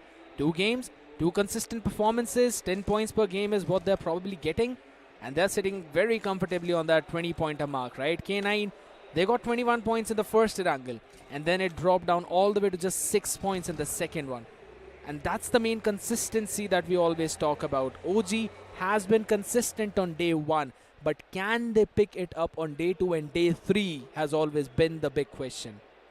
I think they can, because if you look at the performance of challenge season of Orangutan, they were super consistent. Every single week, there was no dip in the performance of OG. Week number 1, 60 plus points they had accumulated in challenge season. So consistency might not be a problem for the players of Orangutan. But Medal Esports, if you look at the performance, consistency can be a problem for Medal. Map number 1, they had good points. Then come to Miramar, they had to take an early exit. And Godsend also, they need to focus on the consistency. Yeah, even in the first one, they had absolutely 0 points, right? And the second one is where they got that chicken dinner. But guess what? This team always plays in a bit more slow, does not focus a lot on those finishes, but is rather going in for those placement points. And with the way how these circles have been forming, you are not going to be gifted the kind of circles that happened all the way in the map of Miramar. So again, in this one, they will have to take the entry. And we have seen, Shadow, this team, that God's Reign always like to move in the circle from the southern end of the spectrum. But you don't have that opportunity right now. You can't really move in from that part. And I think so that hampers a lot of what God's Reign can eventually bring on the table. So that's a big thing. But we'll still have to see, because now you'll have to do it right now. Otherwise, there's not a lot of games that you'll have, and you need to step up as quickly as possible. But on the other side, another team that really has to step up is also the side of Revenant X Park. But guess what, ladies and gentlemen, we'll talk about that in a while. Let's move on to the interview that Ocean is taking. कूद करके भाग करके अपने teammates के पास गए थे, and that was a different emotion. आज 1 साल बाद पहला गेम काफी ज्यादा लग रहा है. काफ़ी सेम है, but to be very honest मैं भी थक गया हूँ कम बैक करते करते हर इवेंट में. इस बार मैं भी चाहता था कि धीरे धीरे स्टेप अप करूँ, बट वो की मोमेंटम मिसिंग है इस बार. एंड टीम के अंदर जो बदलाव हुए पिछले 1 साल के अंदर, पहले वो FS VST वाले सारे दोस्त एक साथ थे, वहाँ से लेकर के यहाँ तक अब 2-3 लोग अलग चले गए हैं. तो वो बदलाव और अब ये नए वाले प्लेयर्स किस तरीके से ढल रहे हैं एक साथ? I think change is important. तो वक्त के साथ, इन्वायरमेंट के साथ चेंज तो हो रहा है, बट हाँ अब न्यू एक जो फिनिशेस और पोजीशन वाला मेटा पहले था वो चेंज हो चुका है. अब फिनिशेस इंपॉर्टेंट है, बट वो एक फाइटिंग चांस चाहिए अभी इन प्लेयर को. वो मोमेंटम अभी अगर हमारे पास आ जाता है, फिर वहाँ से गेम ऊपर जाएगा सिर्फ. एंड जैसे आपने बोला कि कम बैक करते करते आप थक चुके हैं, बहुत सारी ऐसी टीम्स हैं जिनको अभी भी कम बैक की ज़रूरत है. नो डाउट सिर्फ 2 ही गेम्स हुए हैं, but there are a lot of teams जो अभी स्टार्टिंग में वो डिलीवर नहीं कर पाई हैं जिनके लिए वो जानी जाती हैं. So what do you think is going wrong with a couple of teams right now जो कि आप खेलते हुए देख रहे हैं? आई थिंक जो चैलेंज सीजन का ओवरऑल था प्लेऑफ्स का, तो उसमें काफ़ी टीम्स ने कोई भी 16 की 16 टीम ने एक बार में अच्छा खेलने की कोशिश नहीं की थी, ट्राई हार्ड नहीं किया था, थोड़ा एक ऊपर नीचे था। अभी क्या हो रहा, लॉबी की 16 टीम अच्छा खेल रही है, तो दैट इज़ समथिंग अनएक्सपेक्टेड। तो अब वही है मेरे लिए, तो वही है अडेप्ट, इम्प्रोवाइज, ओवरकम। डेफिनेटली अब ये अडेप्शन, इम्प्रोवाइजेशन और ओवरकम किस तरीके से होगा ये गेम्स के अंदर पता चलेगा, but for now back to the casters. I agree. You have to adapt, you have to improvise, and you have to overcome. I really wanted to make a very funny pun out of there, but I know that you would not have liked it. Plus, this was not the situation. But I wanted to talk about the point where they mentioned that, yes, previously, not all 16 were playing that serious. But now, all these 16 are like on top of their game. And I think so all the casters were having the same discussion that this LAN is going to be the most competitive one that we've ever seen. Of course, all the top teams of the country are already there. They have qualified. They have made their way in the challenge finals. Few new names are also there, bringing that X factor and unpredictability in the challenge finals. But looking at the circle, it has taken an eastern shift where we have the players of Hero Xtreme, Godlike, Reckoning and Gujarat Tigers right in the center. Revenant X-Park towards the side of Yasnia, and finally this can be a good game for the players of Revenant X-Park because this time the circle is favoring them heavily. Few teams are going for the late rotation as well, like the players of God's Reign, BotArmyEsports, even Wingod as well. You know, in these kind of situations, I just feel that I feel pity for the team who's actually sitting in the smack center, because if one team decides to hop onto them and they suffer one casualty in defending, that means there's definitely another third party waiting in the outskirts for you. But right now, Kihoya, he's the man who's out there in the skirts trying to fire in a few shots, get a knockdown, and Savit is the first man who falls. Reckoning draws in the first knock out there against the members of Middle, who had struggled in the previous one. They will have to lose one of their members as well, as they just decide to move forward. But guess what?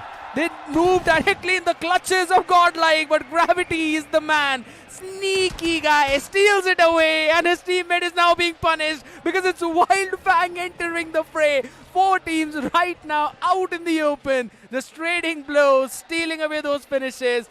And Gravity just trying to create that smoke wall cover as well to maybe get the revival of his teammate. He has to worry about the flank because it's an open ground out there, and the aim of these players are just perfect. And this nade could have also been, had it been a little more ahead.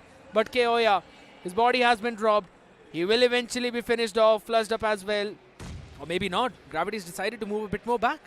He should give the revive, as Wyld Fang are not really committing onto this one.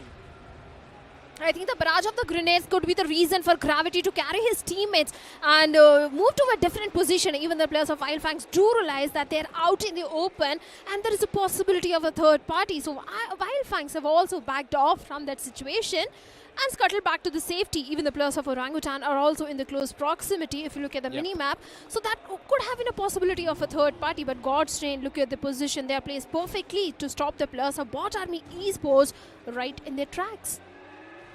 That's a big thing you just mentioned. But we'll be focusing on the fight that's happening between Red Bros as well as Gujarat Tigers. Clutch God firing a few shots. Arto, he still moves up and gets the finish. What a nasty play by this man. He was crouching down and then he just made sure to uncrouch himself, stand up, fire the shots after having that TPP vision. The pre-aim was perfect. And Clutch God being punished for his overextension, his overstay. Red Ross has been performing really well, Shadow. If I'm not wrong, the only team in the top 5 right now that came in all the way from the Open Finals. That's a very solid play, and if on day 1 they're able to get this momentum, they can build it up slowly and steadily, get the normal points, and then have one big game. And we might possibly see them lifting the trophy. Could be possible, but it's just day number 1 and third match. Be soon to make any sort of prediction, but BotArmyEsports, just look at the position of Monty. He's aware about the players of God's Reign. And the main question is how the players of BotArmyEsports are going to make their way to the other side of the bridge, because God's Reign are just waiting for the players of BotArmyEsports. That's a good research coming in from the side of God's Reign as well. If they go for the northern rotation, Kanan is already there, but Devotee strikes in towards the side of God's Reign, and one of the players is on a very low HP. This was a very risky move from the side of God's Reign. It indeed was risky, but as long as the player is safe, That's what matters to them, because now when the next circle forms, they will be the ones who will keep the members of BotArmyEsports until and unless BotArmy decides to move up north, and that's where K9 is staying. You know, here's this fun thing about BotArmyEsports. It's either Wyld Fang or it's either God's Reign. I don't see them taking any early fights apart from these two teams. They've decided their opponents that these are the ones who we really want to fight against. For the previous two games, it was Wyld Fangs. For the entire challenge season, half of the time it was God's Reign. And I guess the same storyline is now being repeated as well. So many storylines will be there, but looking at the position of the players of K9 also scared. They do have a really good spot for themselves as they're coming from all the way from the northern side. They have the entire northern control in their favor. If the circle takes one more northern shift, this can be a good game for the players of K9 Esports. That could be a possibility. But if the circle goes south, even the players of Orangutan can also do fairly well, because OG, if you look at the performance in the previous two games, they have been doing really good. Total 20 points, sitting on the second spot in the overall ranking. So OG are also looking in the prime form. If the circle goes south and one chicken dinner comes in the favor of OG, I think they are good to go for the day number 2. Very possible, but that's the thing. We've always seen OG perform on day 1 and day 2. Day 3 is where my eyes are locked in to probably see them perform. But for now, I can definitely see a cluster forming in all the way over towards that southwestern part. Carnival Gaming near the members of iQOO Soul as well. iQOO Soul playing with a 2-2 split. But we'll be talking about that in a while though, as Monty, he went in to scout out the area of up north, and that's where K9 was. But look at this circle. You were talking maybe a southern shift. It has definitely taken that southeastern shift as well. Godlike, solid position, medal. Prince always brings his team in the dead center of the circle. I remember Fixes mentioned that to me as well, that no matter the situation, you will always see medal in that smack center. And now they're also up in the shoes where they will be defending their own compounds. Every other team moving around them. And there are not a lot of compounds to take care of as well, right? So you have to play around those hills. You have to play around those hard covers which you need to create. It's super important, but I really like where Versatile is going right now. All the way over towards Lipovka. There's no one on their backside to take care of. VXT always manages to pull off such a rotation, keeping themselves away from all the traffic and the commotion, and now they're looking forward to the southern control, where we have the players of OG and Wingod might go up against each other. Even the players of Team Jelly might do a third party. But speaking of Jelly, he's so far away from his teammates all by himself, and such a close proximity to the players of VXT. So Jelly needs to be a bit cautious. But coming back to the team which is having the complete southern control are the players of Wingod, who are trying to pick a few bullets towards the side of Orangutan. Again, this position, I agree, you've got a decent amount of covers too, but it's still very open, and he is a bit far away from his rest of the teammates as well. So if any other team decides to barge in onto them or they get a knock, this basically means Wingod will be suffering with a casualty. So that's an important factor Wingod need to keep in mind, and I like the fact how they just move the vehicle around a bit. But Carnival Gaming will also be taking the entry from the southern part, and that's where we might possibly see a contest happening between these two teams. But we'll be focusing on that right now, as again Sahil, he tries to drop out of the vehicle. Neo up close to him. Wingod, they're the first ones to actually jump onto him. Even we are seeing the support coming in. Carnival Gaming out here in the vehicle, still trying to get that run over. But Neo, his life will not be saved. But guess what? Viper will be able to get not just one but two from that vehicle damage. And it's going to be LeBron falling onto his knees too. You take one of ours, we take three of yours. One of them flushed out, and Wingod had to make the decision of forcing their last player to survive. Carnival Gaming, you cannot step into the carnival of this team. Carnival Gaming, they're a pack of wolves, always going for the hunt. The previous two games, they were doing those third parties, and this time again, they striked onto the players of Wingod, leaving Gyash all by himself. 4 finishes, no casualty, and the entire southern control with the players of Carnival Gaming. But they also need to be a bit cautious from one of the team which is coming all the way from the southern side, and they are the players of Team iQOO Soul. So iQOO Soul and Carnival Gaming, they might also lock horns with each other. That's a big possibility. But towards the northern side, we have the players of Team Revenant X Park, not moving a muscle, not doing anything, just holding on to the compounds of the city of Yasnaya. You mentioned about iQOO Soul moving in as well, and that's exactly where they are. Carnival Gaming just quickly deciding to move around in those vehicles. Both these teams Are they both deciding to not go in for this commitment? I think so. That's still a mature decision because it's way too open out there. Yeah, that's going to be a full-fledged tactical retreat for both of these teams. Knuckle will just try to land in a few utils in that smoke. But Carnival have already made their decision to not take that fight. Yash out there in prison though. That man will try to survive from Wind God. Maybe playing in for a couple of placement points, but that's about it. iQOO Soul, they're just deciding to make sure systematically clearing out the entire area in front of them. But now they know that there is Carnival around them. So that's a big problem. But we'll have to shift our focus either ways from these two teams. Because again, BotArmyEsports were the ones who eventually, if I'm not wrong, took care of the members of K9. I saw a couple of finishes in the finish feed. So maybe they're the ones who actually won that fight up north. Yeah, they won the fight, but one of the player of K9 is still surviving and left with only one player. I think the passive approach is the key for the players of K9, for the last player of K9 at this point. But the circle shift is favoring the players of iQOO Soul so much. Even the players of VXT, they have the northeastern control with themselves, but iQOO Soul, they have to engage in so many fights. Just Jelly, the entire team is such a close proximity to iQOO Soul. Even Wyld Fangs, they're also looking forward to the southern control. Carnival can also do third party. So iQOO Soul, they need to play their cards right. Even the players of Hero Xtreme Godlike are also looking forward to that northern control. But my eyes are on the players of Revenant X Park, that how they are going to make their move. But God's Train, look at the boys and the Destro. They're taking the brand of the blue and taking a very long route inside the circle from the south. I don't like that decision until and unless they decide to move all the way from the eastern fray.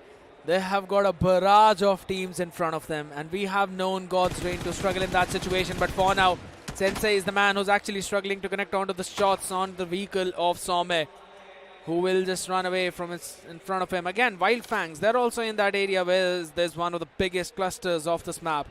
And Shadow, you mentioned that you think Revenant X Park's position is good. I agree. I think so. That's a scenario where I think that they can take that entry from the eastern fray as well. But I personally feel that Versatile are in a prime spot where they can get a lot of finishes, specifically with how the western fray is being protected by Godlike, and Phoenix are the ones, Phoenix, Red Ross, all of those players are there on the eastern fray. So anyone who wants to barge in, I think so it's Versatile's way to get those third parties and get some or steal some of those finishes of the other team's hard work.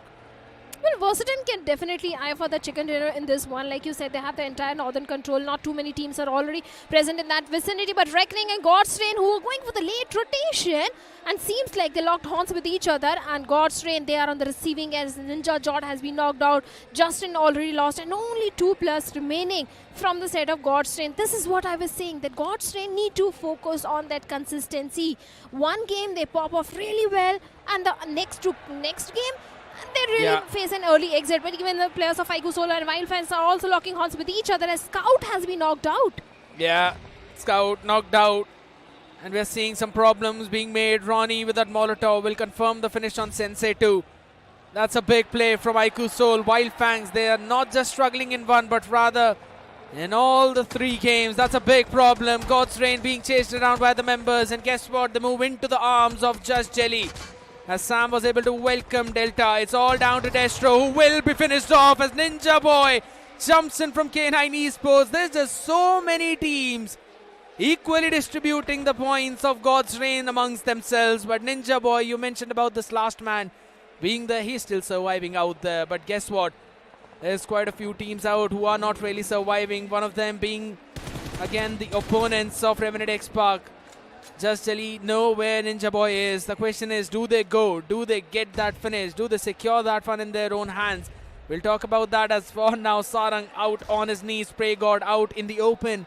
That too in the blue.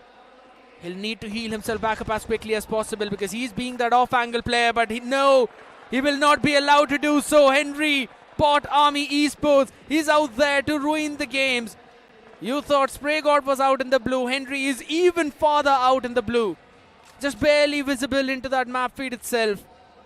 And he ruins the game for Revenant X Park. Joker will eventually secure that finish, but that gave an opening to the members of iQOO Soul, who are now moving in to try and get a few of the finishes of their own on the members of Revenant X Park. That's a big problem, a big blunder for their side.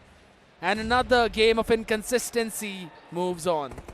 Revenant X-Spark still left with 3+, but surrounding awareness is not there. They were aware that one of the player of BotArmyEsports is out there in the blue, and despite that, they had to face an early casualty, but Reckoning Esports and even the plus of iQOO are also locking hands with each other. But the circle has taken a northern shift and is favoring the plus of VXT heavily. But the barrage of grenades is a problem for the plus of Reckoning, as already Dionysus has been knocked out. Viper, the only player remaining, has to go for the revival, has to go for the rescue mission. Lot of smokes being invested. But at the same time, both these teams, they also need to migrate inside the circle. They need to prioritize the circle, and VXT, even they have also started engaging in a fight, and the victims are the players of Red Ross. Absolutely. They're making sure that Red Ross cannot make their own entry. 2-2 split. Definitely not the best one out there. Red Ross onto that struggling end. Viper from Reckoning as well is the only man remaining for his own team, so he will need to survive. But on the other side of the spectrum, that's where Gujarat Tigers are also fighting in against other members. But we'll be focusing on Godlike first, as they are locking horns with the Apes, with Orangutan. Both these teams out in the open, so the only friend that they have right now are those smokes.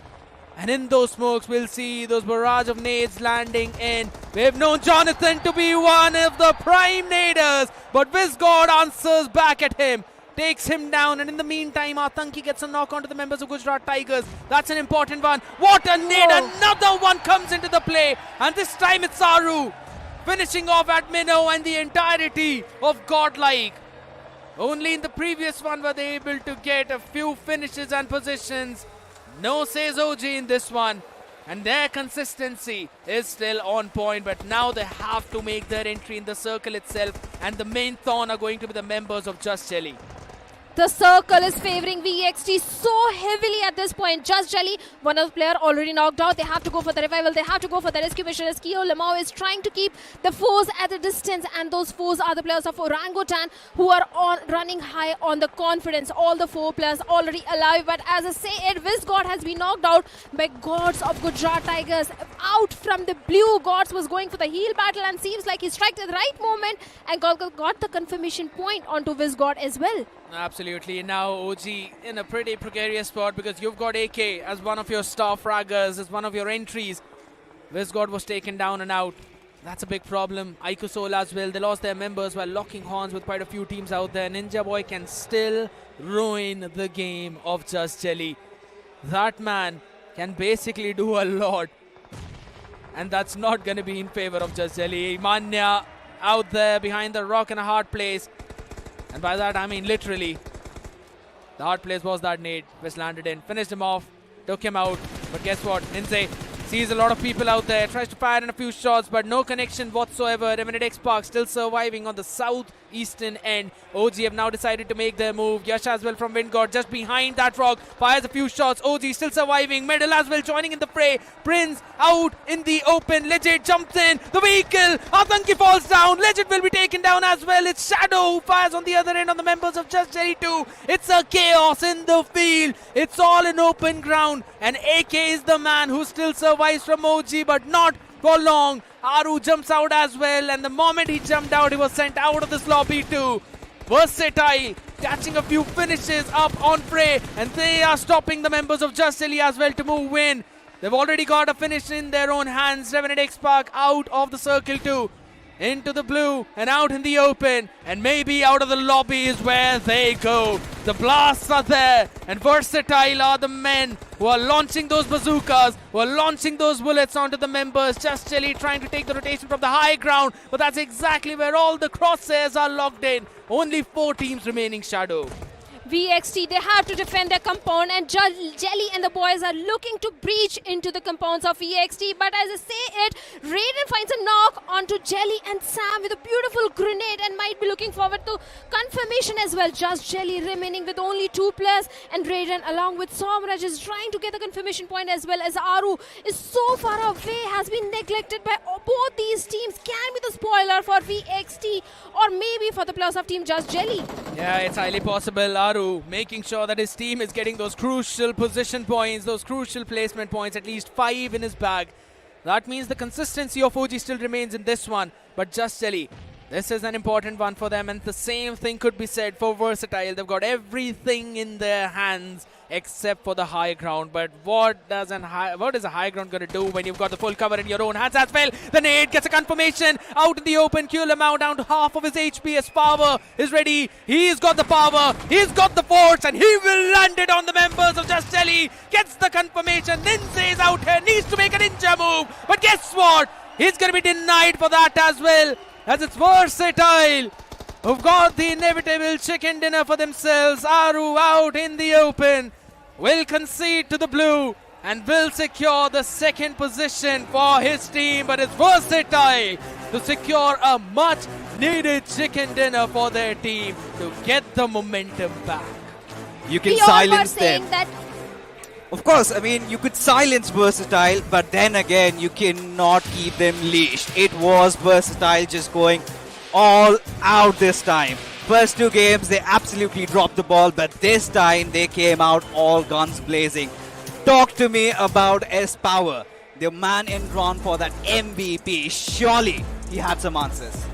Well, certainly he had a lot of answers. VXT, the way they took that rotation from the Eastern Highway, and after that, every single time the circle was favoring the players of VXT, and they defended their compounds with all their might, and that resulted in that beautiful victory for them. It certainly did, and for Versatile this time, they had a very different style of approach. This time, did avoid those early fights, and seems like they finally managed to find their groove. What are your thoughts on that, Sked? I think so. As much as, yes, they avoided those early fights, I think so it was the circle itself that forced them to avoid those fights. Because guess what? You're sitting in the center. Sure, keep on sitting in the center. Wait, another one? Sit in the center. You'll get your own chance to try and get a few finishes left, right and center. The good thing for them was the fact that Team Just Jelly had all 4 players, and there were a few other scraps they were able to get. So maybe around a 20-pointer and an 18-19-pointer game. I think so that's good for them.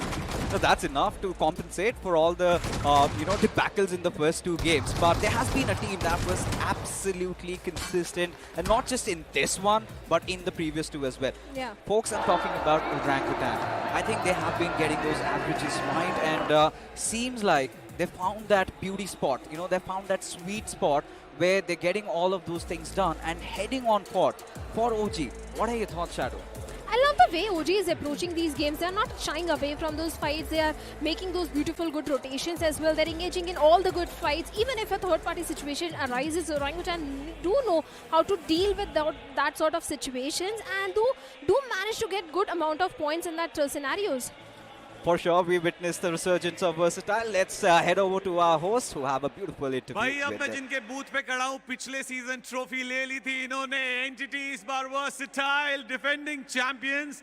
Somraj, शुरुआत अच्छी नहीं हुई थी, लेकिन इस बार chicken dinner पहला मिला। सबसे पहले तो उसकी बहुत बहुत बधाइयाँ। इतनी जल्दी एक्सपेक्ट किया था, या फिर आज भी इस बार भी वैसे ही था कि डे 1 हम ऑब्जर्व करेंगे और सेकेंड डे और थर्ड डे पे हम स्पीड लेंगे? पहला 2 मैच हम लोग का ऑब्जर्विंग ही था, तीसरा मैच हम लोग कुछ नया ट्राई किए। मैं तो बस देख रहा था कि अगर ये सक्सेसफुल नहीं हुआ तो हमारा कोच जाइपेक्स जो बैठा है उधर, वो अपने को इस मैच का बहुत भरता। तो बस अभी तो स्टार्ट ही है, देखते क्या होता है। ओके, लास्ट में आप लोगों का जस्ट जेली के साथ मैच था, एंड उस समय क्या चल रहा था दिमाग में, because you were this close? ये सब टीम से हम ध्यान नहीं देते हैं। Okay, Equinox, what do you have to say about this match, especially the last moment? कुछ नहीं, अच्छा था, टीम वर्क अच्छा था। तो इससे पूछो, ये मार रहा था, किल चोरी हो गई इसके बहुत सारे। चलो, this is the defending champions booth, जहां पे उन्होंने एक बार फिर से बता दिया that वो defending champions और बिल्कुल रेडी हैं अपने टाइटल को डिफेंड करने के लिए। Over to you, boys. You know, honestly speaking, every time we have Somraj with us on the mic, he's got something savage to say. But this time, Lamau bringing back the heat once again. Just Jelly also off to a really good start so far. I think this is one of those good games where they could latch upon. Yeah, I mean, for Just Jelly and Jelly specifically, this definitely is a redemption situation for him, because he needs to make sure that his team performs. And honestly, with the boys that they've brought in, specifically Lamau, Ninja, all these players have been stepping up big time, metaphorically as well as literally right now, Fixes. Of course, when you take a look at the stars of the match, Kyo Lamau again stepping it up once again for Josh Shelley. But Carnival Gaming, they are on a carnage spree lately, have been just all guns blazing, especially that one fight where things steered out a little bit, but then they came back smacking Shadow. I think Carnival Gaming, they have been doing everything right. They are super consistent after Orangutan, and this time Hector was also making those good rotations as well. They dealt with the players of Windgod, and after that they had the entire southern control to themselves. Even one more team which was doing really good in this one was Revenant X-Pac. Everything was just going great for them until the moment they grabbed the attention of the players of Jelly. And then what happened from BotArmyEsports, especially a stab from the back, seems like Spray God wasn't prepared. But as we take a quick look at the highlights, I think initially it was a little silent, but later on we saw the match picking up the pace really well. Yeah, true. The main reason why it was silenced was because of the fact that, again, the playing path was a bit more tilted over towards the north, so a lot of the teams who wanted to go south could not. So, again, shifting your entire perspective when you're a very southern rotation-dependent team to play all the way in the north, and that too when the circle is taking the shift over towards the eastern phase, that basically turns the momentum against you entirely. And that's why we witness teams like God's Reign, BotArmyEsports struggle a lot. And you mentioned about BotArmyEsports as well.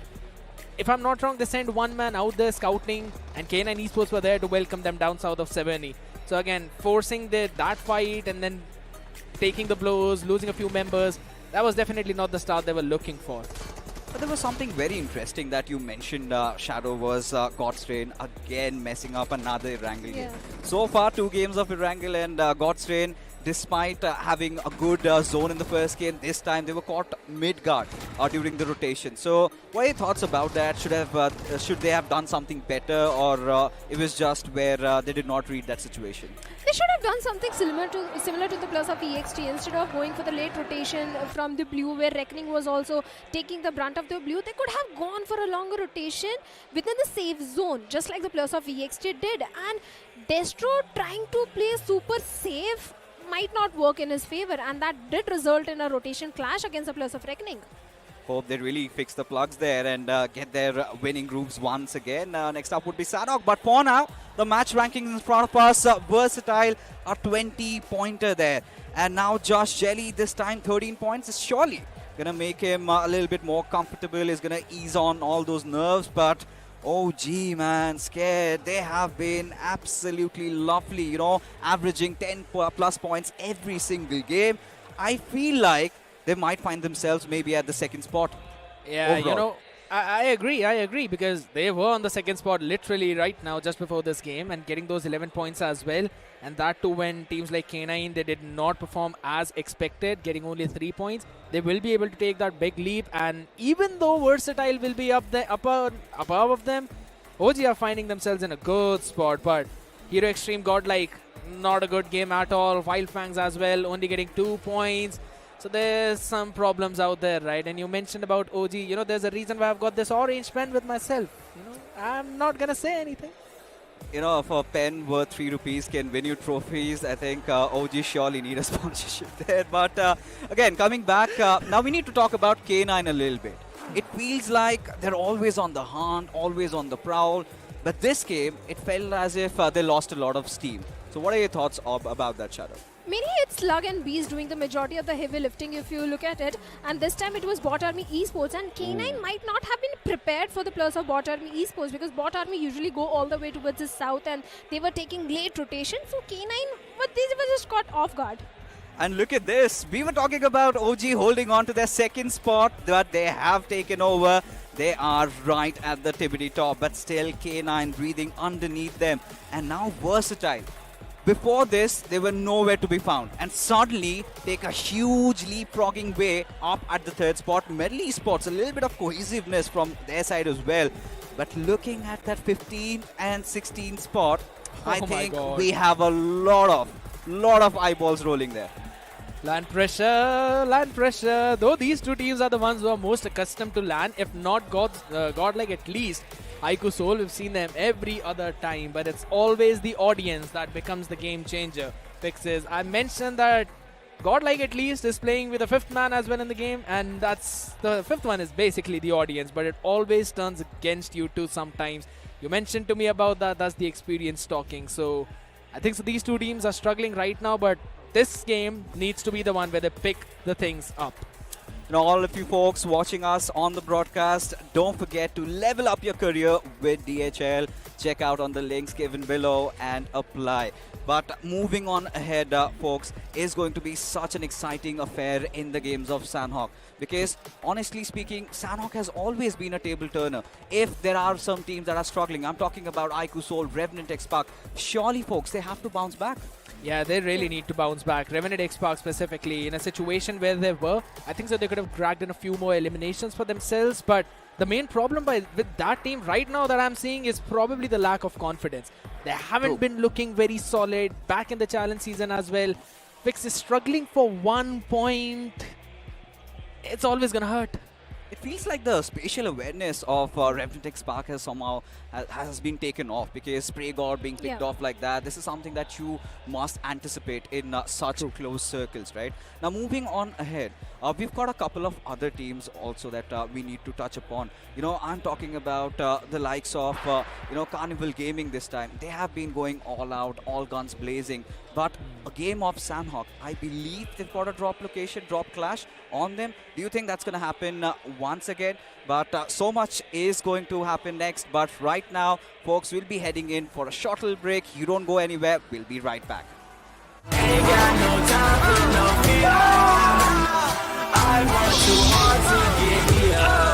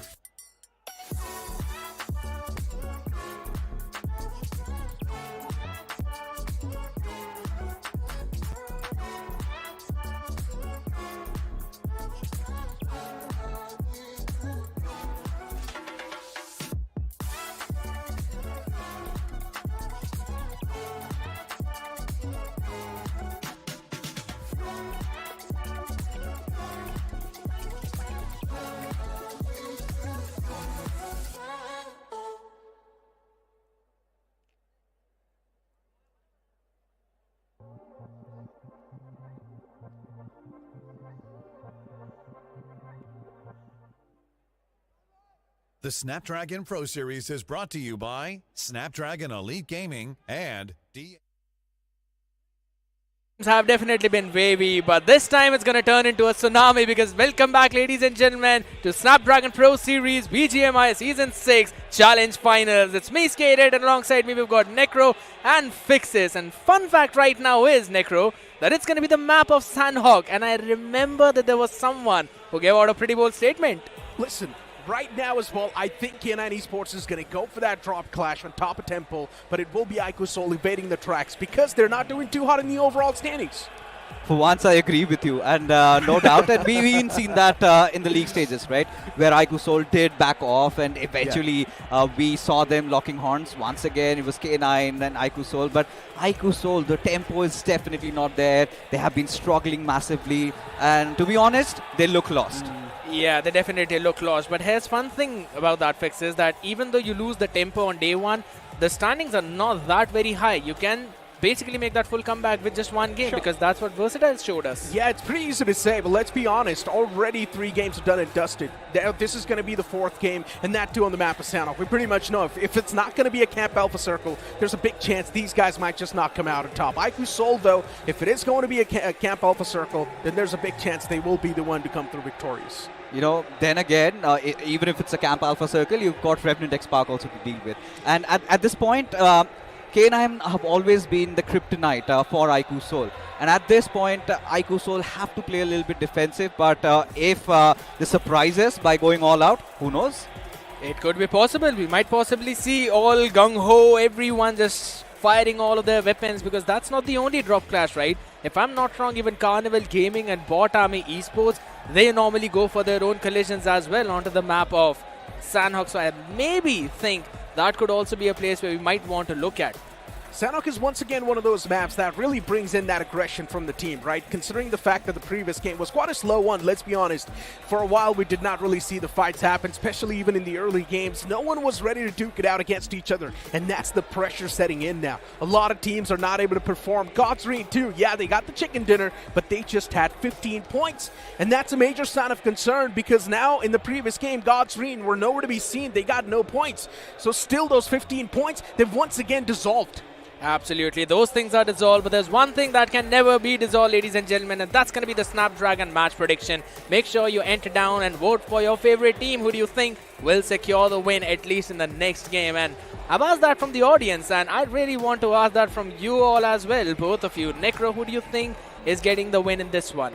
Listen, now my prediction, you know what, I will give it when the game starts. But right now, I need to focus on what's happening on my screen. Look, the Godlike content creator, of course, taking selfies with the fans as well. And one thing is for sure, of course, we know it's the fan favorite team. So everyone's going to be super excited to at least get their selfies with the Godlike content creators. And this is currently a moment for the fans that they would love to cherish. It's been ages since Hero Xtreme Godlike have been one of those usual suspects in those lands. That curse did get lifted off in Kochi, and now the festivities continue in Delhi. But we know we've got a mad, wild crowd coming in, and this is bound to happen. But has Godlike really responded back, and has it been reciprocated well enough? The answer so far has been no. Because even in that game of Miramar, Jonathan did clutch it out, but it came at a cost. He was the last player surviving. Did save themselves from what could have been a huge disaster. But even right now, Hero Xtreme Godlike need to fix those leaks, need to find those plugs, because so many fans, at least 60 to 70% over here, are Hero Xtreme Godlike supporters. And so far, they have been disappointed. One team, million hearts. That's what the poster said. And of course, fans always supporting Jonathan and the boys. Hero Xtreme Godlike, there's so many expectations on this team's back, and maybe that's one of the main reasons why they're not able to perform so far. But we still do not really see Simp back in action. I would love to see Simp in the playing floor right now, because Hero Xtreme Godlike, yes, they're getting those few points here and they're able to squeeze the average, but is that really enough? I don't think that's the ideal decision if you just remove Zap right now. That is going to be absolute soul-crushing for him as an athlete individually. I think Hero Xtreme Godlike need to go back and again, gauge things out. You still have 2 more days, and that is the point where maybe you could bring Sim back into the action. Look, man, Zap, he's graced the LAN after a long, long time. I believe it's his first audience LAN with Hero Xtreme Godlike. Surely the jitters are there, they're taking over. I love the fact how at least Fixes is out here backing me out, because on the previous panel segment, I was entirely overruled by Necro and Shadow, who mentioned that they should not experiment at this stage. But boys, let's chill out on that. The point is they've already done it, right? And now there's no going back. At least give Zap his games, at least let him play. And even if he messes up, I think he's going to live with that. But again, this decision comes in from the IGL himself. He must have thought it through. That's a bold move. It has backfired, could have also worked out. And the former has happened, and Hero Xtreme Godlike will have to make those improvisations, but has to be done tomorrow. Exactly. Is what I believe. I mean, maybe they will make the roster changes once again tomorrow. Maybe we might just see Simp back in action in the upcoming games. Anything can happen. It's up to Punk, considering he's the IGL. But we've got a team on the screen that's currently struggling in the overall standings, and we never expected this team to sort of start things off on a slow note. That's iQOO Seoul. iQOO Seoul is one of those teams to hit those bangers off the rip, but still for some reason, instead, they're the one getting hit. I agree, because this team has normally been in always that driving seat of the entire game. But here's one thing we've always known about Manya Fixes, and that is that this guy is the LAN performer. Every single time whenever his team is on the LAN, they have always performed, and I think so that's going to be the case right now. But since we're talking about the teams who always perform, OG are the ones who perform on day 1 and day 2, not the day 3. Listen, man, you know that OG, that old curse, that was a different team altogether. But this OG 2025, they're definitely looking sharp. They have been performing really well in all the games that they've had to play. But you know, taking the conversation back towards iQOO Seoul. Now, Necro, this is what I believe is what they're missing out on is those extra added options. Even if they have to bend someone out, bring another player, they do not have that luxury, whilst the other teams do. And this could really go, you know, against them, given the fact that if a player is not performing well, what do? You have to play the entire event with just the playing 4 that you have for yourself. I mean, look, right now, considering the way they've been playing, they've got the set playing 4. I don't think so any experiments needs to be there. I don't think so they need to switch anyone out. Right now, how they're looking is pretty okay. Let's be honest, it's just the day 1. 3 games are done so far. 4th game is going to be on the way. And in that 4th game, anything can happen. Absolutely. That 4th game is going to be crucial because it changes the momentum directly. But again, here's the situation, you know. I think so. If in case they do not make it in this one, that's when the entire day of iQOO Seoul is going to be ruined up. And they'll have to focus on day 2 itself. And this map specifically is the one where they've got the drop clash. And fun fact, after this, we also have another off-map Fixes. And that's going to be off Vikendi, which goes very slow and unconventional of what iQOO Seoul likes to play. Hey, look, iQOO Seoul, enough talks about them. We need to focus on VXT right now. The comeback they pulled off in that previous game. Fixes, you'd think it's the same comeback story that happened last time. I mean, last time it was the comeback on the day 2, but VXT, they're already starting to do great things right now. No, that's way too far. Let's talk about their first game in the challenge stage. It was that game of Sanhok, and if you remember, they dropped a 30 bomber. And that is where they absolutely bombarded everybody. So for Versatile, definitely looking sharp heading on into Sanhok's matches. And all those enabling key factors, I think now they're at peace. Now you've got Ispower, he's getting those clutches, Equinox, Raiden, all back to their own grooves. And if Versatile get another chicken dinner, I think they will be, again, those one hot favorites that we wanted them to be.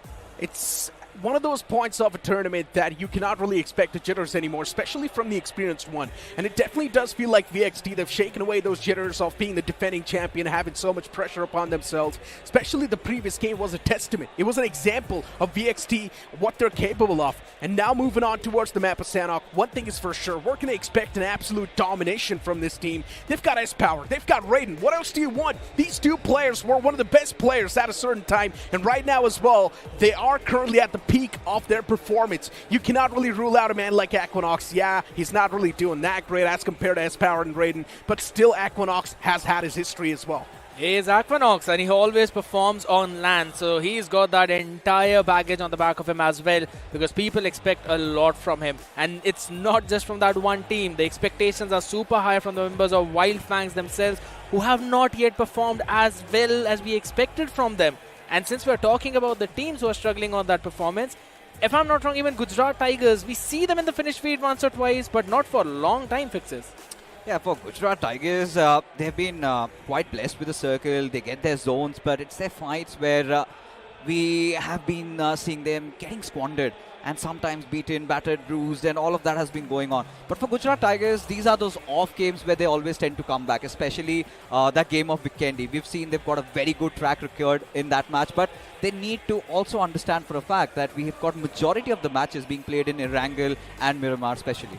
Exactly. Now look for GT. We do understand even they do pack a lot of punch. They've got the powerhouse as well underneath their banner. But Clutch God is the only experienced man who's got a lot of experience underneath his belt. While the rest three players, there's still, you can say, a bit of those rookies on the table. Yes, they have played the LAN in the past. They were the part of WSB, but now still underneath a complete different banner. The performance has been decent in the challenge season, but it needs to be on par if they want to perform in the grand finals. No, honestly, Necro, I beg to differ a little bit, because when you talk about the previous ESL LAN, Clutch God was nowhere to be found whilst these three of the players had been playing. And of course, there has to be that little bit of a revamp that had to be done. And at this point, I feel like it's Clutch God feeling a lot of that heat, because honestly speaking, he's making a comeback onto the LAN stage after a long while.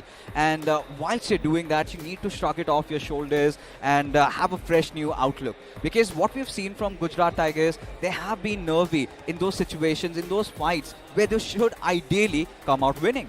I mean, look, for Clutch God, it's a whole different conversation to have, right? There's a lot of ways to look at things, especially Clutch God being the IGL. He's always someone who's going to have that pressure upon himself, especially on the LAN finals. It's expected. And as you mentioned, he's making the comeback after a really long time. But we cannot really forget the fact that he's been in these type of situations more than the rest three guys. He knows how to deal with those situations. And as an IGL, he needs to calm his teammates' nerves down as well. But let's just hope GT, maybe in this game of Sanhok, they can pull off those aggressive moves and make the comeback happen. You're talking about the aggressive moves. GT need to pull that off, but there's another team that has been pulling it off constantly for at least the past 3 games, regardless of what the result has been, and that is Carnival Gaming that I'm talking about, Fixes. I know there's a smirk on your face. You know, for Carnival Gaming, honestly speaking, they have been fantastic, but I really feel like they've also been their own demons. I can show you multiple instances where they can actually go on to win the fight and go out to win the game, but they somehow just go on for a friendly fire, maybe burn one of their teammates down, those nades coming through. We've seen that happen time in and time again, and this is it. This is what we were scared about. He is starting to doubt himself. This young lad, Zap, finally realizes he's got the spotlight on him. So a little bit of a smile, but I can see a lot of pain and anguish in his heart. One thing is for sure, he's disappointed with the performance he's been able to showcase so far. And considering Zap knows as well, if he's not able to play today, if he's not able to ace the opportunity that he's got, there's a big chance tomorrow he might just be replaced by Simp. And Simp has always been a part of the main playing four for Hero Xtreme Godlike. And Hero Xtreme Godlike were able to squeeze out a lot of results, not just in this tournament, even in the past couple of tournaments. And honestly speaking, when you talk about Hero Xtreme Godlike, this is as a team, the way they played in the challenge stages is a completely different story for what they're putting forth in the grand finals. They've changed their approach, they've changed their timings of entry, and this was one of those concerns that we did raise. You need to have a stable drop, and now they are looking so lost while trying to enter inside the zone. They're taking those fights, and they're taking multiple fights at the same time, and have been so clueless. Yeah, but look, as you mentioned, right, they've been taking multiple fights at the same time. Now, taking multiple fights, it's completely fine, but you're supposed to do that when you've got good positioning and when you've got all your players alive. And Hero Xtreme Godlike, they do have decent positioning at times, but still they do not really have all the players on the board to go for those multiple fights. Now, at this point, Hero Xtreme Godlike, in my opinion, they need to play a little bit defensive. I do understand the fans do not really like that defensive Godlike, but hey, whatever it takes to get that trophy.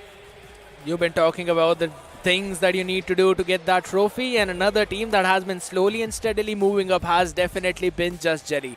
Godlike, yes, they've got an on and off performance, but I still trust that team. But Just Jelly is a team, specifically Jelly, who was one of the members of Godlike as well, the ex-IGL, now bringing in his own lads and performing so good that he's made it to the LAN, and he's been doing good fixes.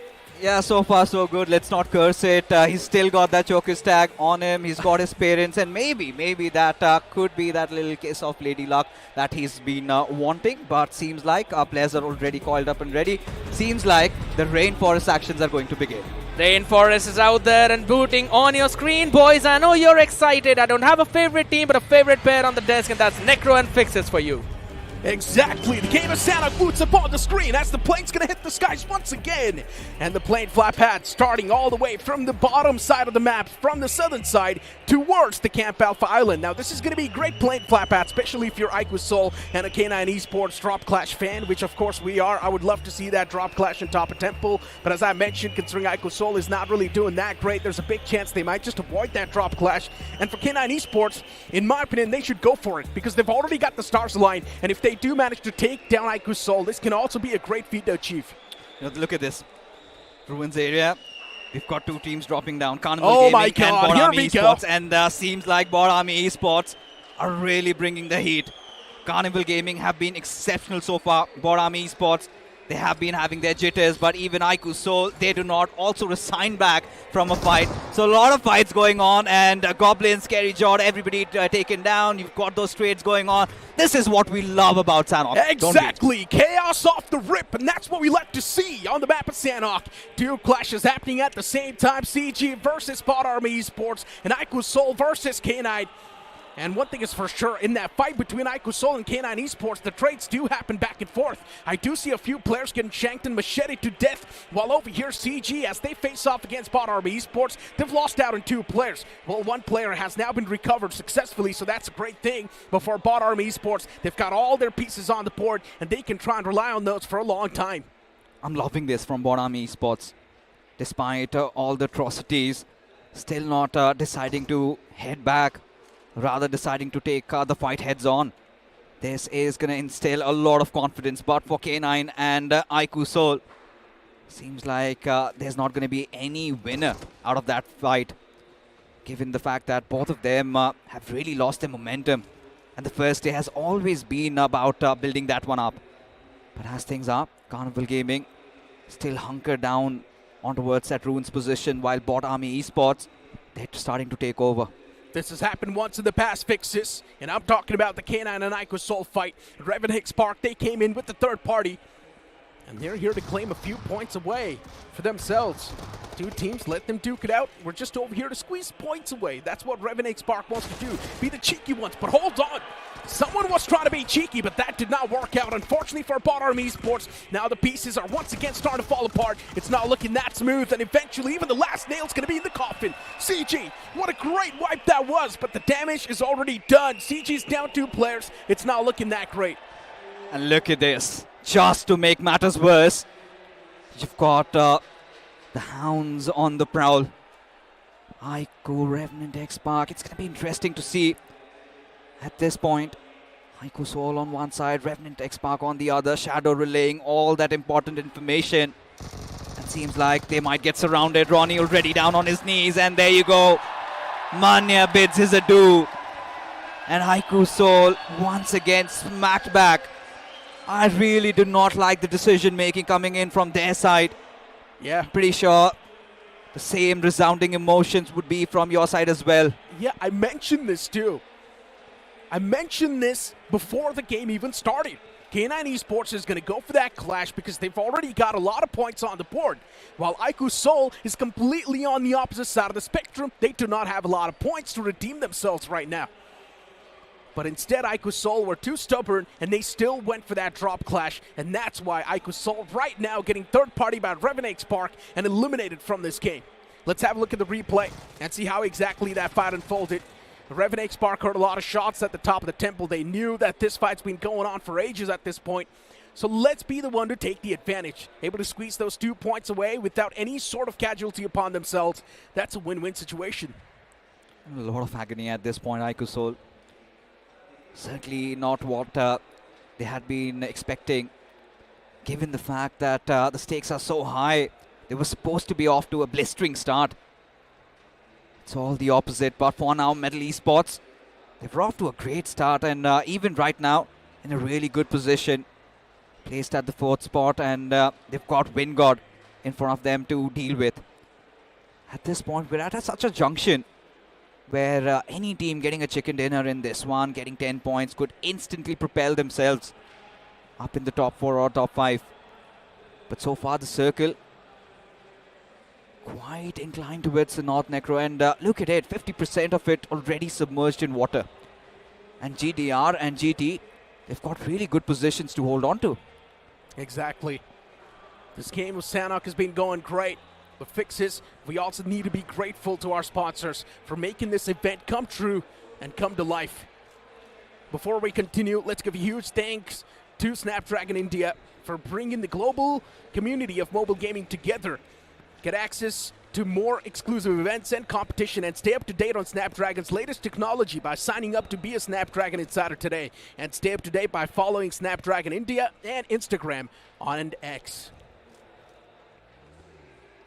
You know, coming back to business at this point, a little bit of an eerie silence has taken over, which brings this thought on my mind, Necro. Are we going to witness those healing battles? I mean, it's LAN and you would absolutely hate that, but seems like Metal Esports find themselves in a little bit of a predicament over here. Sarvit trying to get the lay of the land, trying to gauge the situation over here. Now he knows for sure there are a couple of outliers. Gujarat Tigers were the ones that gave them a little bit of a smacking over there. But iQOO falling prey to Seth. Again, alarming signs for Versatile. Indeed alarming.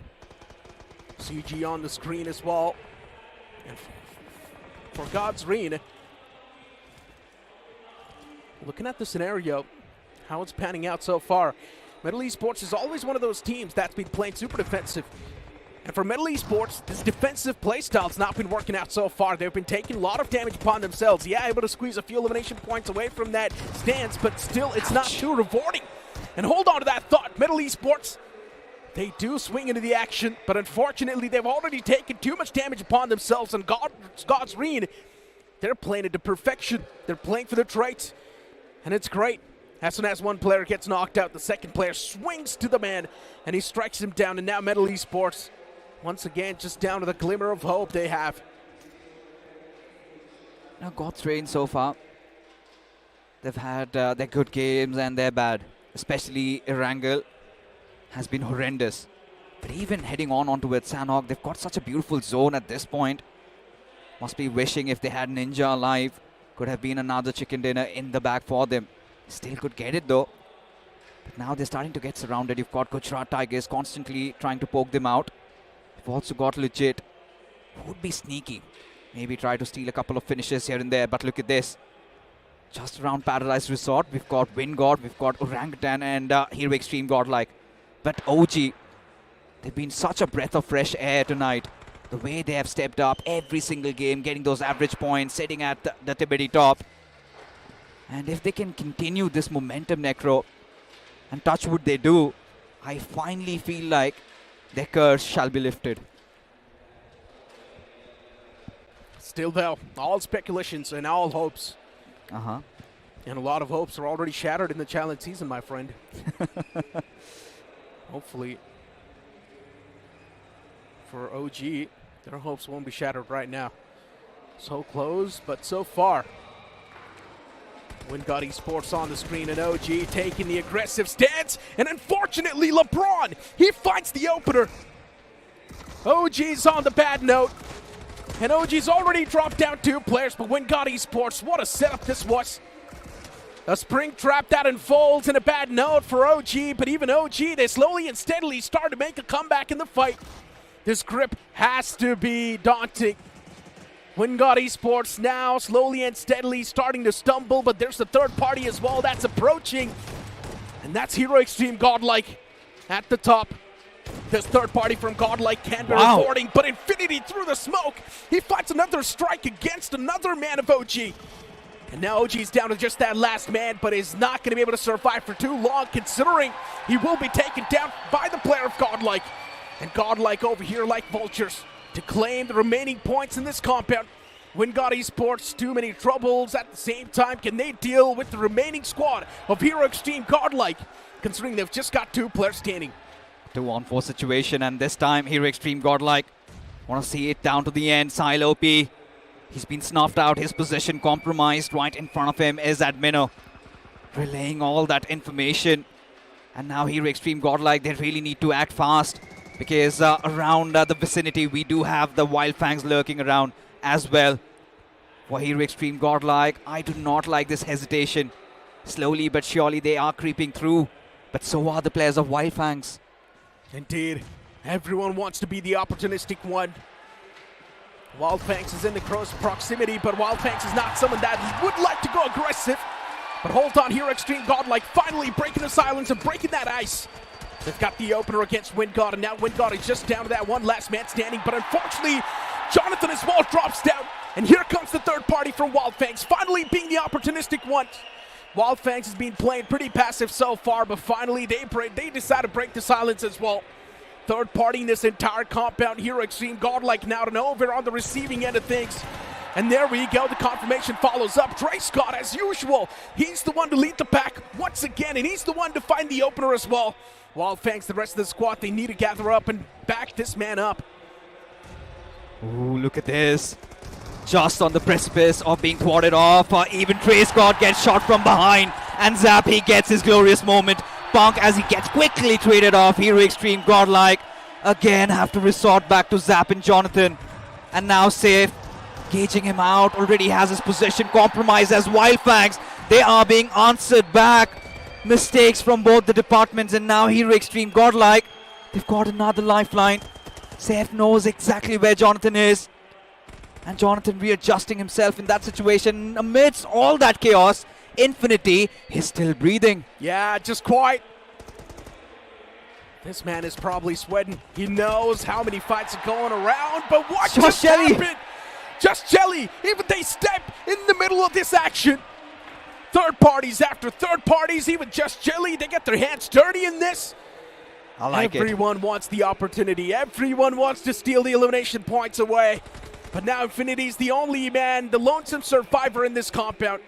Wyld Fangs could have fallen prey to Hero Xtreme Godlike, but unfortunately, Hero Xtreme Godlike getting third party by Just Jelly like that in the end. It was quite unfortunate. And CG2 trying to pull off some weird shenanigans, some stubborn moves, and CG will be dealt with by God's Read. Fixes out and over this burst of action. I'm loving it. We're loving this, and this is something that we expected out of a game in Sanhok, right? All those rivalries we'd been talking about, they finally come into play. They talk about those drop clashes. We did get to witness that. I do not know if all these teams are playing down to their egos, but surely enough, some have cruised through, some have received the brunt of it. And at this point, as things stand, when you take a look at the circle, God's Reign still quite stoic, still quite composed, with three of their men alive as Wyld Fangs inch in a little bit closer. Seth, again, he's trying to scout around, maybe find themselves in concrete covers, but Reckoning, we really haven't got enough chances to talk about them. Now sitting at the 9th spot, but still not really far behind. Get a chicken dinner and could find themselves at the very top. Not even a chicken dinner. They just need to stick with the average. 8 points per game, and Reckoning Esports as well. They will be in the race at the end of the day. But if they want to be at the top, right next to OG, then Reckoning Esports will also need a lot of points. Of course, the Lonesome Survivors always doing anything it takes to survive. Legit on top of the door. This is honestly one of those positions that no one's really going to expect. Legit can definitely catch a few players off guard if he gets the opportunity to do so. But I mean, looking at that replay, looking at that blunder from CG, I understand that CG wants to be the stubborn one in this lobby. They want to be aggressive. They want to take as many fights as possible. But CG sometimes just blindly rushing his wall cannot really do the job. I think they've got their work cut out. Surely they're getting a lot of finishes. Surely as mere spectators, we love that. But at the same time, position points is where they are completely found missing. And when you talk about atrocities, when was the last time you saw Revenant X Park swimming their way inside the circle? And this could be such a massive debacle if Gujarat Tigers get the right read. And seems like they have Shadow being spotted out. Arman, no problem for him as Revenant X Park, their misery continues. Beautiful strike. What just happened to Revenant X Park, and why are they rooting for the waterways? A big question in my mind. Revenant X Park after third-party iQOO so like that, they make such a massive blunder. The players in the water lines taking a lot of that damage upon themselves by the blue, and there's also GT camping them off now. And considering GT, they've already tasted the blood, They might just start to smell the scent of Revenant X-Park. And there we go. That's exactly what's happening. Xerath knows the position of the remaining players as well, as he's going to start to toss out a few more utilities. But ClutchGod, he's got a problem of his own. He's dealing with the players of Godsreen, but ClutchGod, I guess, is just teasing them, just to make sure that Godsreen cannot really third-party this entire moment that's happening with GT. At this point, even for Gujarat Tigers, look at this, the circle has shifted away from them. And they have got to inject themselves inside the zone. Now, Godsreen definitely the gatekeepers. And to make matters worse, they're aware where ClutchGod is. Whilst versatile, they were trying to get inside the circle, and suddenly they had to duke it out against the players of Wyld Fangs. And now even for Wyld Fangs, we know we've got a lot of complaints about that game in Sanhok, but surely they're looking quite good so far. 4 finishes collected already, and versatile, they're starting to lose steam once again. They indeed are. Hold on to that thought. GT spotting out the players of GDR, make that rotation. Godsreen, for some reason, leaving this compound, which was supposed to be pretty strong in my opinion. They still decide to take their exit from this and instead hold this one. There's Legit available in the houses. And Legit, has he given his position away? That's my question. Delta PG and his teammate in the front lines, and for Godsreen as well, they do not really have the maximum amount of numbers available to try and hold this compound down. And Legit, once again, pulling off his weird shenanigans, staying on top of that door. I mean, it is definitely one of those unexpected. Yeah, it's unexpected. And he can definitely get a few finishes if someone decides to charge in that house. No one's going to be checking on top of the door. Let's be honest. They can check behind the door, but not on top of the door. It's last place you're going to check in. Seems like Legit pulling off those antiques. If it does work out, if it does go in his favor, that would be one for the highlight reels. But a couple of moments earlier, did see ClutchGod hurting Godsreen once again, and this time he's managed to come out swinging with a finish of his own. Now again, this brings us back to the same old conversation, Necro. It was game 1, and then that is where they were having a lot of those problems. But look at this, Reckoning, they're also on the hunt against the players of Red Ross and Arthu. He's been taking quite some beating there. But look at the spread coming out of Reckoning. Quite well spread apart, and this could cause a lot of concern. Reckoning are the one getting hunted, Fixes. They've lost out on one player completely. Unfortunate. Reckoning Esports just walking into a complete unknown territory and getting caught off guard by the spring trap of Red Ross. This one's quite deadly. Wyld Fangs as well, somewhere down line. Red Ross have heard those vehicles, so they know there's someone in that vicinity as well. But look at the next zone shift. It's going to favor the players of Wyld Fangs, Godsreen, and Metal Esports. Wyld Fangs can easily make it to the safety lines. It's not going to be a concern at all. But as soon as a few more teams decide to breach in, that's when the real concerns will ignite. I think the real troublemakers could be the players of Red Ross. If Wyld Fangs do not find some good covers, some good rocks to hide around, and if did not watch their 6, Red Ross could be quite a menace to deal with. And this is the point I was talking about. Had Godsreen gotten their numbers intact, there was no reason to move out of that compound. They still had the circle to themselves. They lost out on one of the other players. With 3, they could have still managed to get another chicken dinner. But look at this. Slowly but surely slithering through other players of Wyld Fangs. And the question on my mind is, are Gujarat Tigers aware of this little intervention? Are they aware that Wyld Fangs do have them under their watch? Xerath, though, he's got a beautiful flank angle to play with. Yeah, he indeed does. I wouldn't exactly call that a flank angle, but he's got a nice cover. He's Still out of the zone, separated though. from the pack. But focusing on what's happening right now on the screen, Red Ross on the struggling side of the spectrum, and out of nowhere, you blink it and you miss it. Red Ross has already lost out on a few key pieces. This game looking pretty tough for Red Ross, but in the overall standings, Red Ross is not doing too bad in the top 6. So it's all good in the hood for them for now. As long as they've got a few more players standing, they can definitely try and squeeze in as many points as possible. But GT, they lock horns against Wyld Fangs. Wyld Fangs, pretty much the ones to wipe out Hero Xtreme Godlike until that last man, Jonathan, got taken down by Just Jelly. But still GT, now here to take down the players of Wyld Fangs. Seth there up close and personal, but does ClutchGod know? Now he definitely knows. He's heard the slithering snake, and there goes the first engagement. Zeph is going to be the one to get that engagement on his favor, but unfortunately not able to survive for too long. And now Wyld Fangs is taken down to just a 2-man squad. GT, they constantly want to press upon the charge, pressure a bit more. But Wyld Fangs, they just do not really have enough man number to try and back themselves up, considering it's just down to Trey Scott. The one last glimmer of hope standing. Trey Scott has managed to acquire 3 finishes so far, and he's been the one to heavy lift this team every single time. Can he clutch it out this time? That's my question. You know, it just gets harder at this point, given the fact that all the members of Gujarat Tigers starting to reunite, and even we had the final player of Red Ross almost closing in through. But talking about that circle shift, it is atrocious.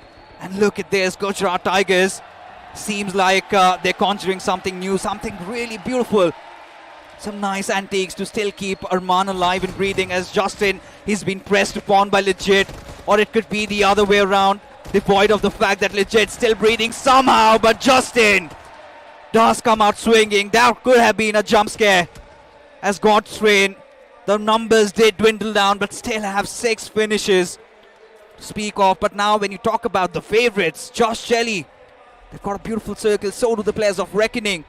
And let's not forget, Gujarat Tigers have been quite phenomenal as well. Josh Jelly's got a lot of that wriggle room to play with. There's no one on their side of the circle, and that's a great thing. And Just Jelly can try to take the advantage of that, and that's what they exactly try to do. But unfortunately, even they're catching a lot of hurt upon themselves, which is not a great thing. Just Jelly, within that span of second, they've lost out on Jelly himself. And that was quite a rough one, a rough patch for the boys. But one team that is playing this one super confidently, that's going to be GT. And they've also got all the pieces on the board fixes. You already know whose game this about to be. The only thing missing is the circle. And that is something Josh Jelly have to themselves. At this point, Gujarat Tigers, I hope they've got their vehicles, but Red Ross, Phoenix, of course, does have those 7 first aids to work around with. And maybe could throw a wrench with the works of any given team at this point. But for Gujarat Tigers, I think the task is pretty much laid out. If they get inside the circle unscathed, this chicken dinner is theirs. But Kyola Mao, man, he's still alive. The zone starts to move, and now the clock is ticking, and so the breath of Justin. Can he survive? He's got a few first dates to work with, and he's going to keep on patching himself up. He just wants to secure that second spot for his team. But can he really squeeze that one in? That's my question. Just Jelly, the last 2 remaining players still surviving, Sam and Keelamau himself. And as the players of GT, they move out in the open, they've got that cover fire to play with. And eventually, Just Jelly won't be eliminated from this game. We saw this chicken dinner coming a mile away. And Gujarat Tigers, the confidence they've showcased on this map of Sanhok, it speaks volumes about their upcoming performance. GT, they've got the momentum, they've got the swing of things in their court, and all they need to do is just keep on moving with the same swing, with the same momentum. The wind is in their sails as Justin is at least trying to scrape a few points away, maybe, but instead Justin is the one to fall prey. Gujarat Tigers, what a remarkable chicken dinner this is. It indeed was a phenomenal one for this team, and it was much needed as well, because they were struggling. But guess what, Fixes? If in one game Versatile can perform, then in the next one Gujarat Tigers will hunt like the Tigers of India. And to be honest, what made things more beautiful was they had things going against them. But despite that, they did not, take that pressure. They did not, did not panic in those situations where ideally a lot of teams did. And that makes them different. Especially going after the players of Godstrain eventually at the start, when they were gatekeeping that circle to taking all those fights. They wiped out that entire eastern vicinity. Again, they did not have the favor of the circle towards the end. Took down 2 players of Josh Jelly and somehow carved this chicken dinner for them. And at this point, this was a big one, right? At least 12 to 13 finishes collected. And I feel like GT might find themselves in the top 3 after this. Of course, they will find themselves in a really great spot in the overall standings. But Godstrain too, a really good performance from that previous game. Were able to place themselves on a decent spot, at least able to get a few placement points on their name. Yes, they had a decent amount of elimination points as well. So that's going to be the consistent average they were looking for. But let's move on towards the final few moments of the game, right? Because this is what matters the most. GT, after taking down one of the players of Just Jelly, we pretty much knew what the course of action is going to look like, considering Just Jelly was down to just 2 players. And considering GT also had more players available on the field, all they did was, yes, you guys move on forward. We'll be the one to provide you guys cover from the back. And just like that, GT easily came through on top. They've been stepping up big time, but it's not just about GT themselves, right? They definitely needed to step up, but even Just Jelly have been showing that consistent performance. OG for the first 3 were consistent. We saw them in the first place. Just Jelly have always seen themselves in at least those second places or third places, but I think so it's absolutely fine. However, those eliminations might hurt them. You know, at this point, things have opened up once again. Godstrain, I still feel like this game could have been theirs. They should have been the ones walking out with a chicken dinner. And these are those games where you need to get the conversions. You cannot lose out on Ninja Jord right from the very beginning. You cannot lose out on Destro like that.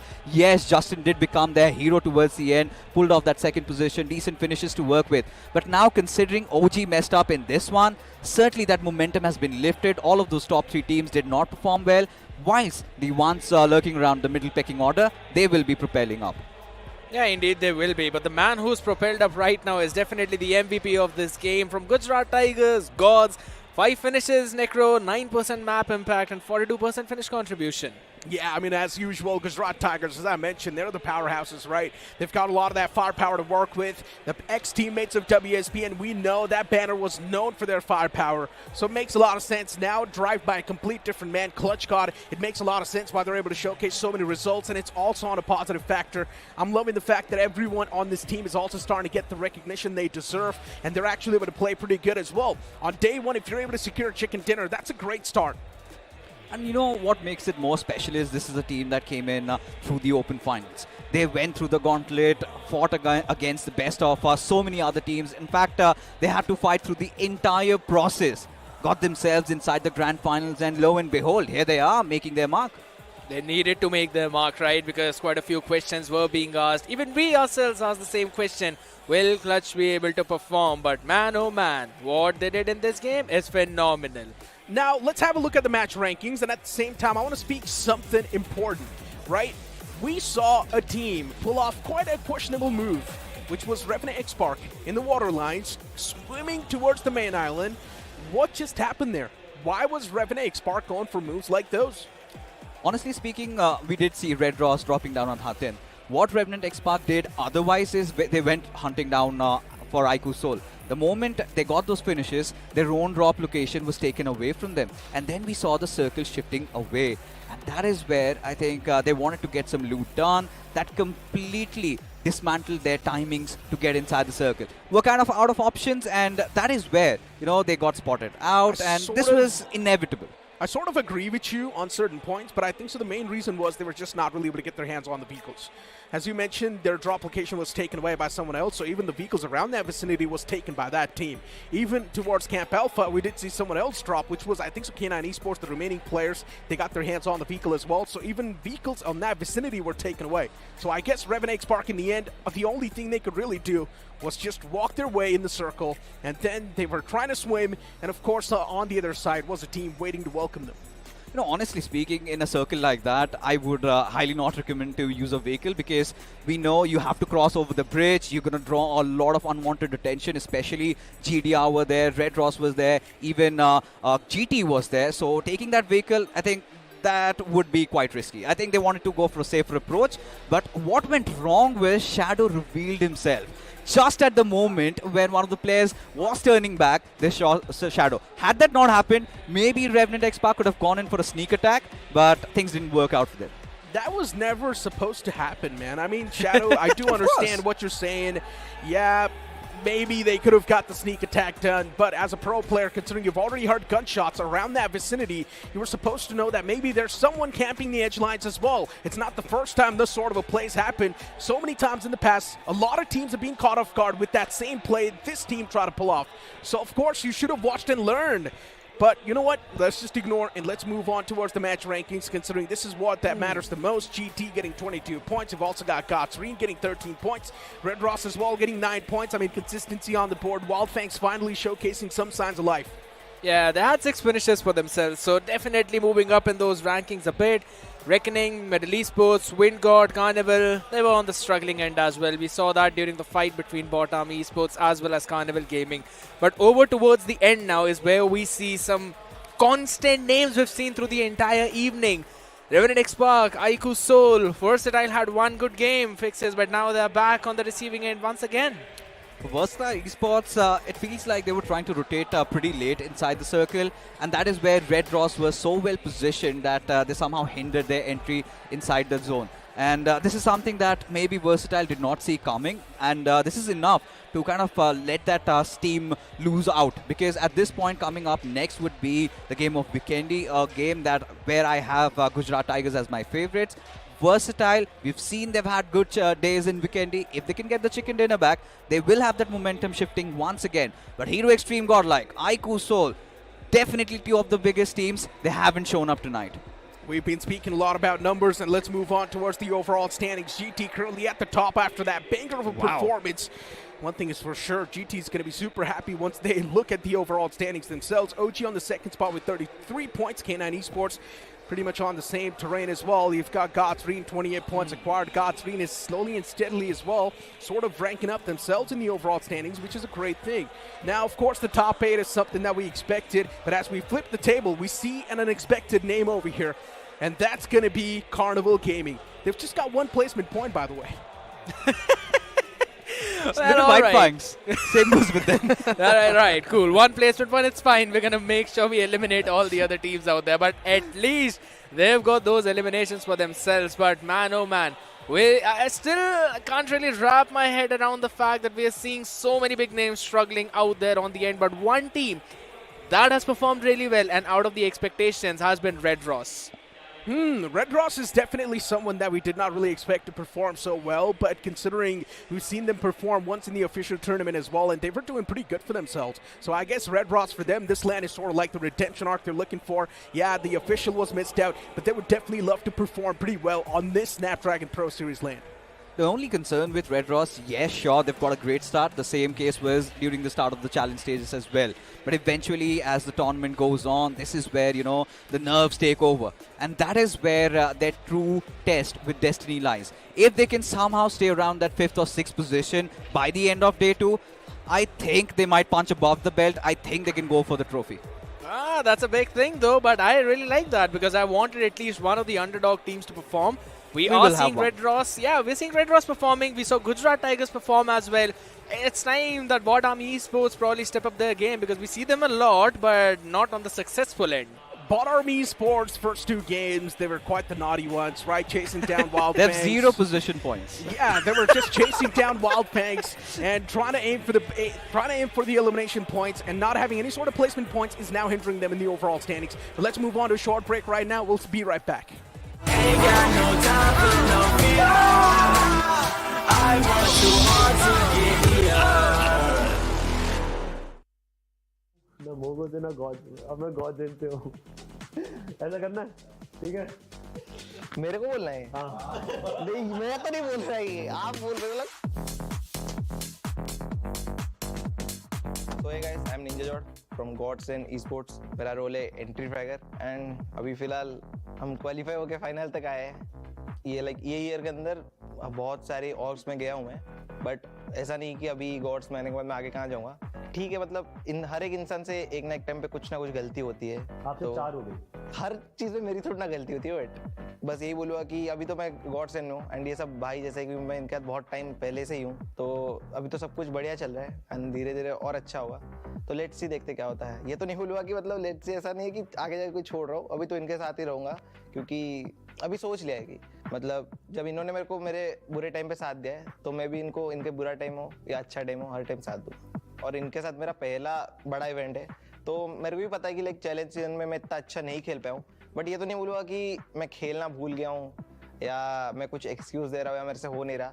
But मैं ये मानता हूँ कि starting से कि अगर कोई बंदा, जैसे कि मैं पहले MVP बन रहा था, अच्छा मारा था, अगर मैं इधर जाके फिर नीचे आके फिर ऊपर ना उठ पाऊँ तो मैं अपने आप को प्लेयर नहीं मानता। बट हाँ, मैं टीम को सपोर्ट कर पा रहा हूँ, उससे एटलीस्ट मैं ना मार पाऊँ, बट मेरे अगर टीममेट अच्छा कर रहे हो उसे तो मैं उसमें खुश हूँ। मैंने मेरे माइंड में ऐसा बैठा लिया कि जब टाइम पे लिखा होता है कुछ मिलना है तो वो एक टाइम पे जाके मिलता है।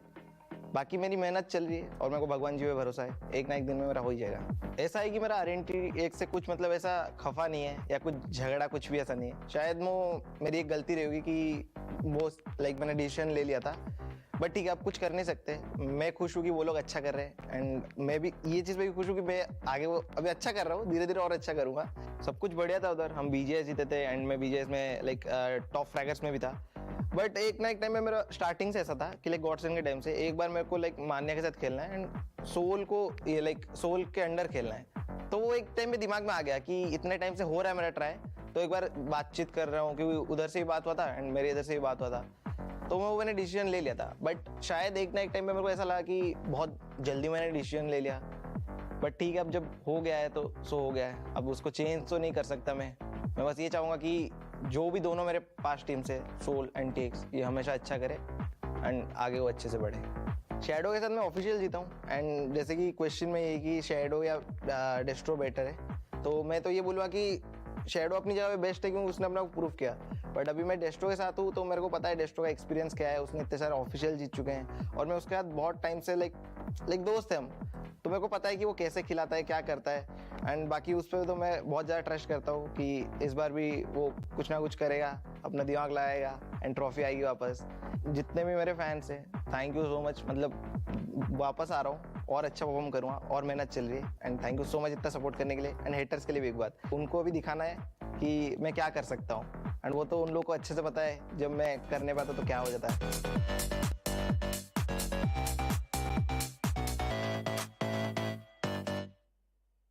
The Snapdragon Pro Series is brought to you by Snapdragon Elite Gaming and DHL.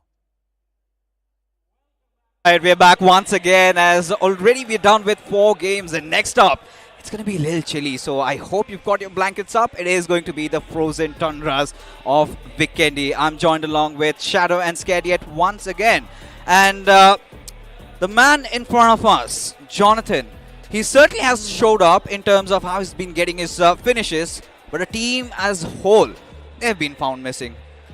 Yeah, they've been missing their mark, not just by a bit, but by a lot. All the way down on the 15th spot into the leaderboards, still not being able to find their fittings. And I think so it's not just on one person. Fixes, I think so it's taking a toll on Zap himself.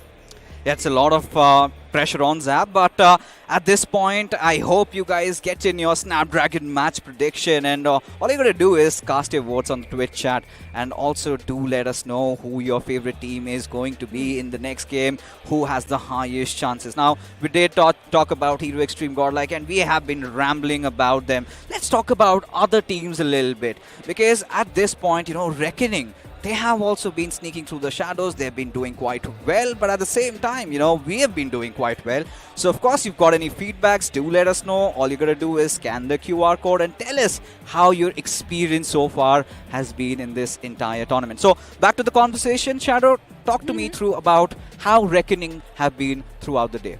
I think Reckoning have been doing really good, because if you look at the performance, especially the points which they have accumulated in every single game, they're getting those average 4 to 5 points and sometimes even 9 points. So I think Reckoning is on the right track. Instead of facing any sort of a dip or a inconsistency, I think Reckoning is being really consistent by getting those average points. Indeed, they have been, but right now the consistency is the key for the teams who have been inconsistent, as it's going to be the frozen tundras, which has been mentioned as the bird hits the sky again. This time, the second last time for the entire evening, ladies and gentlemen.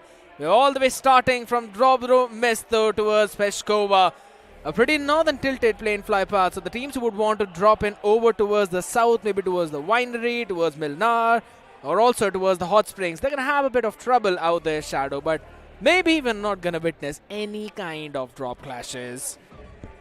Maybe.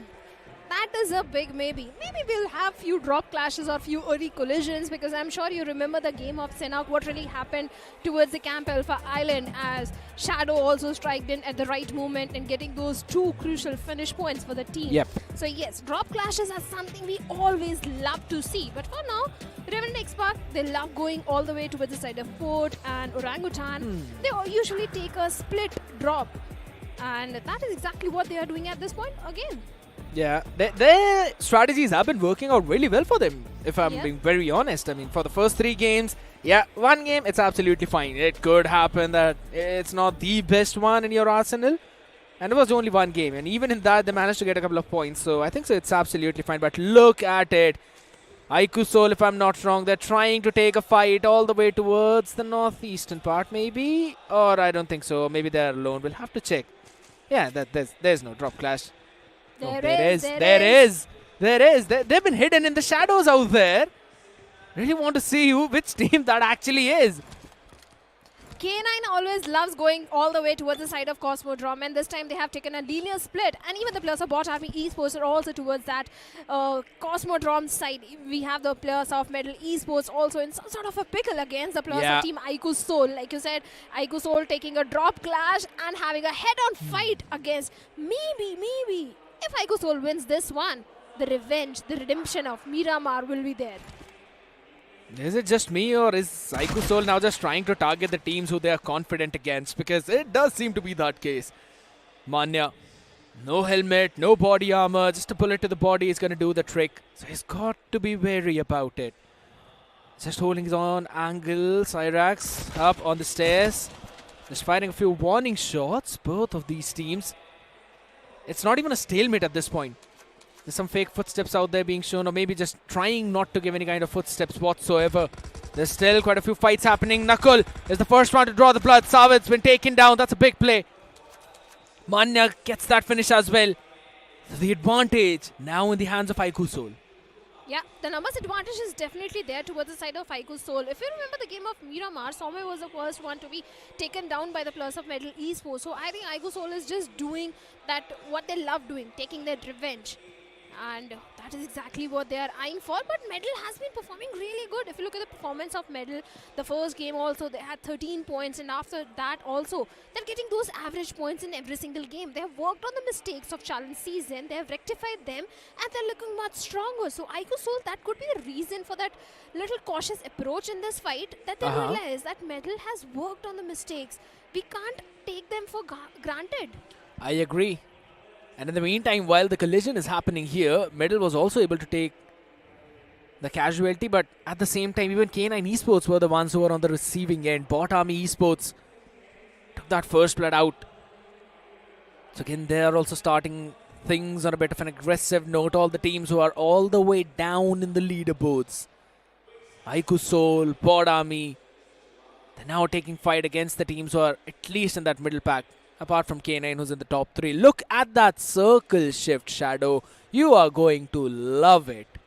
I'm already loving it. And this Vikendi, what else can you expect on the map of Vikendi? We always have those crazy circles. This time it's a completely northern circle favoring the players of Revenant X-Park. And maybe there is a slight possibility of Revenant X-Park doing a very well outing in this one. But Prince in such sort of a pickle. A 1v3, all the 3 players charging onto him. Instant knock coming in, and maybe confirmation will also follow up. But wait a second, Cyrex gets a knock onto Manya and gets the confirmation point as well. Already a casualty towards the side of iQOO Soul. And the fun fact is now iQOO Soul know the position of both the players who are there, because one of them finished him and the second one got the confirmation. So now iQOO Soul, they can just move around that house. They can try to wrap around the players as well. And Prince has been confirmed too. Somme just went in out there, made sure that he'll be finishing off the enemy. Medal definitely took out a bite out of there, and all the doors of the house are now being broken down too. That's a big problem. The cover is being blown, and because of that, Cyrax falls down onto his knees. Just a pixel is all iQOO Soul needs.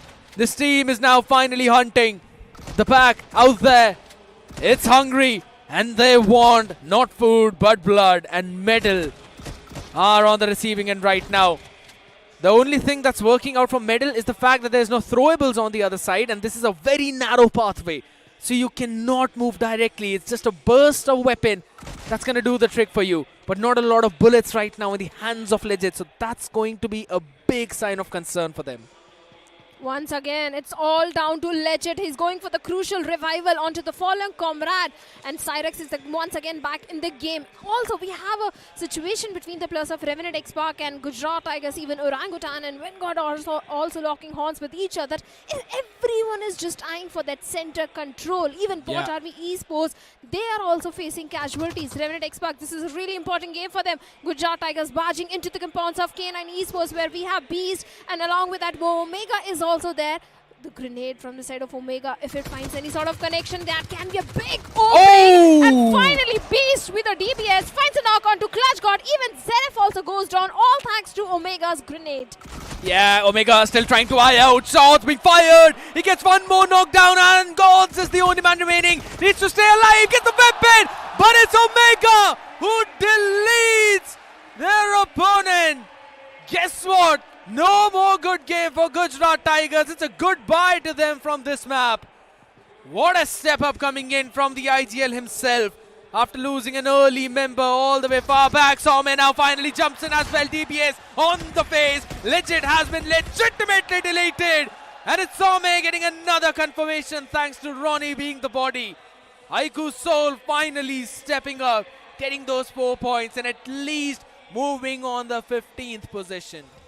Well, certainly 4 finish points, but 1 casualty of Mana is also there. iQOO Soul left with only 3 players, but the good thing is, the silver lining is, the circle is favoring the players of Team iQOO Soul, and it is also favoring the players of Team Revenant X-Park. But the split which is coming from the side of Revenant X-Park is a point of concern for me, because the 2v2 split, if you look at the position of Sarang, he's in such a close proximity to the players of K9, and we have OG also in the mix, and we have Just Jelly also. So Revenant X-Park, they need to play as a pack of unit. They need to play together.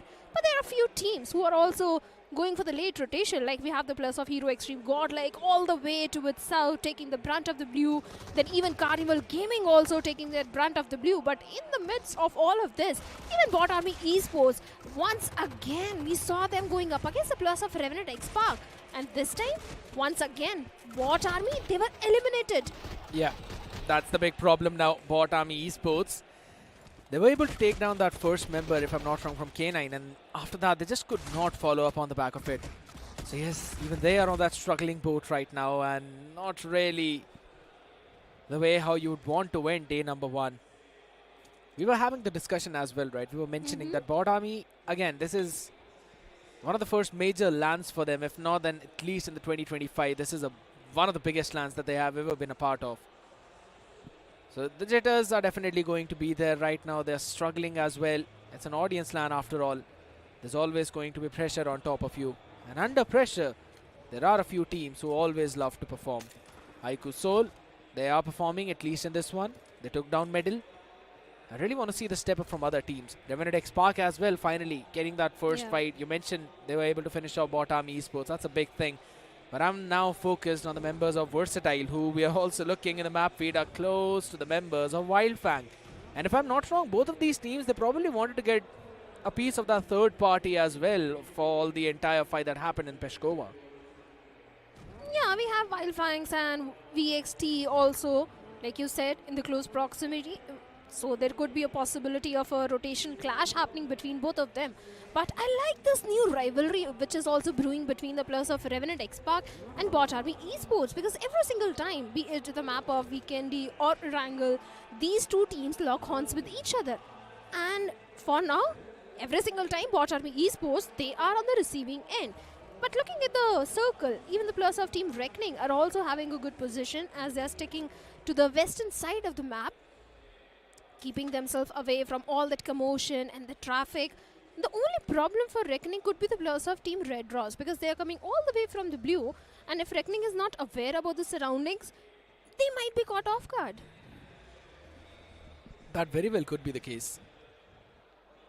But I don't think so Red Ross are going to take the entry from that part. I think so they're going to go all the way from up north out there.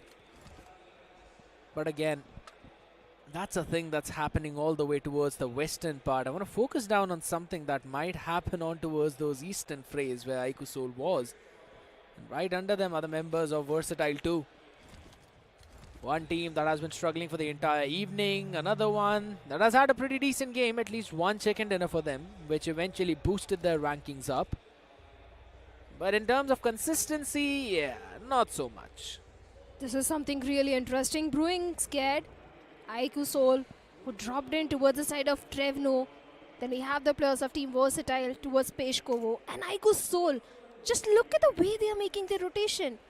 In the blue, towards the southern side, going all the way towards the side of VXT.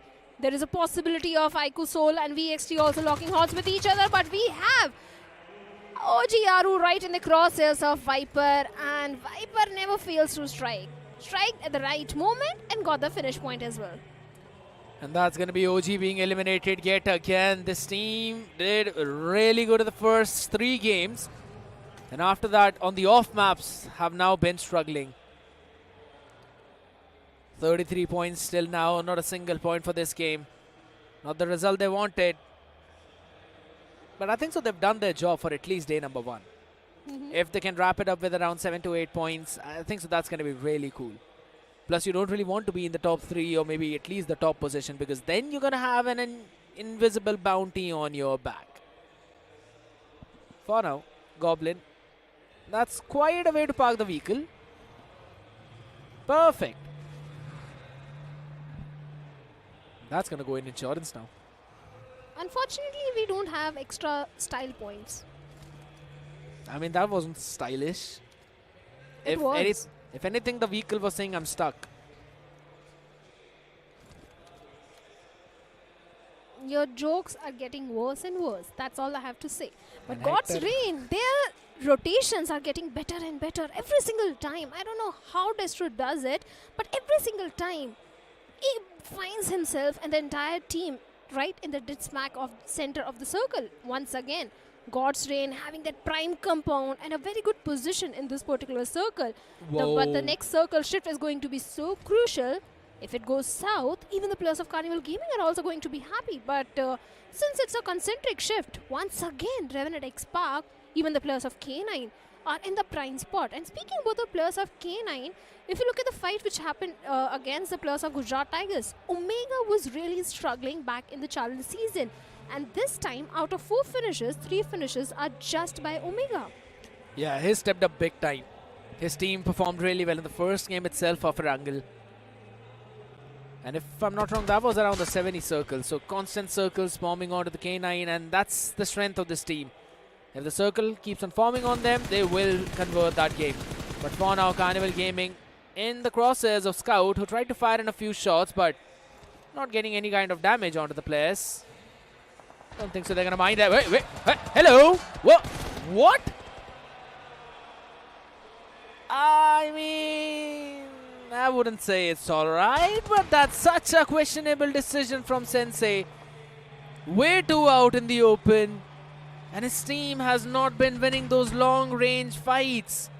And Carnival Gaming right now, they're just trying to figure out the position of the members of Wyld Fang. I think so they know that the Fangs are now broken and they can eventually finish them off too. And guess what? All that commotion was also heard by Versatile, who will be making their way from the southeastern part as well onto them. That's what I was saying. The problem was not only the players of Carnival Gaming, but also the approaching team of VXT, because now Wyld Fangs are left with only 2 players, and VXT and Carnival being in such close proximity is definitely not a good news for the players of Wyld Fangs at this point. Even the players of Hero Xtreme Godlike are taking their sweet time to move inside the circle. Finally, they are towards the southern western side. They do have a good spot for themselves, and luckily they have managed to keep themselves away from all that cluster. As of now, but question is for how long are they going to be able to keep themselves away? Right, because as of now, yeah, agreed. They're pretty decent. It's day number 1, game number 5. The points, they're just out there, but you do not want to let the momentum go. Carnival Gaming now, the hunting party is here.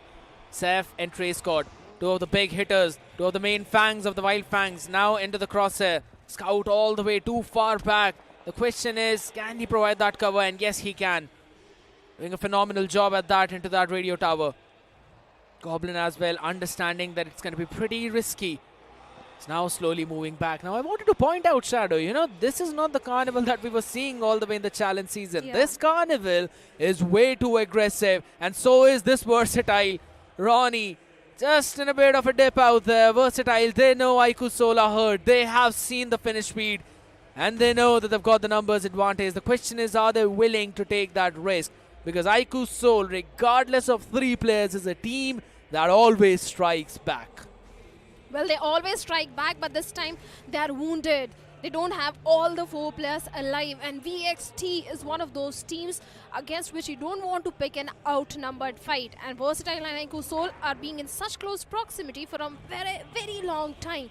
But I think the next circle shift is going to decide the fate, that how the rotations are going to be there, whether God's Reign will find themselves once again in the center of the circle, or will the circle go away from them? And the circle takes a eastern shift. God's Reign, they have the entire southern control. Wyld Fangs, VXT, they have got the eastern control. Even K9, look at the position. They have got such a prime spot. Their backlines are completely clear. Even iQOO Soul, they do have a very good spot for themselves. This map has now been divided into two hemispheres.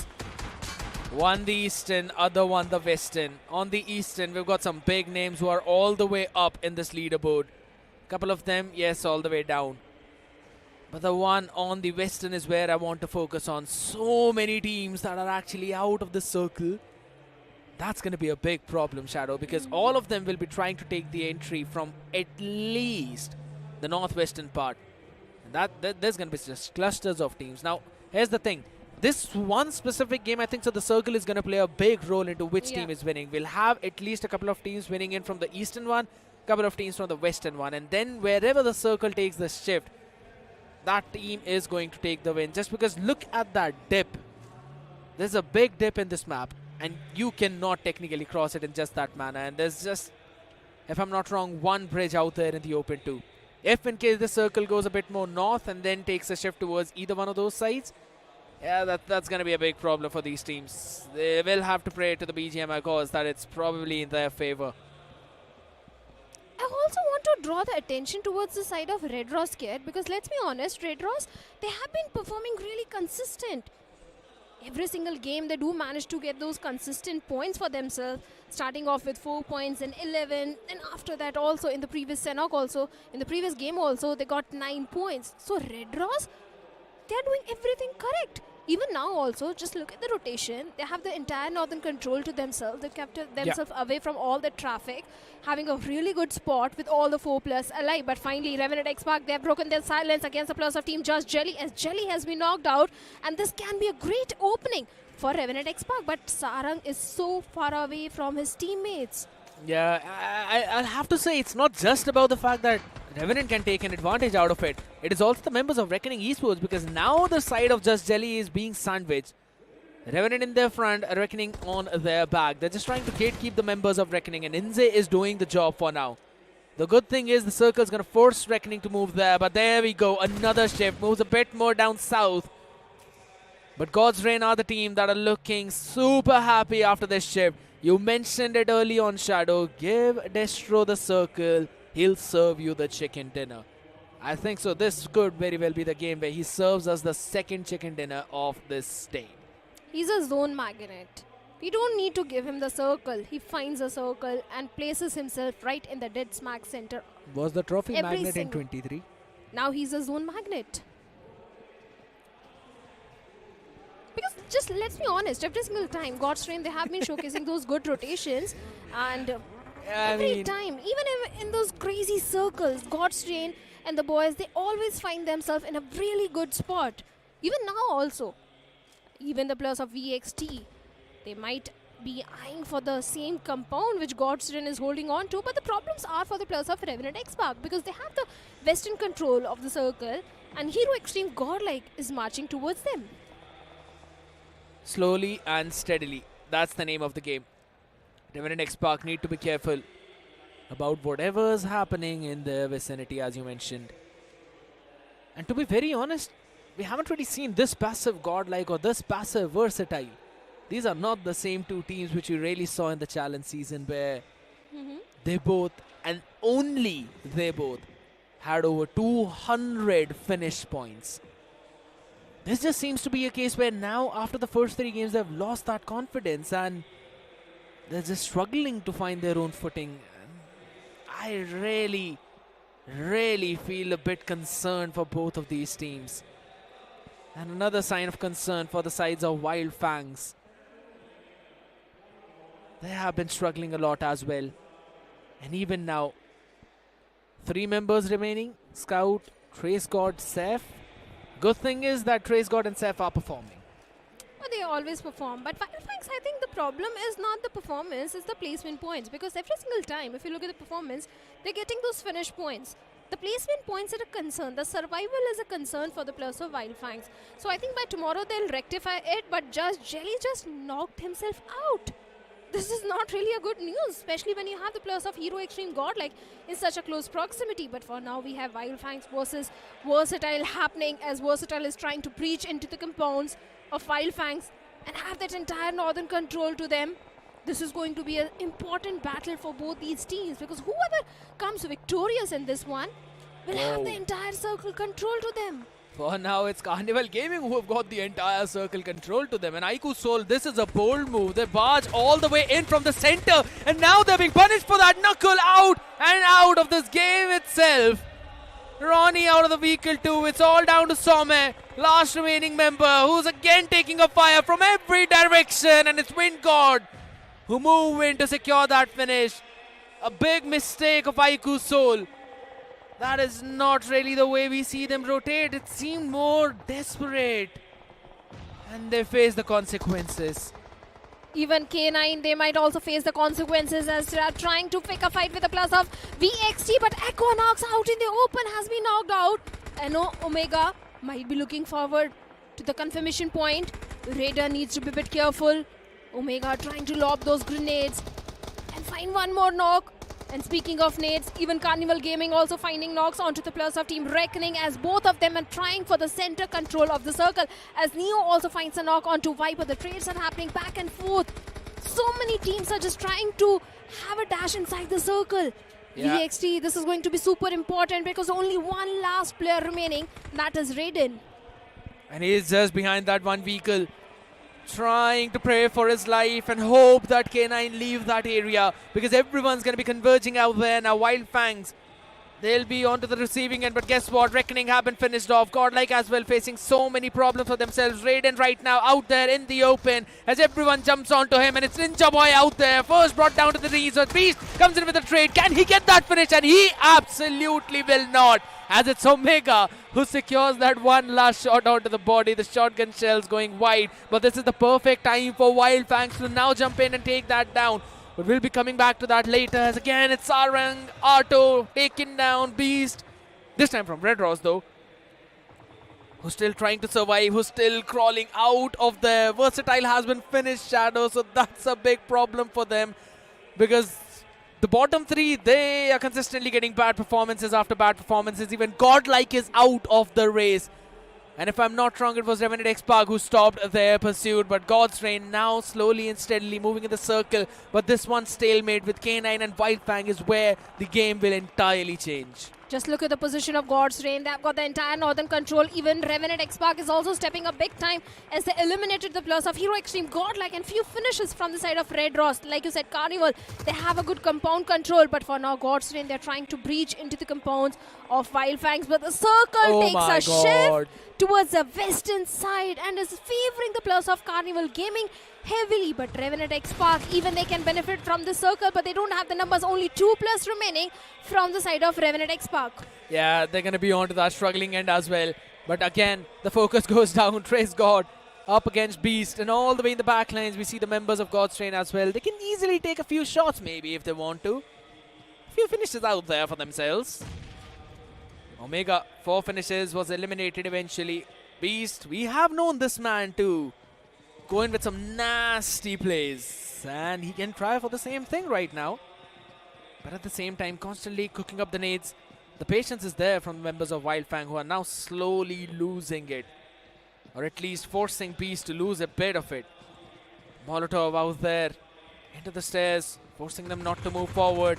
This is a Carnival Gaming chicken dinner to secure. God's Reign out in the open too. Viper right now finds a good knock onto Delta, who eventually revealed his position after he tried to take Trey Scott out of Wyld Fang. So it's only Seth versus Beast. And Beast has to pick this battle because he's left with no first aid at all. He can't go for the mid strat. He has to pick a fight with the Seth. Even the plus of God's Reign also trying to migrate inside the circle from the northern end. When God, they also have to make the journey from the southern side. And Carnival Gaming, Hector is keeping a close eye onto the plus of BotArmyEsports, making things so difficult. Beast, The blue, the wall of death is closing in, and finally has found few first aids, 3 first aids towards him, and the player Seth is charging towards him on a sliver of HP, and finally Beast gets a confirmation point. But we also have Godlike trying to breach into the compounds of Carnival Gaming. Trades happening back and forth. This is the fight for chicken dinner. One of them needs to take that win, and guess what? The team Reverend X-Park will eventually use this distraction to maybe get a third party in. Ninja landed an 8 but did not get that finish. Justin is already down on his knees, so that's a big problem. Carnival Gaming slowly and steadily just jumping around, and with that jump, they get the confirmation as well. Godlike out of there. Viper has been striking like the most venomous snake, constantly being the kryptonite for Godlike. Maybe this time, the gods are being taken down by the mortals, and these mortals have been looking more deadly than ever.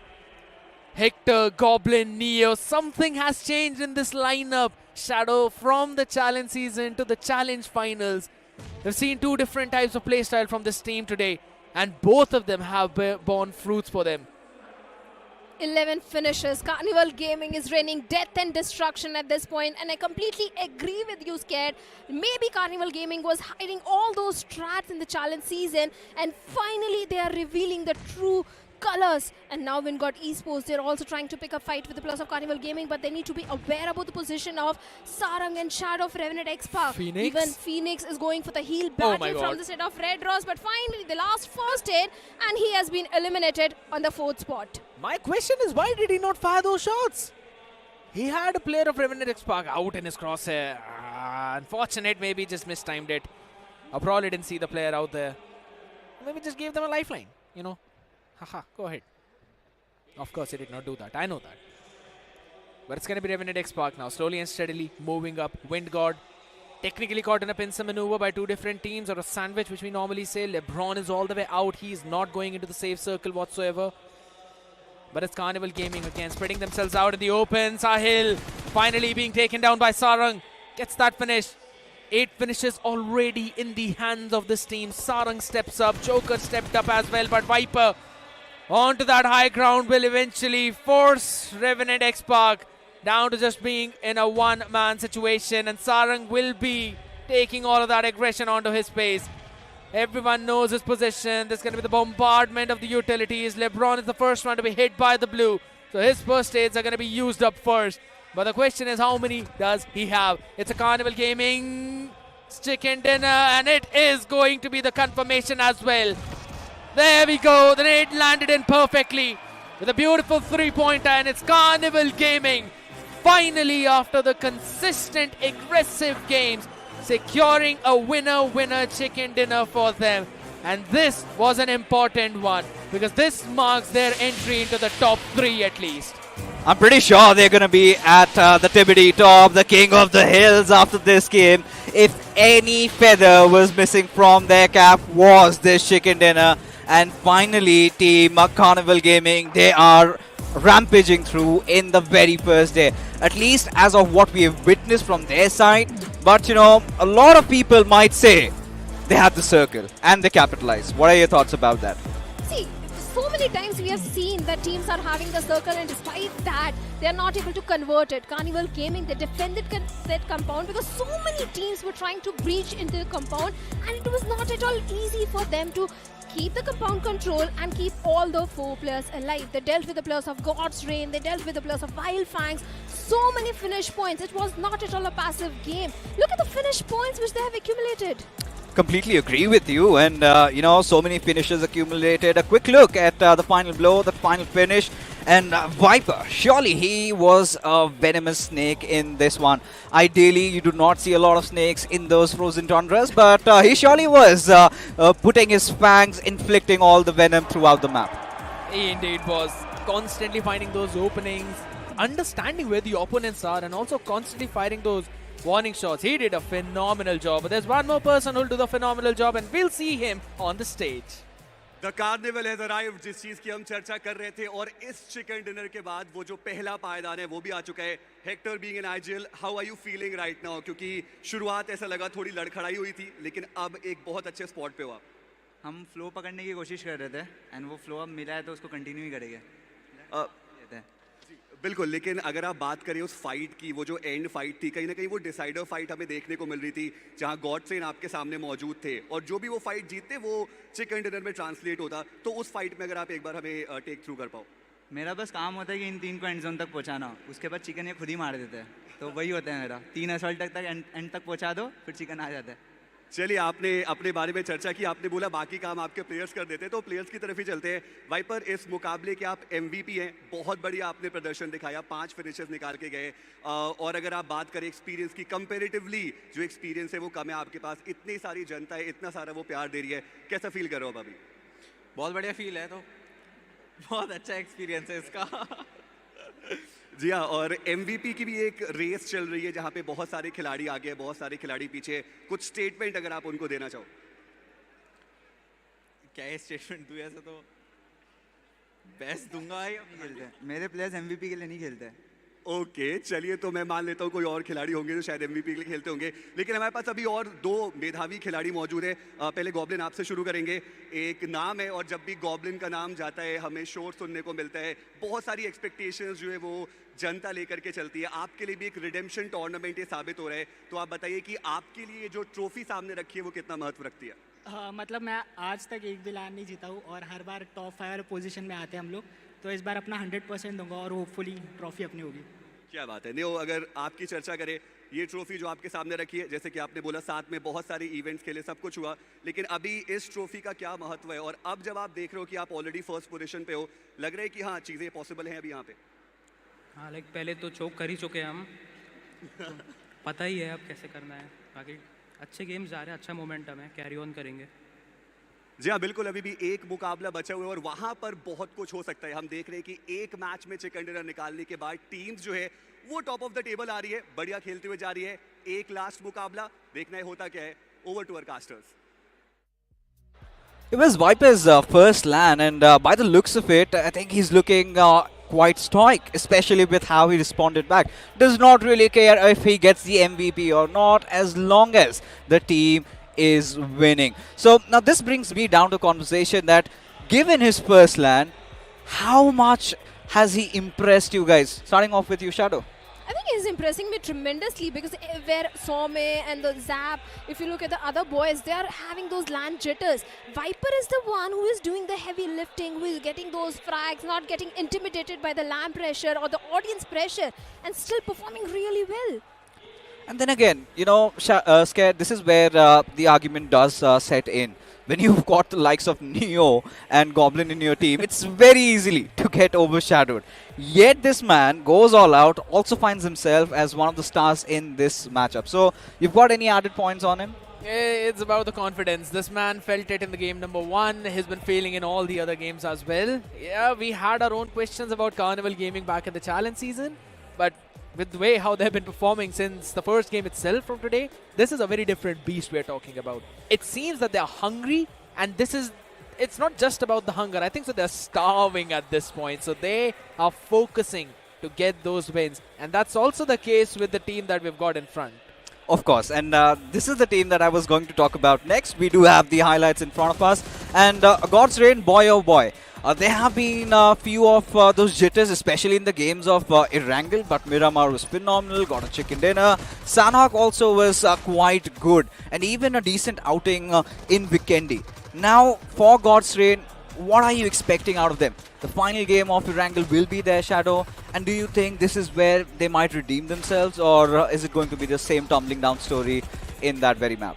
See, the thing with God's Reign is, if the circle is favoring them, they tend to do really well. But if they have to migrate inside the circle, especially if they have to breach into the compounds, that is where God's Reign is struggling in those 4v4 fights. Otherwise, God's Reign, if they have got the circle advantage in the final few moments, they do the nade parade and everything, and they get the chicken dinner. But they also need to work on how to breach into the defense of the foes.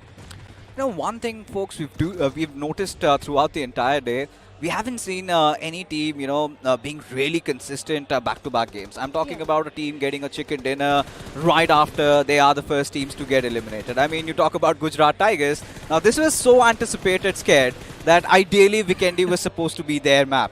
But things did not go their way. Yeah, they've been struggling a lot onto that one. I think so on the map of Sanhok, the circle did help them out, but at the same time, understanding where the fights are taking place is what helped them even further to take it up the notch and get that win. But on this one, again, it's an off map, not a lot of things that you can research upon, so that's why they were struggling. But again, a team that has not been struggling has definitely been Carnival Gaming. 23 points for them, 13 eliminations.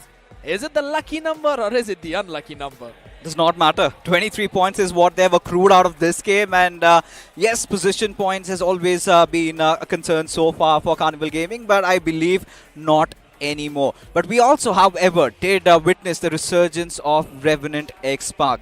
Now, Shadow, run me down to what did they do different in this game, as a result of which they found a perfect balance of good position along with a lot of finishes. They kept themselves away from all the traffic and the commotion. This was a pure research and homework which they have done. They realized how teams like rotating in the map of Vikendi and Revenant X-Park, they kept themselves on the periphery of the circle towards the northwestern side every single time. And that resulted in a very good game. And now just Vikendi, if you look at the performance of Revenant X-Park, they're improving game by game, at least in terms of survival. Definitely, finally just pulling their socks up, have found themselves in the top 8.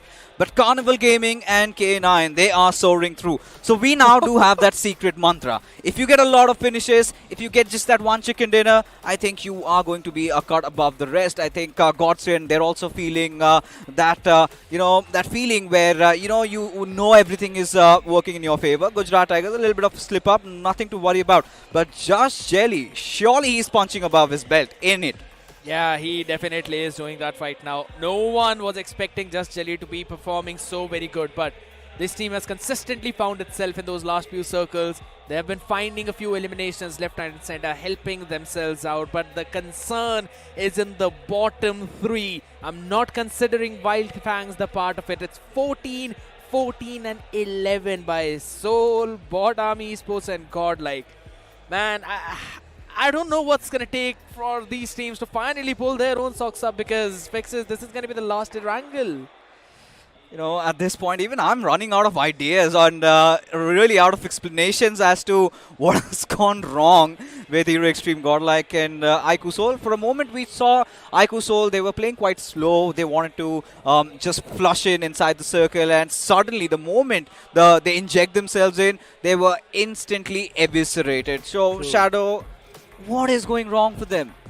Maybe the read. They are not aware about the surrounding, because initially when they had the drop clash, that worked out in their favor. And same goes for the players of Wyld Fangs as well, because if you look at the finish points, they've got 18 finish points, more than what Medal is having, and Medal is sitting on the 9th spot. The only difference is the placement points. So at this point, Wyld Fangs also really need to work on those crucial placement points. Definitely, you know, we've seen Hero Xtreme Godlike struggle quite a lot, but still one more game awaits. It's going to be a map of Erangel, and right now we're going to be queuing in for a short little break. We'll be right back. You don't go anywhere.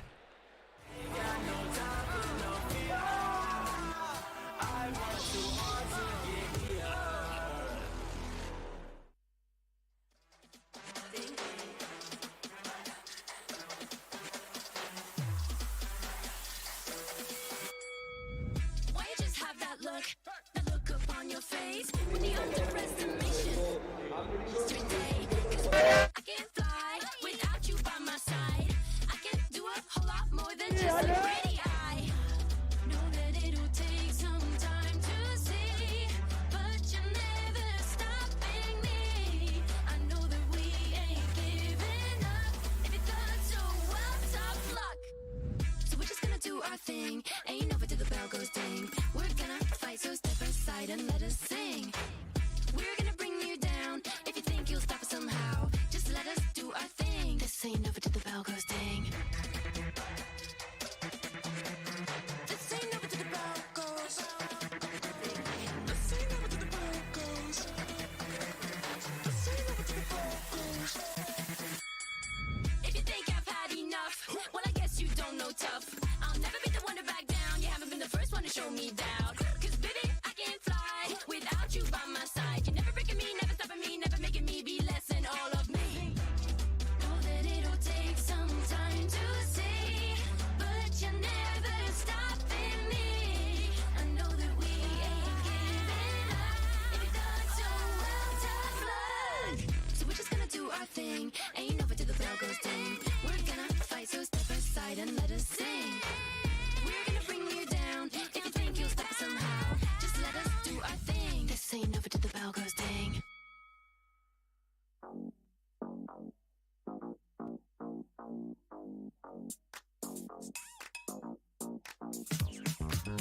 Cutie, dressed up and I'm glistening. I'm the gift, don't wrap me like it's Christmas. Want some yours, you'll know what you've been missing. Feeling like we should get into mischief. Listen, you've been looking like you're down on your luck. Need a girl like me to come through, lift you up. Hold me in your hand, I like when you touch me. Keep me around or you might get lucky. I'ma keep you with the good mood. Keep you up all night. Never, never around you. Baby, this is so vibe. Got me dancing like a soul train. Laughing the whole time. Got me singing in the shower.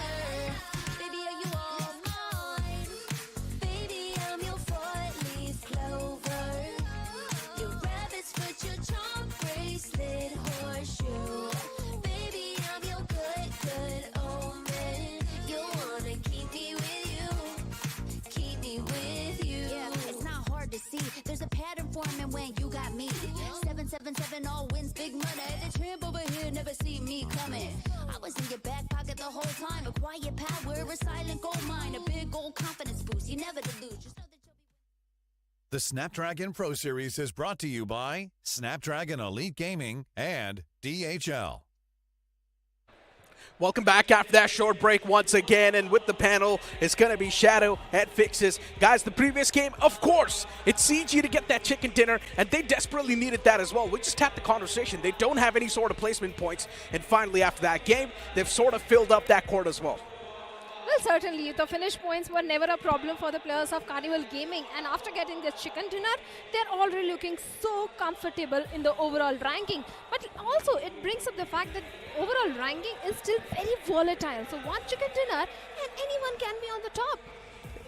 They certainly can be, and you know, given what we have witnessed so far, finally we see a little bit of that segregation going on. We've got K9, we've got Carnival Gaming, Xtreme, a little above the rest. Whilst, you know, coming back, we came into the grand finals having different aspirations. You know, the big teams, they're nowhere to be found, especially the fan favorites. We're talking about Hero Xtreme, Godlike, iQOO Soul. They have dropped the ball. Revenant X-Spark, however, Necro, they have climbed back. My eyes will be on Revenant X-Spark if they've made it to the top 8, if they can somehow squeeze in inside the top 5 or 6 by the end of the evening. You can't even forget the comeback story, right? On day 2 is where they pulled off a major comeback in the officials, and maybe this time as well, they've got the same storyline planned up, right? On day 1, just get enough points, and then on day 2, considering it's going to be the day of comebacks, that's when Revenant Spark can start to strike with all the other teams on the latter half of the board. But we've also seen the same meta sort of revolving around every single tournament. The teams that perform on day 1, we see a slight dip on day 2. Hopefully that's not going to be repeating in this one. And the reason could be the other teams, all the foes do have a read. They realize what sort of rotations everyone is bringing in. And when you're on the top of the table, you are grabbing all the attention. Everyone's eyes are on you. Everyone is doing the research and read on the top teams. And that could be the reason that you have a bullseye target behind your back on day number 2. You face a major dip. And this is not something new, right? You need to adopt. You need to improvise. This is what all these teams need to do so. Especially considering for Carnival Gaming, it's going to be so difficult to really find those chinks in their armor because fragging-wise, they have been super. Even getting that chicken dinner, that will definitely ease their nerves if they were even panicking that, you know, guys, we're getting a lot of finishes, but yeah, the chicken dinner has been missing. That is there as well. Now, for Carnival Gaming, it's all laid out. Godstrain, they have been quite phenomenal. Who I'm really worried about, Necro, is Orangutan. You know, given the fact that OG started the day off with a shabang, they had been so consistent. Now, they've already taken a page out, and now they're out of the top 8.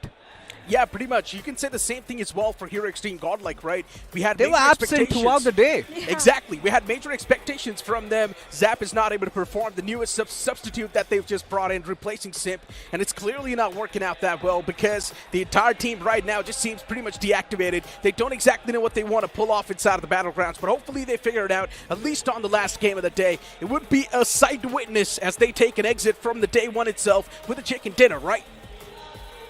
Well, chicken dinner could be the key for the players of even Red Ross as well. I want to talk about them because it's not only Orangutan who is being the consistent one. Even the players of Red Ross are also playing really consistent.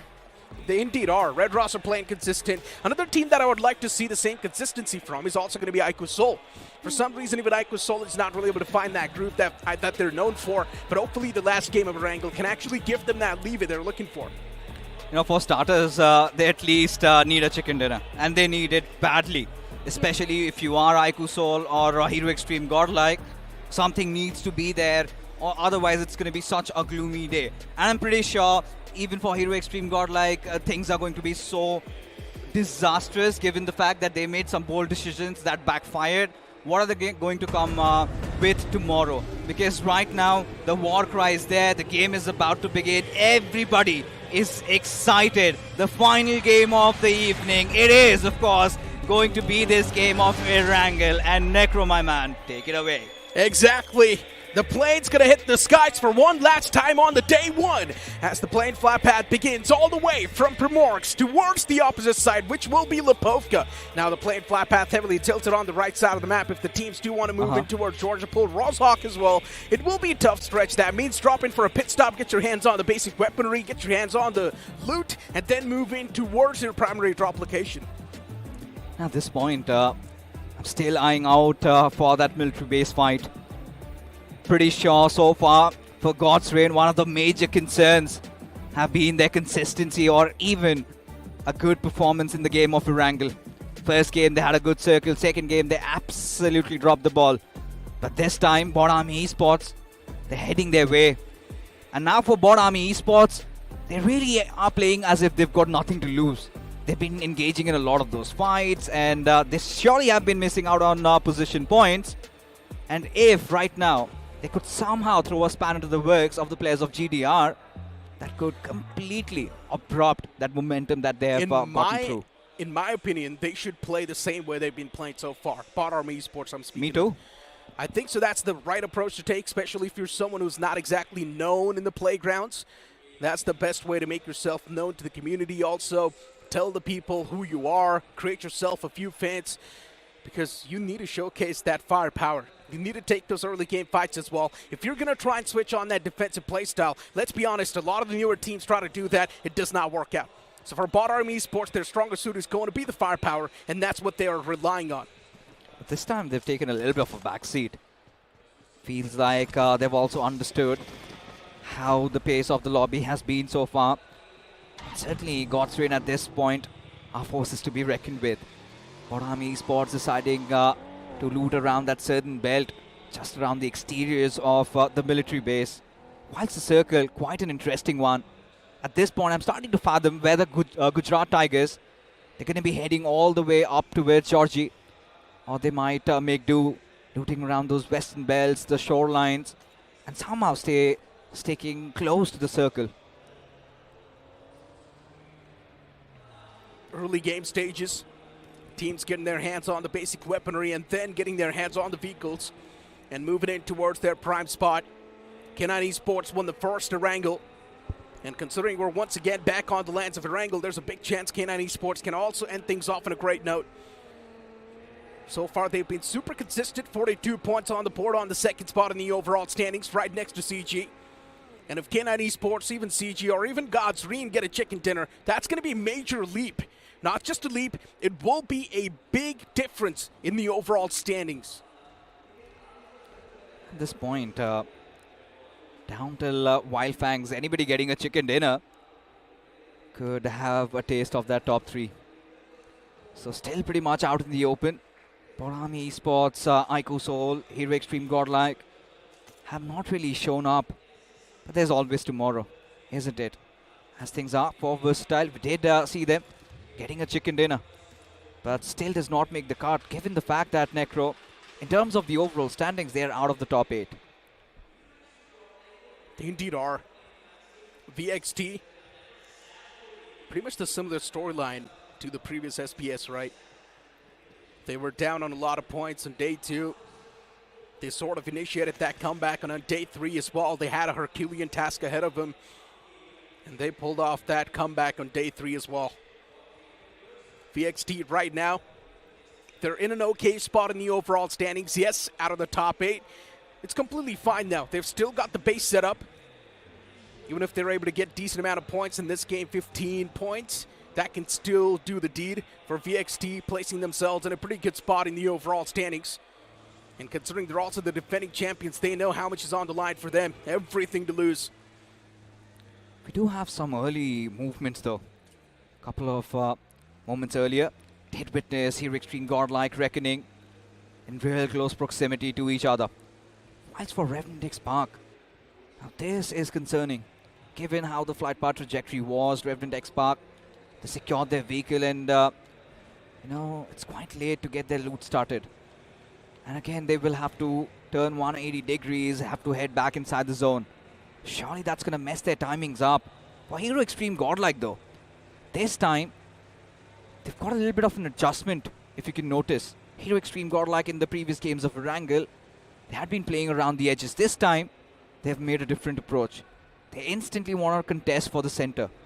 Or so what it looks, but seems like might joust with the players of Medal Esports. Is cruising right beside them. The biggest change is Zap in this playing for, and the fact that it's not really working out. In my opinion, it's not a great picture for Zap.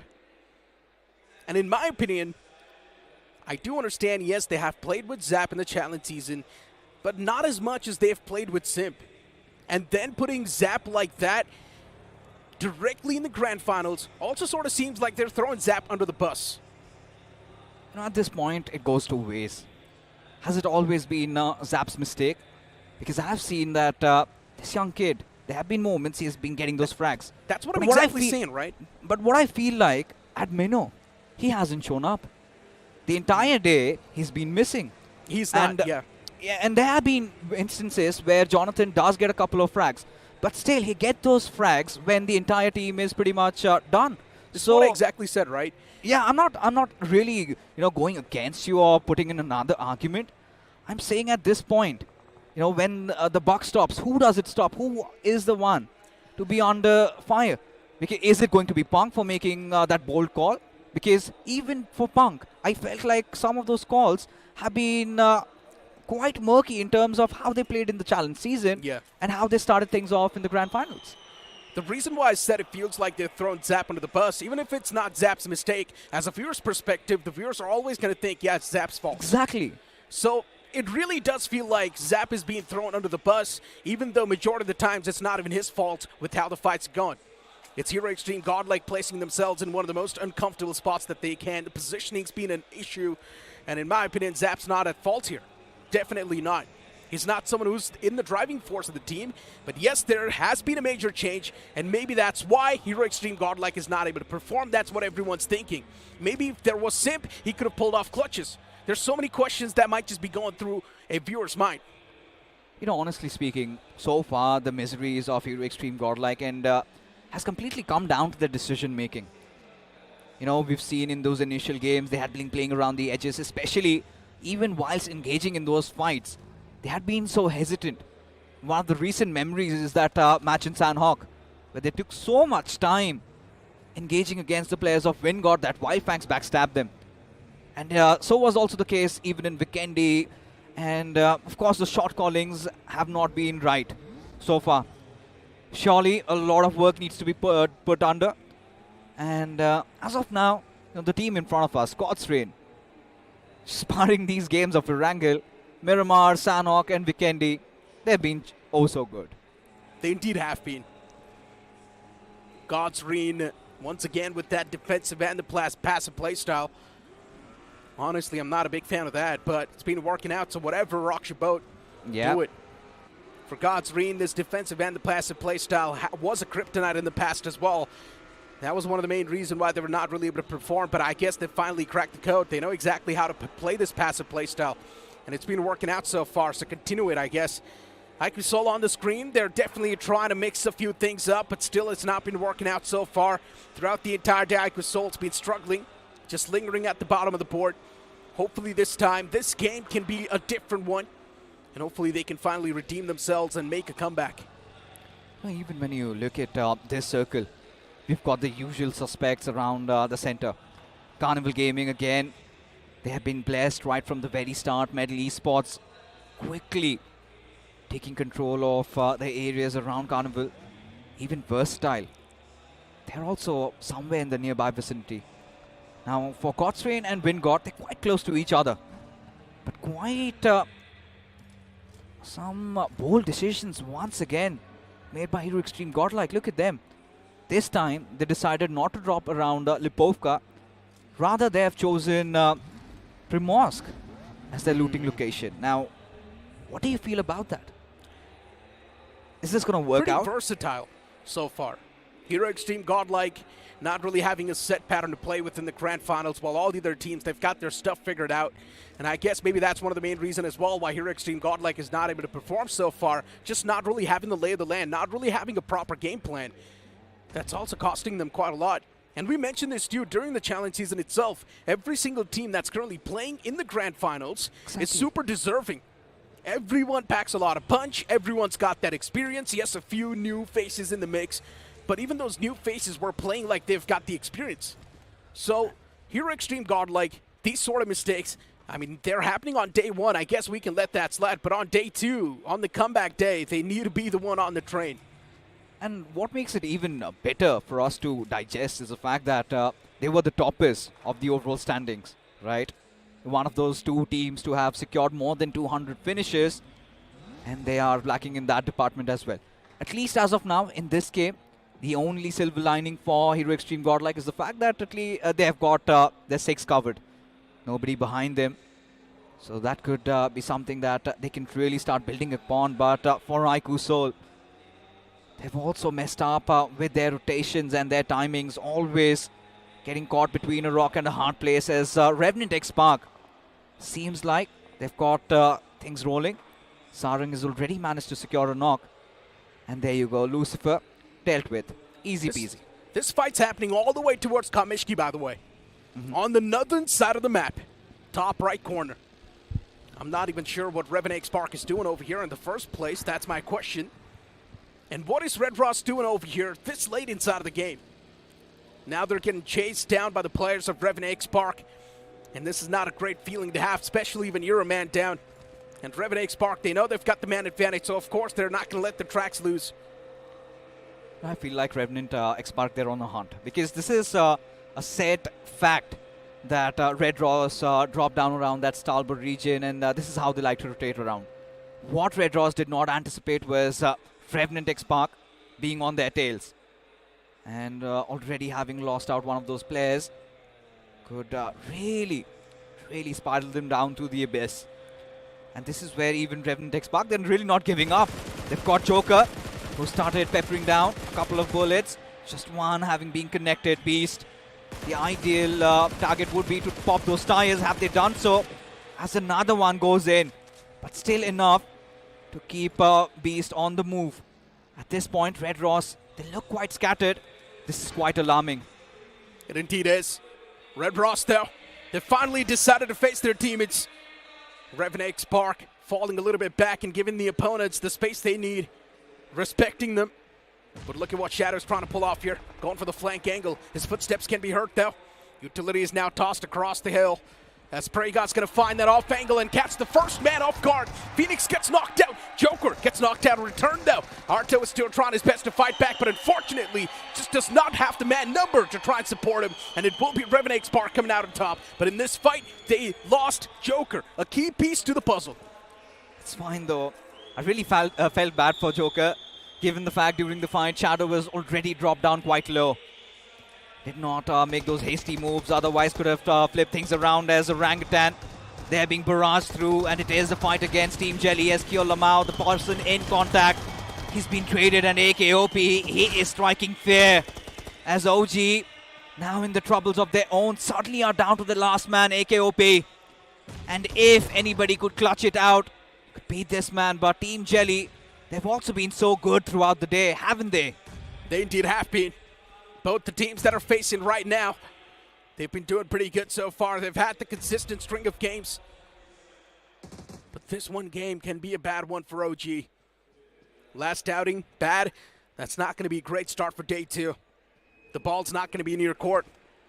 OG would love to at least squeeze a few placement points away, get that average on the board, so they can still be in the race for day 2 in a better spot in the overall standings. But right now, The fallen player's back up on his feet. AKOP can definitely try and achieve something here. He needs to find the opener. That's all he needs to do. Jelly's tossing out the utilities, and that's doing a lot of hurt. Few utilities tossed out even from the boys of OG, and that's not going to find any sort of connections considering just Jelly. They seem pretty safe. They've also got the man advantage in the fight.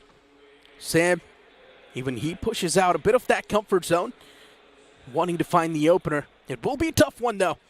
Revenant Spark now let loose against the players of K9 Esports. What's going on? This was inevitable. Again, Revenant Spark getting a little ahead of themselves. Surely they have secured those 4 finishes. But you know, right, K9, they're always on the hunt. They're always on the prowl. And chaos is where they find themselves comfortable at. That is where they thrive at. As for Team Jelly, they've gotten one of their men back up. It's a 2-on-3 situation. And now with Aru being taken down like that, makes things oh so difficult for AK. 1-on-3 for AKOP. He's already got a grain cooked up. Does he hit its mark? That's the big question as Aru. He gets blown into smithereens as AKOP. He's got to clutch this one out. And let's not also forget the fact that even Wyld Fangs, they're hearing all that commotion and they want to make themselves a party to it. AKOP being taken down. Now it is going to be Wyld Fangs taking on Josh Shelley. I was about to hype up AKOP in that scenario, but the moment I thought that, man gets taken down. Wyld Fangs, they finally step in the third party. Wyld Fangs, they've already got the first man down. Just Jelly now taken down to a 2-man squad. This can be the go call that Wyld Fangs needs to make. And that's what they're exactly trying to pull off as well. But Sam from top is giving them a perfect cover fire. But what an 8 that was from Trey Scott. This man is always in the forefront of the action for Wyld Fangs. He's always the one to squeeze out the elimination points. Right now, it's found a crucial lock on to Sam. That's going to give the breathing room to the players of Wyld Fangs as they needed to push on up. And they've already done so. Even Zeph closes on up in the clotheslines as Scout OP as well now makes his way. 3 players of Wyld Fangs up close and personal against the remaining 2 of Just Jelly. As Sam is ticking away to his death. And Ninze wants to go for the revival on the fallen comrade, which he will get. But Wyld Fangs, they're wasting too much time. They need to make the push right now, and that's what they exactly do. On the staircase, they find Ninze, and they will also claim the elimination point. Still one more player around the fray, and he will be racked up as well. Oh my god, take a bow, Trey Scott. All the players done and dusted. Surely has been carrying so much of that burden in that situation. Wyld Fangs spreading their fangs and Josh Jelly falling prey. As now taking a look at the circle, Necro still favoring the players of Medal Carnival Gaming, still at the very smack center. But BotArmyEsports, they're lurking around, reckoning. Surely they've heard all that commotion. They did hear those vehicle noises. Been given away. And at this point, reckoning, they've got a choice to make. Do they come out of their hiding? Do they fight it out? Or do they wait for the circle to take another shift and then act accordingly? Questions will be there. But focus on what just happened. Man, Trey Scott, as you mentioned, he's certainly been carrying a lot on his back. Even right now, getting all the 3 finishes for his team. Trey Scott, this man is insane. Single-handedly doing so much for his team. While the rest, they're trying their best to contribute, but Trey Scott is just on a different level. Every single time at the top, and the positioning as well this man comes up with. His presence of mind is incredible. And it just works out every single time. BotArmyEsports on the screen. A few shots were taken against Reckoning Esports, but no value found so far. Those shots, empty. And what I liked about Wyld Fangs in the previous fight, Scout used himself as a bait. He was the one who put his body on the line, while Trey Scott, he did majority of that hitting. So as long as Scout can find some use for himself, that really works in the favor of Wyld Fangs. As long as they're still alive, that's really good. But as of now, Monty just gazing the situation, having his crosshairs pinned out as God's Rain. They're also in pursuit. Wind God even around them, even Gujarat Tigers could make things really tight. But look at Hero Xtreme Godlike. Moments ago, they were around Primorsk, now around the northwestern side. This is something that we wanted. from Hero Xtreme Godlike. A little bit of that unpredictability. And this could be one of those games where they could go big. But little do they know, Necro, when you look at Sarang, he's right on their tails. Indeed he is. God's Rain, hold on. A lot of shots raining on top of them. Metal Esports from the top, and there's a big split as well that Metal Esports is playing with. The man separated out. He needs to keep his position anonymous. The moment his position is revealed, Metal Esports will be in a big pain of hurt. And right now, Reckoning Esports in the smack center of the zone, by the way, just driving around, playing for the intel. They haven't really found themselves a safe spot to play with, and that's why Reckoning Esports, they're constantly just driving around. They need to find themselves a safe place to play with. I really do not like the ring of it. Look at Reckoning. They're so fake exposed. shots. Fake shots. They're still so exposed, Necro. Look at this. They can get so around it so quickly and so fast. Of course, Wingard not being an imminent threat to them. Surely firing those shots is going to give their position away. Brilliant. But Dionysus, he is brilliant in that situation. Picking off on LeBron. Surely they're not going to instigate that push. Oh my god. But this is a disaster. LeBron could have done much better. The man did not even need to do anything. The shots were a big bait for Wingard Esports to go for that peak. And they actually did so as well. They fell for that bait fixes. But I'm loving these cheeky tactics that the players are coming up with, right? At the start of the day, we saw CG pull off that cheeky move. Now Reckoning Esports is doing this as well. I'm loving the fact that we are leveling up the game. We certainly are. And now, to make matters more interesting, look at Versatile. They're also closing in, and all these pocket strats these players have come up with. And there are just a couple of them. I feel like they've done their homework, they've done their bidding.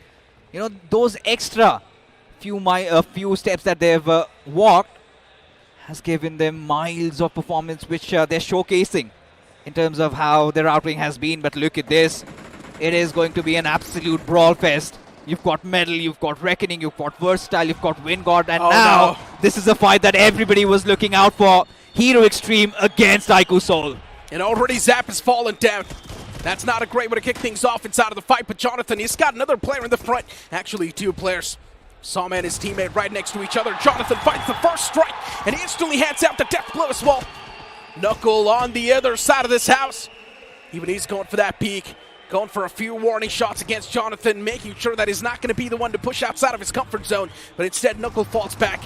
He gives the players of Hero Xtreme Godlike the respect they deserve. But Ronnie still underneath that house. Punk, he's got a lot of those demons that he's constantly fighting in his heads, but eventually, iQOO Soul, they're getting dismantled.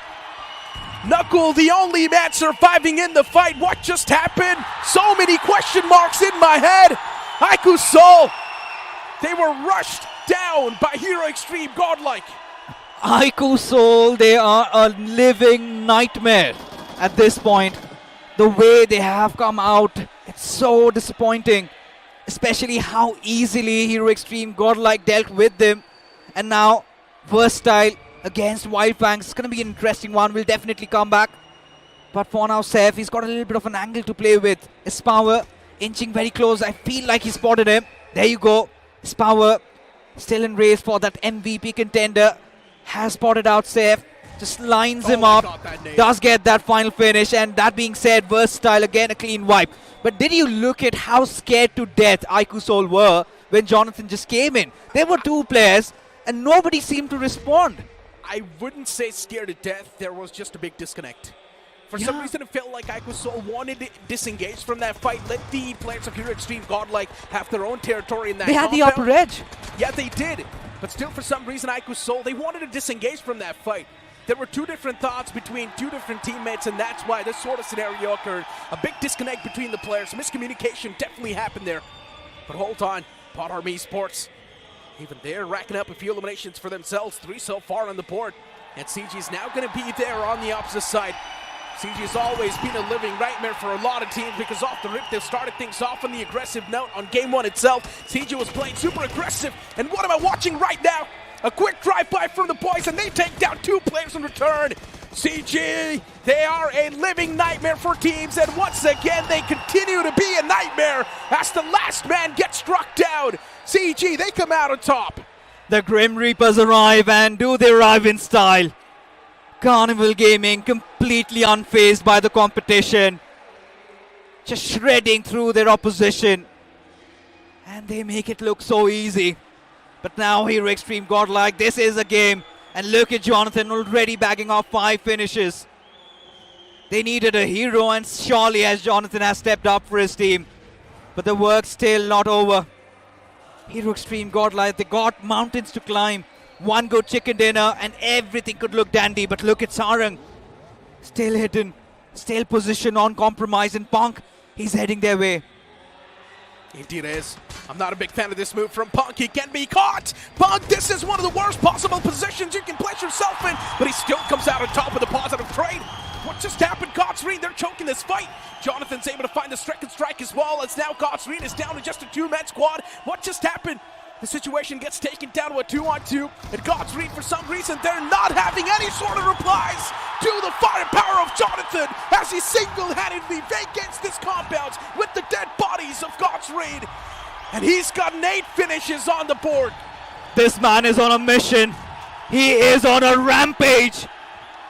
Surely the crowd tells you how elated they are feeling watching their hero shine and perform in a night full of scars. He is definitely that supernova that Hero Xtreme Godlike needed. Surely has risen up to the occasion. 11 finishes, out of which 8 into the bags of Hero Xtreme Godlike's is Jonathan. But coming back to the game, Medal Esports still so calm, still so composed. They've got the lay of the land, they've got the entirety of the circle to themselves. Who's going to be the first one knocking on their doors? Who's going to be breaching through us? Reckoning. They've got their troubles to deal with, just hovering around. But Carnival, they're on the prowl as well. They indeed are. They have been on the prowl since the start. But hold on to that thought, Medal Esports. It's time to end the defensive playstyle. It's time to go a bit aggressive in the playing field. And that's what they're doing. Taking that extra bit of step to go aggressive in the game and get those elimination points racked up as Jonathan. Now he closes on up towards this compound.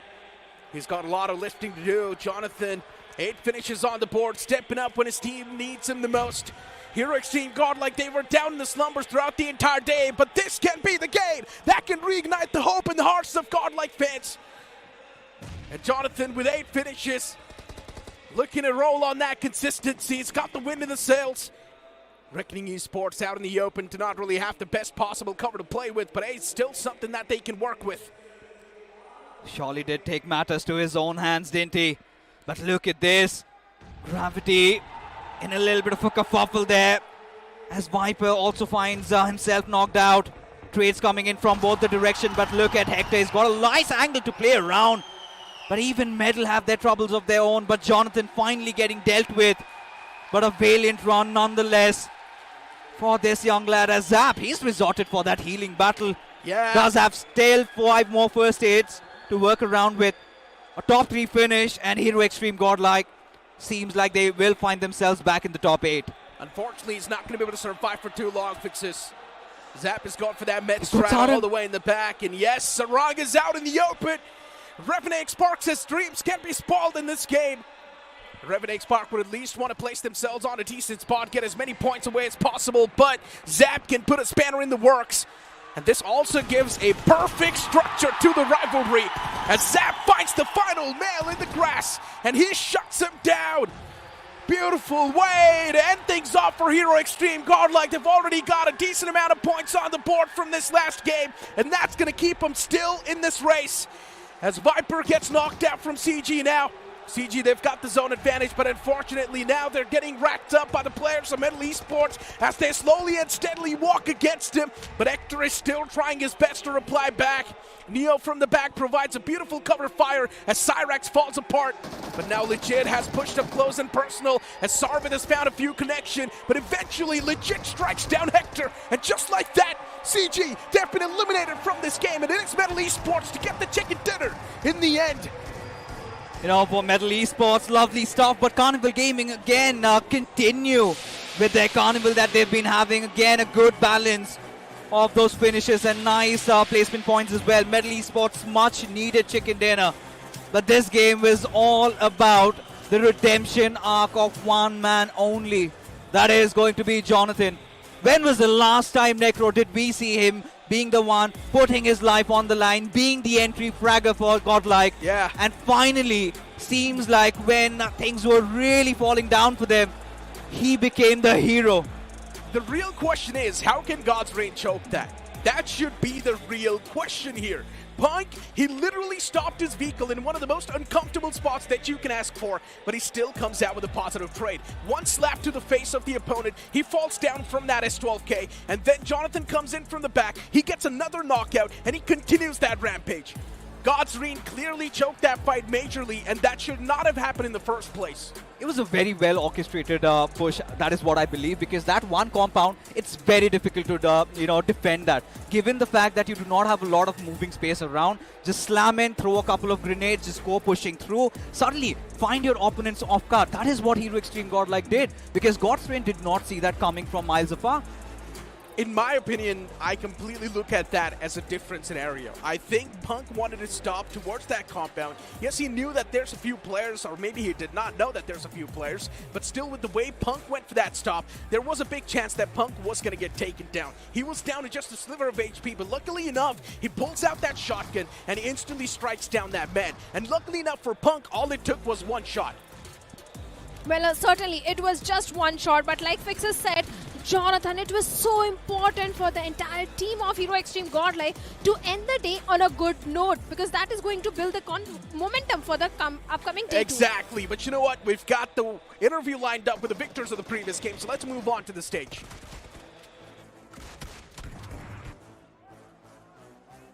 कमाल का chicken dinner हमें देखने को मिला medal esports की तरफ से। ये वही टीम है जो चैलेंज सीजन में थोड़ा स्ट्रगल कर रही थी, टॉप 16 में आई थी, लेकिन जब चैलेंज फाइनल में आए तो क्या खूब आए, सीधा चिकन डिनर निकाला गया।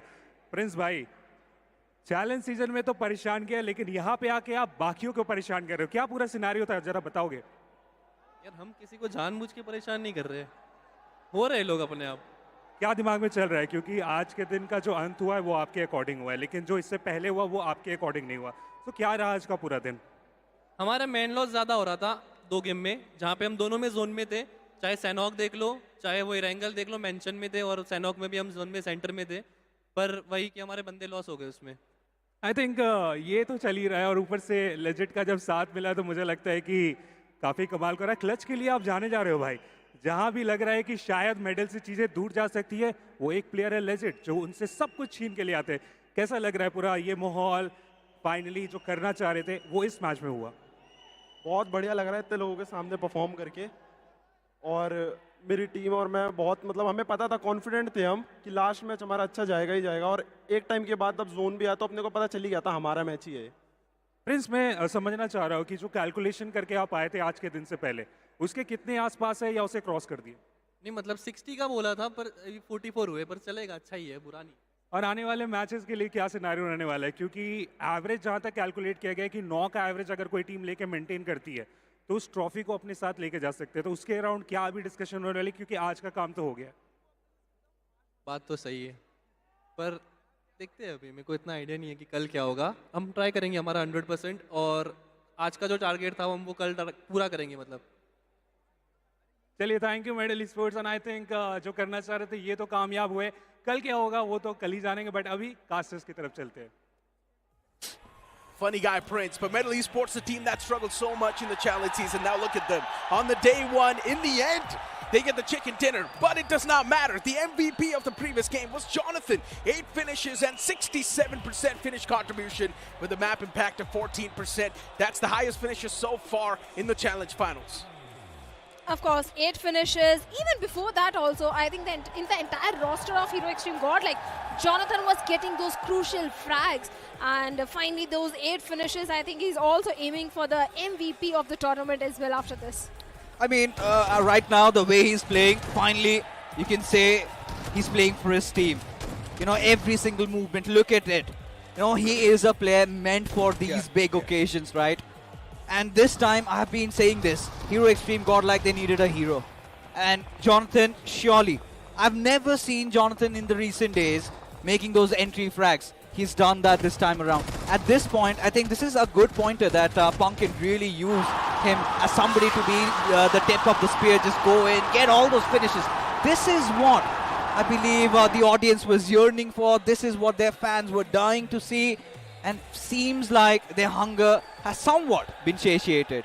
Hopefully it has been, because look, on day one, I would still say that's a decent outing for the players of Hero Xtreme Godlike.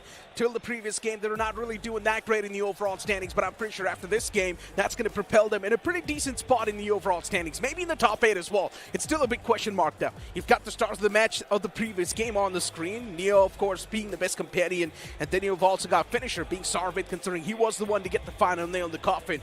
But still, you cannot really forget the fact that even CG had quite a consistent ending, right? Yeah, CG has been consistent the entire day. And not only CG, I think Medal also. If you remember, in the first game, they came on the second spot. After that, every single game, Medal is getting those average points. At least 3 points, bare minimum. They're getting in every single game. They're not getting 0 points like Hero Xtreme Godlike and Godstrain. The consistency has been there from the side of Medal as well. Exactly, it has been. But you know what? Let's look at the highlights of the previous game, and let's see how the action was initiated. It was Revenant Spark who sort of drove all the way up north on the top right corner of the map and tried to hunt down the players of Red Ross, but unfortunately did not really work that well, considering they were just able to squeeze a few points away. Then you move on towards another action that erupted, which was OG versus the players of Just Jelly, and unfortunately for OG, they were not able to defend this compound. I'm really glad that Jelly managed to get all the 4 finishes to himself against the players of OG. What happened later was quite unfortunate, but still trying to wrap my heads around this fight. You had Knuckle and Some having a perfect crossfire. Surely there was that disconnect. And iQOO Soul, they are in a nightmare at this point. They're living it. And surely, you know, it's so poetic when Hero Xtreme Godlike are the harbingers of that. Yeah. You know, at this point, for Hero Xtreme Godlike, still a lot of work needs to be put in. We can't really say that, you know, they've done their bidding, they've amassed enough points that was required throughout the day. So far, Carnival Gaming, in my opinion, has been the most successful team. They would be crossing over that 50-55 point marker. They will have a huge bounty on their heads tomorrow. The best part about this day one is that no one has sort of been the difference maker. Everyone is super close in that contention. One single game can instantly be that big major changer in the overall standings. If the teams in the top 5 get a big game, they can be the difference maker. If the teams underneath the top 8 can get a chicken dinner, they can instantly be in the top 5. That's how close the overall standings are. That's how fragile they are. That's the story of every tournament. Day number 1, overall rankings are always very volatile. Day number 2, initial few games can also be the change makers, but after day 2 is over, staging a comeback is extremely difficult. Yeah, indeed is. I mean, we've got the match rankings of the previous game on the screen. 17 total points acquired by Middle Esports, exactly what they needed. And after this performance, Middle Esports is going to put themselves in the top 5 without any sort of questions. You've got Hero Xtreme Godlike with 17 points. In my opinion, that's more than enough for Hero Xtreme Godlike to initiate that comeback and also be in a decent spot in the overall standings. You flip the page and you see a few disappointments, and one of them is also going to be iQOO Soul, constantly failing to perform fixes. What is going on with this team? You know, they have been looking disconnected, and we've been over about this. Now, what is really concerning also for me is we've seen 2 different phases of Orangutan also. The first 3 games, OG, they were quite stellar, constantly getting points on the board. They were even for a moment at the top spot. And look at this. I think the remainder of the 4 games clearly did not go their way. So they have lost that wind in their sails. And at the same time, you've got 2 phases of Carnival Gaming also. In the first 3, we saw them going all out. In this last 3, we saw them get a lot of good position points. They also had a chicken dinner and a perfect balance also with those limbs to themselves.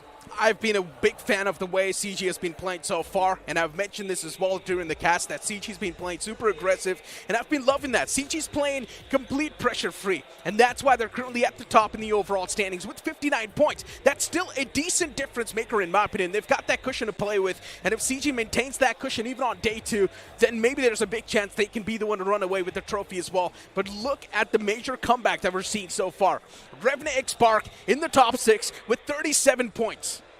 Of course, Revenant X Park, the day didn't entirely start in their favor. They got only 5 points in the very first Erangel. After that, they focused on the position, they focused on the survival, and after that, towards the end of the day, things really started falling in place, and Revenant X Park was able to stage that comeback. But seems like for iQOO, Soul, BotArmyEsports, even for Wyld Fangs, just look at that, 2 placement points and 21 finishes. Just For Wyld- 2 placement points. Look, for Wyld Fangs, let's be honest, it's just Trey Scott putting in a lot of work. Seth, Scout, Sensei, they need to step up. At the end of the day, it's a team game. Not one single man can do the comeback. Not one single man can rack up a lot of points for you. I don't want to ruffle some feathers. We've seen Sensei getting on streams lately. And finally, I think it's a very weird awakening for him. At this point, he needs to realize that he's come in with a mission. He has to give his best. Now he has to focus on his team. Once again, I think enough with the funny business. Now things have started heating up, and surely Wyld Fangs will have to come back. You cannot always rely on just one player. And when did Wyld Fangs see those good days? It was when even Seth started to perform. And today, Seth was nowhere to be found. Indeed, man. I mean, Seth is not able to perform. Not just Seth. The entire team is not able to perform, right? Yeah, Seth was able to do pretty good in the challenge season, but still the performance was not as good as Trey Scott. Trey Scott's always been someone who's been able to put himself on the line, and he's been doing pretty good so far. But hey, we've got the performer of the day. It is going to be Jonathan from Godlike. As an individual, he was able to rack up 14 finishes. That's the most amount of finishes so far on the day one, racked up by one single man with the finish contribution of 50%, and within 6 matches. So, of course, Jonathan was the performer of the day. But once again, going back to the conversation that we're having, what are your thoughts about that?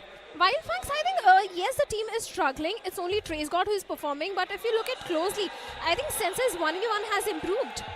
Exactly, it has improved, but looking at things in a better perspective and knowing how things went down, let's move on to the stage for now. One and only Jonathan, make some noise, people! Okay, Jonathan, I have a very simple question, brother.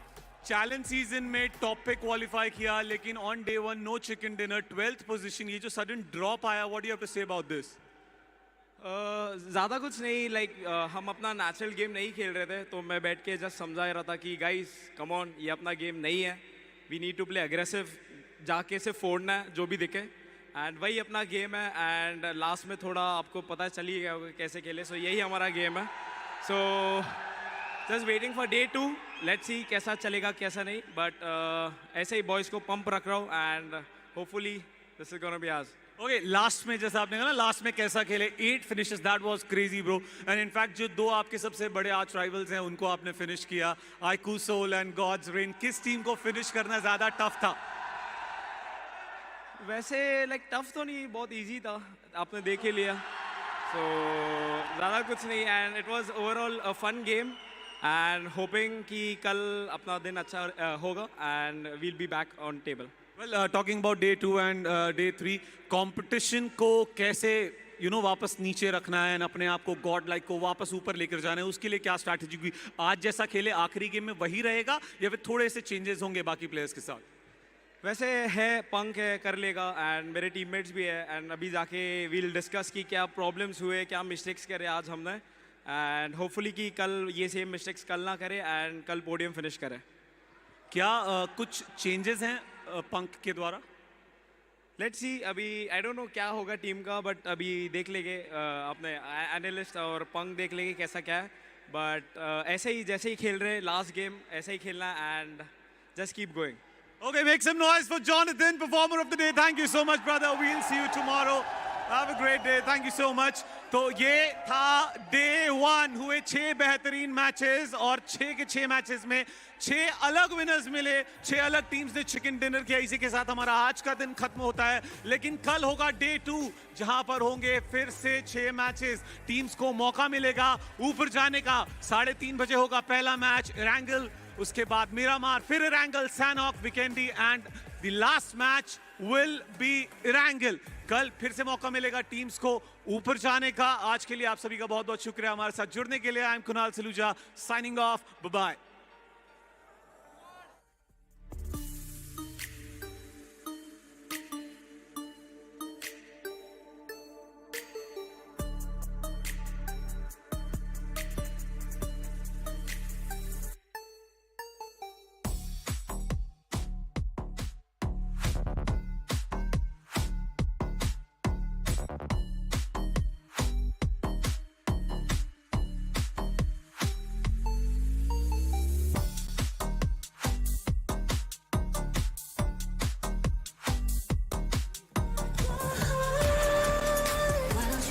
get back. You never had a chance. I'm gonna grind, give me the one heart. Call it a savage love, just till I had enough.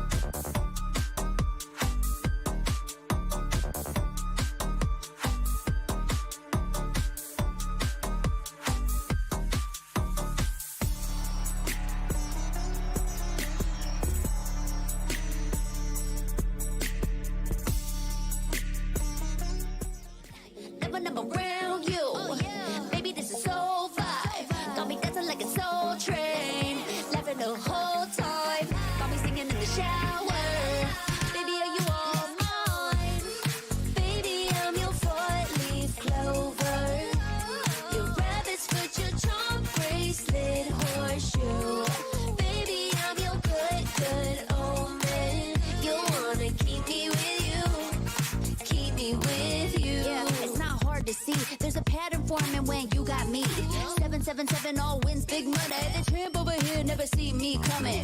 I was in your back pocket the whole time. A quiet power, a silent gold mine, a big old confidence boost. You never delude. Just know that you'll be winning cause I'm with you in the building. I'ma keep you with the good mood. Keep you up all night. Never number around you. Baby, this is soul vibe. Got me dancing like a soul train. Laughing the whole time. Got me singing in the shower. Baby, are you all mine? Baby, I'm your four-leaf clover. Your rabbit's foot, your charm bracelet, horseshoe. Baby, I'm your good, good omen. You wanna keep me with you. Keep me with you. You been looking like you're down on your luck. Need a girl like me to come through, lift you up. Hold me in your hand, I like when you touch me. Kick me around and you might get lucky. Baby, I'm your four-leaf clover. Your rabbit's foot, your charm bracelet, horseshoe. Baby, I'm your good, good omen. Yeah, you wanna keep me with you. Oh yeah, keep me with you.